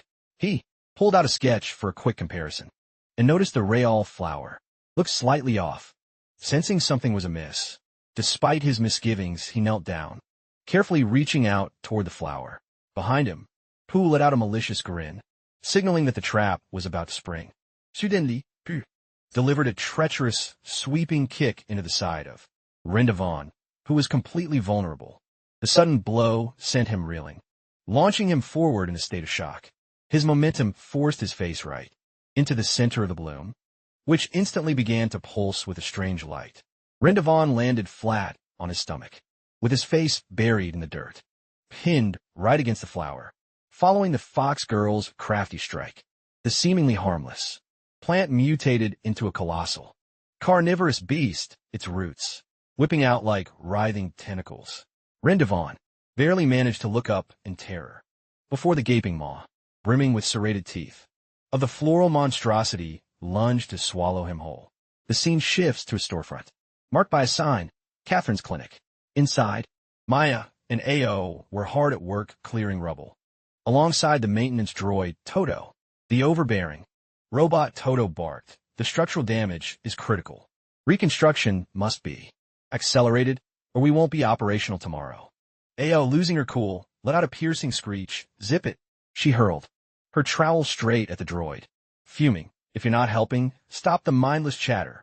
Ao continued to vent her frustrations, blaming the Winged Clan for the wreckage, and seething over having to do the dirty work herself. Catherine strolled in with an air of smugness, remarking sarcastically, "If you hadn't picked a fight with the Winged Clan, this mess wouldn't even exist. Yet here you are, acting like it's not your fault." Called out on their nonsense, both Ao and Maya fell into a sullen silence, unable to muster a comeback. Maya quickly pivoted the conversation, asking, "What about Shura? Did he manage to find the Mima flower yet?" Catherine let out a knowing, cryptic smirk. "Ah, right, I may have forgotten to mention one tiny detail." Maya asked, confused, "What detail?" Catherine casually described the lethal blunder. "On Mount Manju, there's a bloom called the Sao, which is a perfect double for the Mima flower. I certainly hope he doesn't mix them up." Back to Rindavan. He drifted into consciousness in a pitch-black, gummy void, realizing with a jolt that he was completely immobilized. He thrashed wildly in the viscous sap, desperately trying to claw his way out from the organic prison squeezing him. The pulsating walls of flesh tightened around Rindavan, inflicting waves of intense agony. His hood fell back, exposing his face as he let out a desperate scream while being consumed by the monstrous plant. Rindavan's eyes bugged out, glittering with sheer panic, as the realization hit him that he'd been led straight into a nightmare. Rindavan was fully engulfed by the man-eating bloom. Only his head poked out, howling, while the fox girl Pooh stood below, muffled giggles escaping her hands. Pooh finally lost it. She exploded into fits of laughter and teased him, "Ha ha ha, you look like a stuffed dumpling," despite Rindavan's bellows for her to stop. The fox girl nonchalantly admitted her error, announcing airily, "Oops, that's definitely not the Mima flower. That would be the Sao flower." Wedged tightly between the thick petals, Rindavan stammered in shock. "The Sao flower?"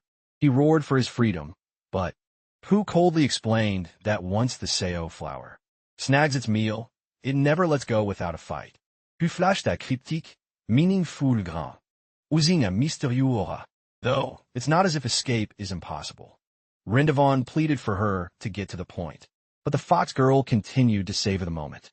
With a sly, knowing look, Pooh slowly licked her lips in a suggestive manner and whispered, "You'll see very soon." Fleshy, red feelers from deep within the blossom began to slither out, coiling around Rindavan's limbs.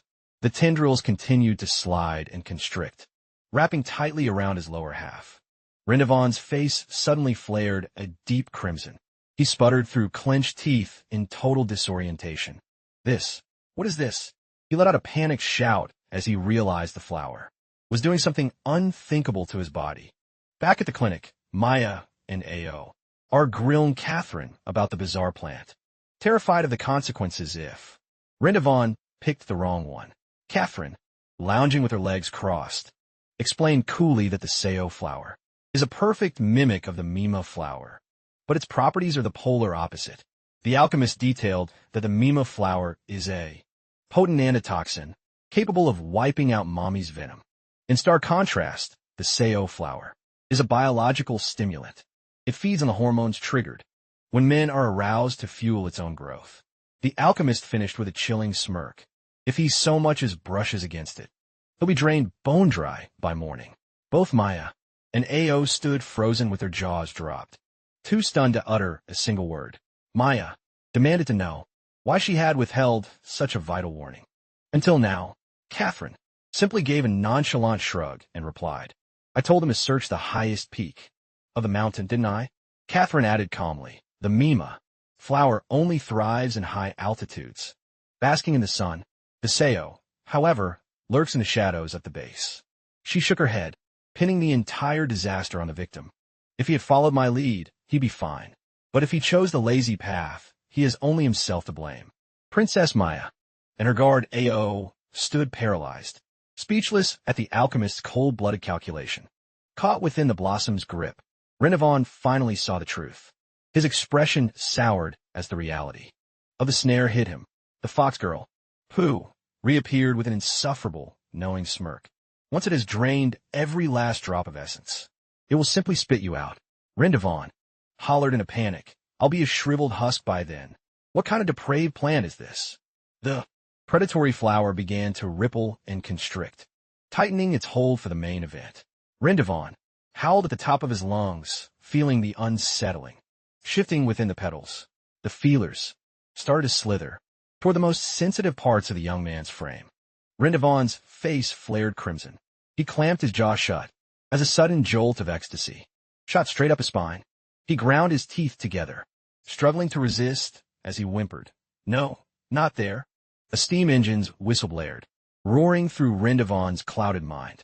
Immediately following the noise, a massive tidal wave crashed over him, shattering his remaining willpower. When the storm finally passed, Rendovan exhaled a shaky sigh, his face a mask of bliss. Pooh remarked flatly, It has taken all it needs. She surveyed the pathetic state of Rendovan and dropped a stinging, sarcastic quip. You look like you're having the time of your life. Pooh showed her utter contempt, gave a dismissive wave, and turned to walk away. Rendovan cried out in a desperate plea, begging the fox girl to show some mercy, since he had helped her earlier. But Pooh just kept strolling along, deciding that her quarry had suffered enough. Pooh turned back with a devious grin, offering a deal that reeked of ownership. I'll get you out of there, but in return, you belong to me as my servant. She sealed the pact with a domineering command. You will follow my every word without a single why. Rendovan, still pinned by the plant, found the strength to shout, Not a chance. I'm a man of pride. I'll never bow to a brat. Before the sentence could even finish, the flower squeezed with renewed vigor, forcing a sharp gah from Rendovan. Make it stop. Now. Pooh mocked him with a sneer. A man of pride, huh? Let's see how long that manhood lasts. With that, Pooh turned her back and walked off heartlessly, deaf to Rendovan's frantic wails. Transitioned to a new scene. Inside a decaying building cloaked in shadows. A search is in full swing. From a high vantage, a unit of the beast tribe scours the area littered with wreckage. Two muscular wolf warriors are low to the ground, sniffing the air for any trace. A wolfman snarled, giving his report. The young mistress's scent still lingers, but it's mixed with the stench of a hyena. Matira, the formidable centaur, wondered how hyenas could still be here, if they had supposedly been wiped out, muttering that their vigilance had clearly failed. The catgirl lieutenant concluded that a struggle had occurred, expressing her fear that Pooh might have fallen into hyena hands. Matira barked a decisive order. No more delays. We march for Mount Manju. In a blurred haze of memory, a girl with rose-colored hair whispered to her lover, This is all new to me. Please be gentle. The brown-haired youth hesitated, wondering if this was right since they weren't wed. But the girl insisted she already saw him as her true husband. They shared a feverish kiss, embarking on a night of deep connection. The pink-haired girl slipped out of her dress. The tension in the room reached a breaking point. The passionate embrace unfolded in a dreamlike setting. Suddenly, a hand in a black glove seized the young man's hair, shattering the beautiful illusion. The youth bolted upright, drenched in a cold sweat. paralyzed as he looked at the princess of the demon tribe, Maya, looming behind him with a murderous aura. Maya grabbed him, screaming with rage, "You scum! You have a fiancé, and yet you play around?" While the youth could only gasp out her name. Trembling, the pink-haired girl from the dream fired back. "Your fiancé is gone. He's my husband now." The demon princess, Maya, her face flushed with anger, made an outrageous proposal. "Fine, he belongs to me. Or we could just split him right down the middle." Caught between the two warring beauties, Rinavon was frozen in place. The pink-haired girl said softly, "If Bon is willing, I don't mind sharing the load." While Maya added, "Since there are two of us, one half for each seems perfectly fair, right?" Rinavon, his face glowing, stammered out, asking as if he'd won the lottery. "Wait, are you serious?" The dream shifted back to a rosy hue as he leaned toward the pink-haired girl. A moment later, the demon princess, Maya, joined them, pressing her curves against his frame. Rinavon was lost in bliss, thinking to himself, "I found heaven. What kind of chaotic place is this?" The demon princess's hand glided over his toned stomach. The heat intensified. Suddenly, a third figure emerged, Mommy, with her vibrant magenta hair and sharp demon horns. She wrapped herself around Rinavon from behind. Rinavon snapped out his trance, sweating buckets and yelling in horror, "Mommy!" He tried to shove her away, shouting, "What are you even doing here?" Mommy silenced him with a finger to her lips. "I'm not here to ruin the fun. I'm here to take part." The dream cycled again. Maya and the pink-haired girl shouted together, "No way. Bon is ours. There's no room for an intruder like you." Mommy gave a mocking smile, sharing her twisted outlook. "Men are just like fertile fields, if you know how to harvest them properly." The purple serpent in Mommy's hand flashed its fangs as she continued, "But they can yield a harvest that never ends." With a sharp hiss, the snake struck, biting Rinavon's neck, making him scream with all his remaining strength. Rinavon ground his teeth, his face burning, from a bizarre sensation surging from below. Suddenly, a vision of giant fish filled his mind, and the youth cried out, "I can't take it anymore." The entire school of fish leaped from the waves as he shouted instinctively, "It's bursting out." In the dream, the pink-haired girl let out a soft moan. The demon princess, Maya, remarked flatly, "That really is quite a lot." Mommy, on the other hand, looked absolutely thrilled, flicking her tongue. "It's way too much." Rinavon collapsed back, his frame shuddering in the phantom trance. He gasped, feeling utterly hollow. I'm empty." The three succubi leaned over him. Mommy smiled down with a sneer. "Wrong. A man's potential has no ceiling." Enveloped by dark tentacles, Rinavon let out a final, desperate cry. "Stop! Stop!" Crash! Rinavon woke up with a jolt, his eyes dilated with fear. He sat up, shivering alone on a hill under the stars. Panting and gasping, was that just a nightmare? Rinavon muttered, his face etched with bitterness. "I must have blacked out. Curse that perverted plant." He clutched his head, shouting in frustration. "In 23 years of life, I haven't even touched a girl's hand." After his brief moment of self-loathing, Rinavon tensed up, his eyes scanning the dark. He whirled around, shouting, "Who's there?" A pair of bare, pale feet stepped softly across the grass. "Phew." The fox girl bore a devious and knowing grin. Rinavon glared at her, growling, "You're still hanging around? Who are you supposed to be?" He gave a scoff. "Trying to loot a dead man? Too bad for you, I'm still breathing." Pooh folded her arms, pouting and snapping back at him. "That's completely false. I'm not that kind of lowlife." Clearly irritated, she kicked a pebble to blow off some steam. Pooh grumbled under her breath. "It's not like I have anywhere else to go, anyway." She explained that her father and his associates were buried in an endless meeting, so they likely hadn't even noticed her farewell note yet. Pooh suddenly cried out, "Even if I return, I'll be all alone. I won't go back." Rinavon gave a sarcastic smirk. "Spinning more tall tales, I see. This time you're playing the neglected little girl, unloved by her parents." The fox girl, her neck stiff with indignation, replied firmly, "It's the absolute truth." In a brief flashback, Pooh revisited the tragic scene of her mother's passing, following a traumatic labor, watched by the grieving members of the Beast clan. She continued her somber narrative. "My father cherished me deeply, but he was constantly occupied from sunrise Until long after dark, Pooh pictured her father, a man with his eyes perpetually bandaged, forced to leave incessantly for his duties, leaving her to wander the city in solitude. Young Pooh stood in the shadows, watching another family from the Beast clan sharing a joyful moment, wondering why she was the only one left behind. The memory of a happy father from the tribe, playfully tossing his son into the air, resurfaced.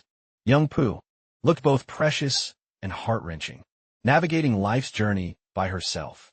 To escape the crushing loneliness, the girl lost herself in fantasy novels, imagining herself as the hero. To find a spark of happiness, returning to the present. Pu's face grew dark with melancholy as she spoke. But then she let out a desperate, tearful cry. I just want to spend time with my father. That's my only wish. Pu's whole confession seemed to strike a chord deep within. Rendezvous, leaving him momentarily paralyzed. He suddenly gripped his chest, clenching his jaw tight, to weather a surge of pain or a haunting memory.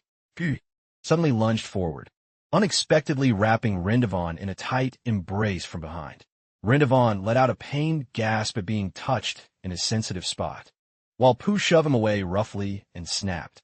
Spilling my heart to a heartless demon like you is pointless. The fox girl's face flushed as she shouted at him. You couldn't possibly understand how I feel. Rendezvous fired back, revealing that his own father was the exact same way, only appearing once a year, specifically on his birthday. He growled, claiming that he understood the weight of loneliness better than anyone else on the entire planet.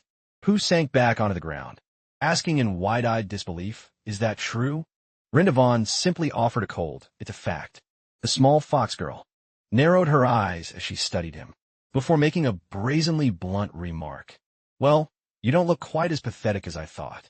Pooh shrewdly noted that knowing someone else was suffering more than her actually made her feel better, leaving Rendezvous stunned by the child's audacity. She cut straight to the chase, asking, have you never been furious at your father? Rendezvous gazed up at the glittering night sky, with a complicated, unreadable expression, leaving her question hanging in the air. Memories began to flood his mind. The bright pop of confetti cannons, exploding at a warm, intimate birthday celebration. His mother and childhood pals cheered, little Bon in unison, celebrating his big day. The mother, with her vibrant pink hair, gently presented her son with a wrapped gift, saying it was a joint present from both parents. Inside the box lay a miniature hero's uniform, neatly folded and brand new. Little Bon beamed with pure delight and cried out, wow, it's a real hero's suit. His friends swarmed around him, their faces green with envy because Bon was the lucky one, while none of them had ever received such a gift. Bon happily threw his arms around his mother, showering her with grateful thanks. His mother smiled and told them all to go play, while she prepared some fruit for dinner. Bon turned to boast to one of his friends that he was finally going to meet the captain today. Little Bon, wearing a proud, beaming expression, affirmed with total confidence, you bet. Dad gave me his word. All his friends exploded with excitement, begging for autographs and photos with their legendary idol. Bon puffed out his chest confidently, vowing that he would make it happen, sparking roars of approval from the group. Tick-tock. As time ticked away, the anticipation began to turn to anxiety. One of Bon's friends glanced impatiently at the clock as it struck 6. The captain still hasn't shown up. The blond boy in the cap started to jeer. I knew it. You were lying about your dad being the captain. That photo is definitely a fake. Bon shot back, his face turning red, insisting fiercely. It's the truth. My father really is the captain. The blond boy remained unconvinced. Bon fell into a pained silence, clenching his fists in stubborn determination. Bon smirked, reading through his rival's motives. Oh, I see how it is.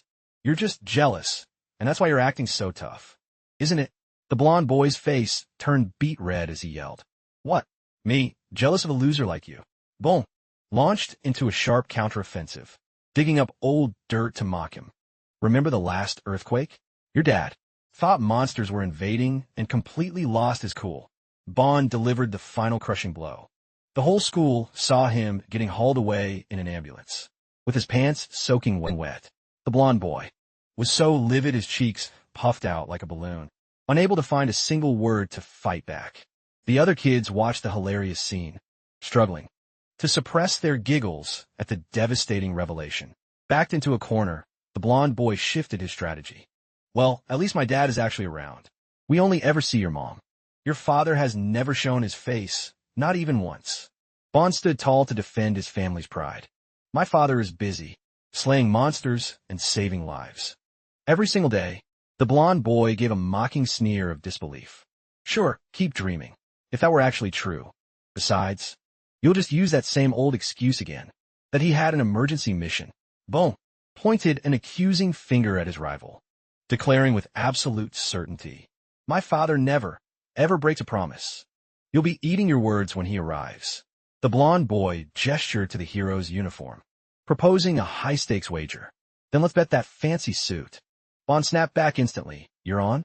And when I win, you have to be the monster and let me beat you. I'm gonna make you apologize on your knees. The two boys shook on the wager, ready for a battle of honor and reputation. Scene transition. A man dressed in an elegant, sharp suit, presumably Renjanita, stumbled with a purposeful stride down a sleek, modern corridor. Renjanita, the hero father, thought to himself, this is the first time I've ever baked a cake. It's a rather peculiar feeling. He was carefully holding a birthday cake decorated with a drawing of a family of 3, looking perfectly happy, clearly a labor of love he had made himself. He smiled with quiet confidence. Well, it doesn't really matter. As long as it's edible, he'll love it. Standing before the apartment door, with the cake in hand, he steeled himself for the family reunion. Renjanita beamed, wondering to himself, I wonder how much Bond has grown since I last saw him. He carefully set the cake box down, mapping out his surprise. A playful thought struck the father. I'll hide and give him a real jump. With a heart full of excitement, he reached for the handle, his face glowing with anticipation. Suddenly, the phone in his jacket pocket began to vibrate violently. A sudden, dark omen of trouble. Renjanita's warm smile vanished, and his expression grew, intense in an instant. He pressed the phone to his ear, answering in a chilled, professional tone. Yes, I'm here. He listened without a word, his features becoming more rigid by the second. The celebration was clearly over. His shoulders squared and tensed. That cursed phone call had ruined everything. Inside the home, Bond's mother spoke in her phone, sounding panicked. What? An urgent mission right now? Is it absolutely necessary for you to go? Her face was clouded with letdown and anxiety, realizing the vow made to her son was about to be shattered. Hey, Janita, already clad in his battle gear, stood tall and imposing before his wife, prepared to leap into the fray. She let out a sigh, yielding to the bitter reality. Well, duty calls. Please stay safe, Bond, and I will be waiting for your return. In the meantime, little Bond, decked out in his hero outfit, brandished his plastic sword and yelled, Justice shall triumph. Humanity will hold the victory. Another boy sat watching the screen, with wide, sparkling eyes, rooting for the televised champions. Go heroes, go. The blonde boy folded his arms, with a look of pure contempt, openly sneering at them. His mother called out to Bond. The boy jumped and turned around, still fully immersed in his hero persona. His mother began to explain tentatively. You see, your dad. Boom. Went still, instinctively knowing something was wrong. Time ticked away, and the festive birthday cake sat forgotten and lonely on the table. Bond had stripped off his costume, huddling dejectedly in a corner, as his mother tried to soothe him, explaining that his father's emergency task left him no other choice. She gestured to the cake, mentioning that his father had prepared it personally and vowed they'd share it the moment he got back. But Bond remained bitter and stayed silent. Anger boiled over in the boy, who screamed, no, and swiped at the cake box, sending it tumbling. He lashed out at his mother, furious that even on his birthday, his father was nowhere to be found, demanding why grown-ups make promises they don't keep. With tears streaming down his face, he wailed, my friend called me a liar. I hate Dad. With those words, Bond bolted and ran straight to his bedroom, leaving his mother calling after him in distress. Slam! The door was hurled shut, leaving his mother to sigh in defeat. Bond threw himself across the room and onto the bed. He buried his face in the pillow, muffled screams of rage following. Liar! You're a giant liar. I don't care about Dad ever again. The boy was still brooding when a sudden breaking news bulletin cut through the regular TV programming. He lifted his head. The news reported that the International Trade Plaza had been raided by a beast, though fortunately the defenders had cleared the area in time. The announcer continued, warning that some dangers remain at large and strongly urged residents to stay locked inside. Boom! Froze as his mind connected the dots. Monster raid. Emergency mission. He scrambled to the window, his eyes flickering with a mix of hope and dread. He cried out, "Dad!" Out on the midnight street, a boy in a hero suit swung a toy blade in front of two playmates. The rival blonde boy jeered, exposing that Bond was a fraud and that his father wasn't even the hero captain. The two friends chimed in, complaining that playing with a liar was a total waste of time, and the blonde boy threatened to tell everyone on Bond, so he'd be shunned. Suddenly, the three kids went rigid. A chilling, ominous vibe washed over them. A police officer was cordoning off the road, blocking any civilians from entering the red zone. The two boys hurried over to ask. The officer informed them that a beastly assault was unfolding up ahead and that the heroes were currently engaging it. Hearing that heroes were nearby, the two boys' eyes lit up, longing to see the captain in action for themselves. They began to beg and plead, asking the officer to let them through for autographs, promising to stay out of the way. Meanwhile, the blonde boy wore a defiant grin. His hand had already gripped the iron fence. He yanked the bar loose, ignoring the officer's shouts, and sprinted straight into the heart of the battle. As he ran, he yelled with stubborn pride that he would join the hero squad, and that he wasn't afraid of any puny monsters. He waved his toy sword, getting ready for a make-believe strike. Crunch! A massive, monstrous hand swept down from above, snatching the little pretend hero. With his face drained of color, he was paralyzed as he stared into the cold violet eyes of the Titan, a lizard-like behemoth, towering and powerful, standing amidst the urban wreckage. His two companions, standing behind the barrier, were frozen in terror at the gruesome sight. The officer was equally horrified. He shrieked at the top of his lungs, "It's a monster!" He frantically grabbed his radio, reporting with urgency that a giant class beast had emerged and seized a child hostage. The remaining friends wept desperately, imploring the officer to rescue their buddy. The officer unleashed a volley of gunfire, but those small caliber rounds only managed to tickle the beast's thick, armored hide. It let out a roar like a thunderclap. Its jaws gaped open, revealing rows of jagged teeth. With its lethal claws, the beast latched onto the glass facade, preparing to ascend. With effortless leaps, its massive bulk scaled the side of the skyscraper. The lizard beast clung tight to the building, refusing to let go of the toy in its grip. The captured blonde boy screamed through his sobs, "Help me! I'm so scared." The police officer gritted his teeth and kept firing into the air fruitlessly. He watched the monster climb higher and higher, drifting completely out of range. "Curse it! My rounds can't even reach him." The officer came to the bitter realization of the situation. Having no other choice, he barked into the radio with a panicked voice, requesting immediate air support. "I repeat, we need air support now." A dark blur streaked right past the officer, moving as fast as a gale. A figure clad in solid black tactical armor launched into the air, soaring directly toward the tower. The two friends on the ground cheered wildly. "Look at that suit. It's the hero's." In midair, the hero raised his arm.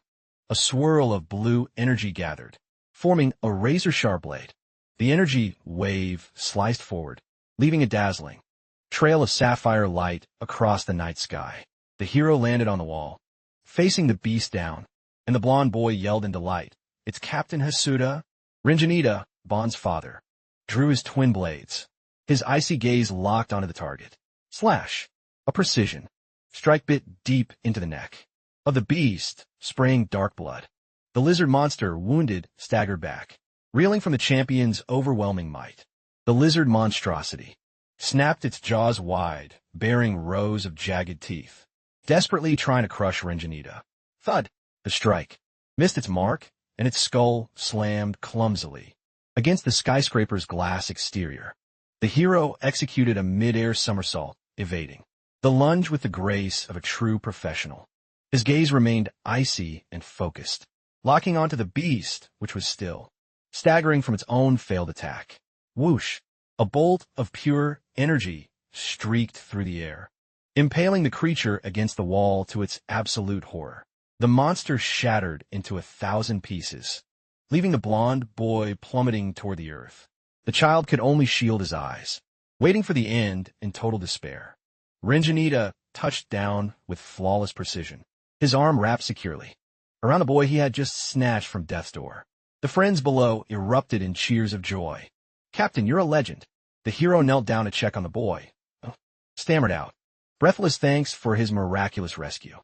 A crowd of children swarmed them instantly, everyone clamoring for a picture with the idol who had just pulled off such a breathtaking stunt. Rinjanita offered a warm smile and agreed at once. "Of course, let's do it." Camera flashes illuminated the night as he struck a pose with his group of tiny fans. The rescued blonde boy beamed with pride, his face glowing with pure satisfaction. A breaking news bulletin flashed onto the screen.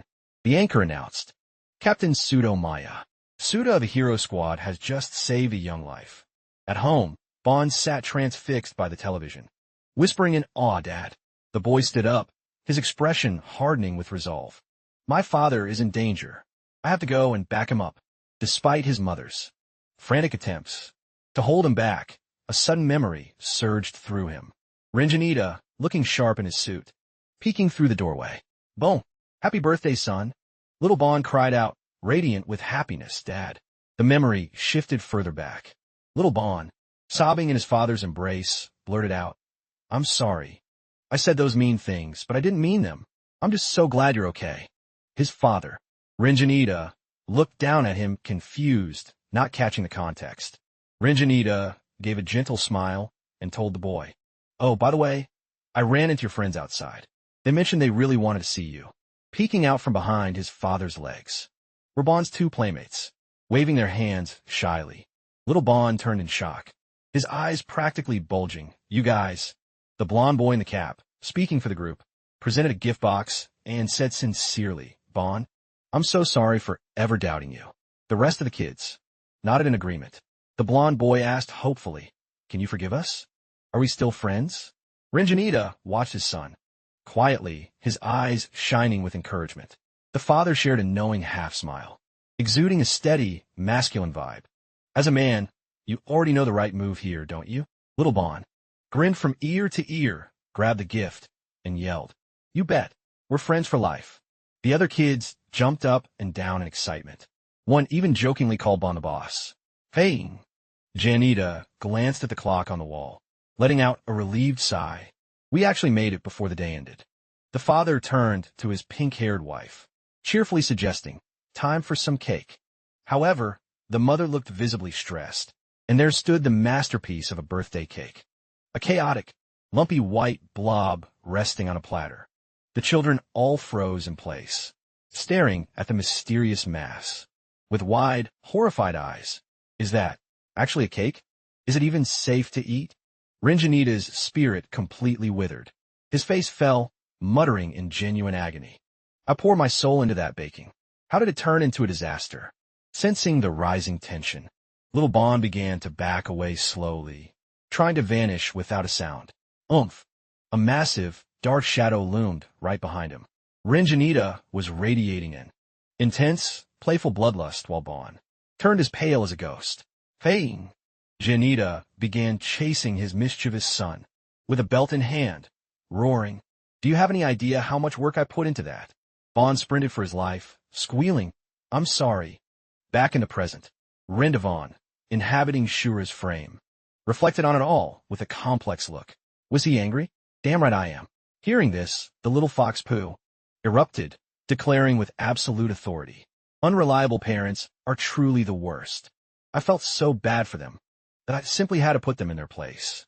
Rendavon answered the little fox softly, but that only happened that one time. He smiled, his eyes brimming with respect.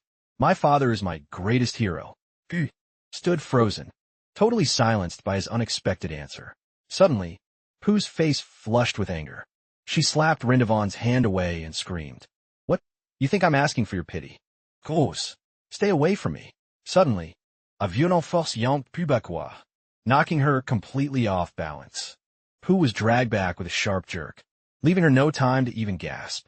Two hulking hyena men stepped out from the darkness, cackling wildly after snaring Pooh in a thick rope. Rindavan knitted his brows, instantly realizing that this pack had been stalking the outskirts of the village. Pooh recognized her captors in terror, gritting her teeth in rage. Hyenas. The noose tightened around Pooh's throat, choking off any attempt to fight back. The hyena boss grinned, showing his teeth, mocking her. Give it up, kid. It's over. This rope is woven from my own hair. It's as tough as steel. You'll never break free. He grabbed Pooh by her hair, growling. I thought hunting you down would be a chore, but you walked right into our laps, didn't you? Pooh thrashed, summoning her last bit of defiance to hiss. Let me go. Do you even know who my father is? If you harm a single hair on my head, your ending will be more painful than you can imagine. The leader jeered back at her. Oh, really? Go on then, who's the big man? Pooh puffed out her chest, shouting at the top of her lungs. Listen close, you filthy dogs. I am the daughter of the great beast clan chief. The two hyenas seemed to pause for a second. The lackey stammered in surprise. The clan chief's daughter? Pooh smirked triumphantly, believing she had finally gained the upper hand. Terrified now, aren't you? Release me this instant, and I might let you live. The entire hyena pack burst into hysterical laughter, treating it like the funniest joke they'd ever heard. While Pooh kept yelling with a strained voice, it's the truth. The leader's face suddenly turned vicious, his eyes burning like embers. Well, that's even better. Because of that old fossil, we were exiled to this dump. We'll feast on your precious clan chief when he crawls here to save you. Pooh was still being choked by the rope, but she strained against it to defy them. You wouldn't dare. Hey, hyena subordinate. Turned to the boss, his eyes landing on Rindavan, who was still sitting on the ground. Hey boss, what do we do with this guy? Rindavan waved his hands frantically, throwing the girl under the bus without a second thought. Hey, I'm not with her. I'm a bystander. If you're hungry, go ahead and eat her. Pooh was stunned into silence, then screamed with pure fury. You heartless, backstabbing snake. Betrayed and bitter, Pooh instantly flipped the script, pointing an accusing finger at Rindavan. Just so you know, he's a demon. There's a massive bounty on his head. Rindavan exploded. You little brat, you're selling me out? But Pooh refused to yield. You're the one who ditched me first. A hyena's rough hand seized Rindavan by the hair, exposing a pair of ink-black, demonic horns. The leader grinned, flashing his teeth, appearing slightly caught off guard. Well, look at that. A genuine demon. What's our move now?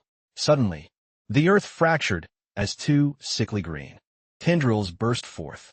A colossal predatory flower erupted from the soil, its vines already having tightly shackled Rindavan. A hyena lackey let out a terrified shriek. The leader stumbled back in panic while Pooh coolly laid out the rules of engagement. It seems he's about to be completely sucked dry. If you steal Seo's prey, you'll end up taking his place. The leader narrowed his eyes at Pooh, realizing he had been played like a fiddle. So this was your little game. The girl offered a devious smirk. You're sharper than you look. In a flash, the leader had vanished and reappeared behind her, pinning Pooh in a vice-like grip, leaving her utterly petrified. Crash! The hyena sent Pooh sprawling to the dirt with a kick, grinding his heel into the girl's back with lethal intent. He snarled that he'd end her right here, to wipe out any loose ends, even though she lay broken on the ground with blood staining her temple, her eyes still burning with defiance. Rindavan, still imprisoned by the monstrous plant, could only watch in silence as the situation spiraled out of control. The leader roared, unsheathing his jagged claws, ready to deliver the killing blow to Pooh. Pooh let out a final, desperate no, as the scythe of death was poised to fall. Amidst the chaos, a voice rang out from the captive. Pray, what kind of man trembles before a Seo flower? Rindavan, still lashed by the roots, taunted them loudly. Don't mock my stamina. I'm not some fragile weakling who snaps after one hit like you lot. The hyena boss bared his rotting fangs and growled. Who are you calling? A glass-jawed coward? Rindavan gave a provocative grin, staring straight at the hyena's crushing Pooh. Nice reaction. Was I stuttering? You pathetic dogs. He continued his taunt, thrusting his middle finger into the air. If you've got the stomach for it, come get me, you losers. The leader lost his mind, bellowing, I'll rip you apart, and charged headlong toward Rindavan, leaving Pooh in the dust. Rindavan just sneered, waiting with icy calm. Yeah, if you're so tough, step up. Snap. The hyena lunged forward with blurring speed, aiming a lethal strike at the bound Rindavan. At the precise moment the claws were about to shred him, Rindavan twisted away, dodging by a fraction of an inch. The leader overshot his mark and was instantly ensnared by the predatory flower's vines, becoming its new main course. Rindavan landed gracefully, casually brushing off his clothes, while the hyena was hoisted helplessly into the air. The monstrous bloom unhinged its massive maw, ready to feast on its struggling victim. Thwip! More razor-sharp roots lashed out, encircling the hysterical leader. Rindavan exhaled in relief, whispering, Finally, I'm out of that mess. The leader realized he'd been lured into a trap and screamed, manically, You filthy demon! You used me as bait. Thump! The monstrous plant had heard enough, slamming the hyena violently against the earth, crushing the life from him. The two remaining goons stood paralyzed, stammering, the boss that had the toughest hide of us all, yet he was broken in a single strike. Rindavan stood tall, a fierce blue aura erupting around his frame, his sharp, piercing gaze locked onto the fallen hyena. He smirked, feeling his vital energy flooding back. Looks like my strength is returning. Rindavan smiled, realizing that those vile hyenas didn't just drain mana, but also pilfered the essence of other tribes. He glanced at the leader's corpse, muttering that although that hideous flower made his knees weak, it was time to use its spill to reclaim his power. The two hyena thugs, seeing their leader fall, turned tail and bolted, shrieking in panic. We're no match for him. Run for your lives. Rindavan barked, mocking the retreating cowards. Hey, don't walk away now. You're my spiritual tonic. He stopped abruptly. A brilliant idea sparked in his mind. With a sinister grin, Rindavan whispered, Hold on. There's still one soul left. He turned his gaze toward the fox girl, Pooh, who lay pale and motionless on the ground. Rindavan approached, his blood-stained blade in hand, letting out a chilling laugh under the stars. Pooh cowered in fear as his shadow washed over her. Stammering, what? That what are you planning to do? Radiating an intense, murderous intent, Rindavan growled. You dragged me into hell, remember? Did you really think I'd just let you walk? The jagged blade, coated in crimson, gleamed with a lethal luster. The hyena leader's body lay sprawled in the dirt, cold and lifeless. Rindavan looked down with hollow eyes. His thirst for blood had reached its zenith. Pooh broke out in a cold sweat, realizing that the man before her had been completely transformed. He was truly going to end her. He raised the sword, poised to strike the final blow. Against the defenseless girl, Pooh squeezed her eyes shut and wailed, I was wrong. Please spare my life. As a severed strap hit the dirt, Rindavan simply stood there, holding a strip of fabric he had just sliced from her tunic. He leaned down, dropping the cloth, in front of the trembling and confused Pooh. Pooh looked up, meeting only his frigid voice. If you don't want to bleed out in the dirt, get yourself to a clinic. I'm not playing nursemaid. Pooh could only watch in stunned silence as Rindavan turned his back and vanished into the night as cold and distant as a phantom. Noticing the fox girl was still rooted to the spot, Rindavan tossed a growled explanation back. He was heading out to find Mima flowers. He had no intention of sticking around for the hyenas to bring back the whole pack. Left behind, Pooh scrambled to her feet and shouted that she was coming with him. The fox girl sprinted desperately after the half-demon, but the gap in their physical prowess was painfully obvious. Suddenly, the world spun for Pooh. Her energy was gone. She collapsed face first into the mud, in the most humiliating way possible. Rindavan turned around, his face twisted in annoyance. Seriously? Is this another one of your stunts? Seeing no reaction from the girl, he walked back and gave her a shake. Pooh was out cold, her face deathly pale from the blood loss. Rindavan muttered, realizing the girl had truly passed out and wasn't playing games. At that exact moment, a surge of killing intent lunged at him, making him bark. Who the hell is this now? Zip! A razor-sharp spear. Tip whistled past Rendavon, burying itself in the ground inches from Pooh. Two guardian figures emerged from the dark, a hulking bear man and a wolf warrior, brandishing their steel, with hearts full of murderous rage. Rendavon immediately recognized them as the Beast Men from the border post, wondering how they had managed to track him. A centaur warrior and a cat girl dashed forward, screaming Pooh's name, "My lady." The cat girl gathered the limp Pooh in her arms, sobbing uncontrollably, "My lady, please don't leave us. If you die, the clan chief will have my head." The woman. The centaur woman drew near, her face remaining a mask of composure. After a quick examination, she let out a relieved sigh and declared, "She's going to be all right. She simply lost consciousness due to the heavy bleeding." At the mention of the titles, Young Mistress and Grand Chieftain, Rendavon went stiff, his mind connected the dots with frantic urgency. "You gotta be kidding. This brat is actually the daughter of the Beast Clan leader."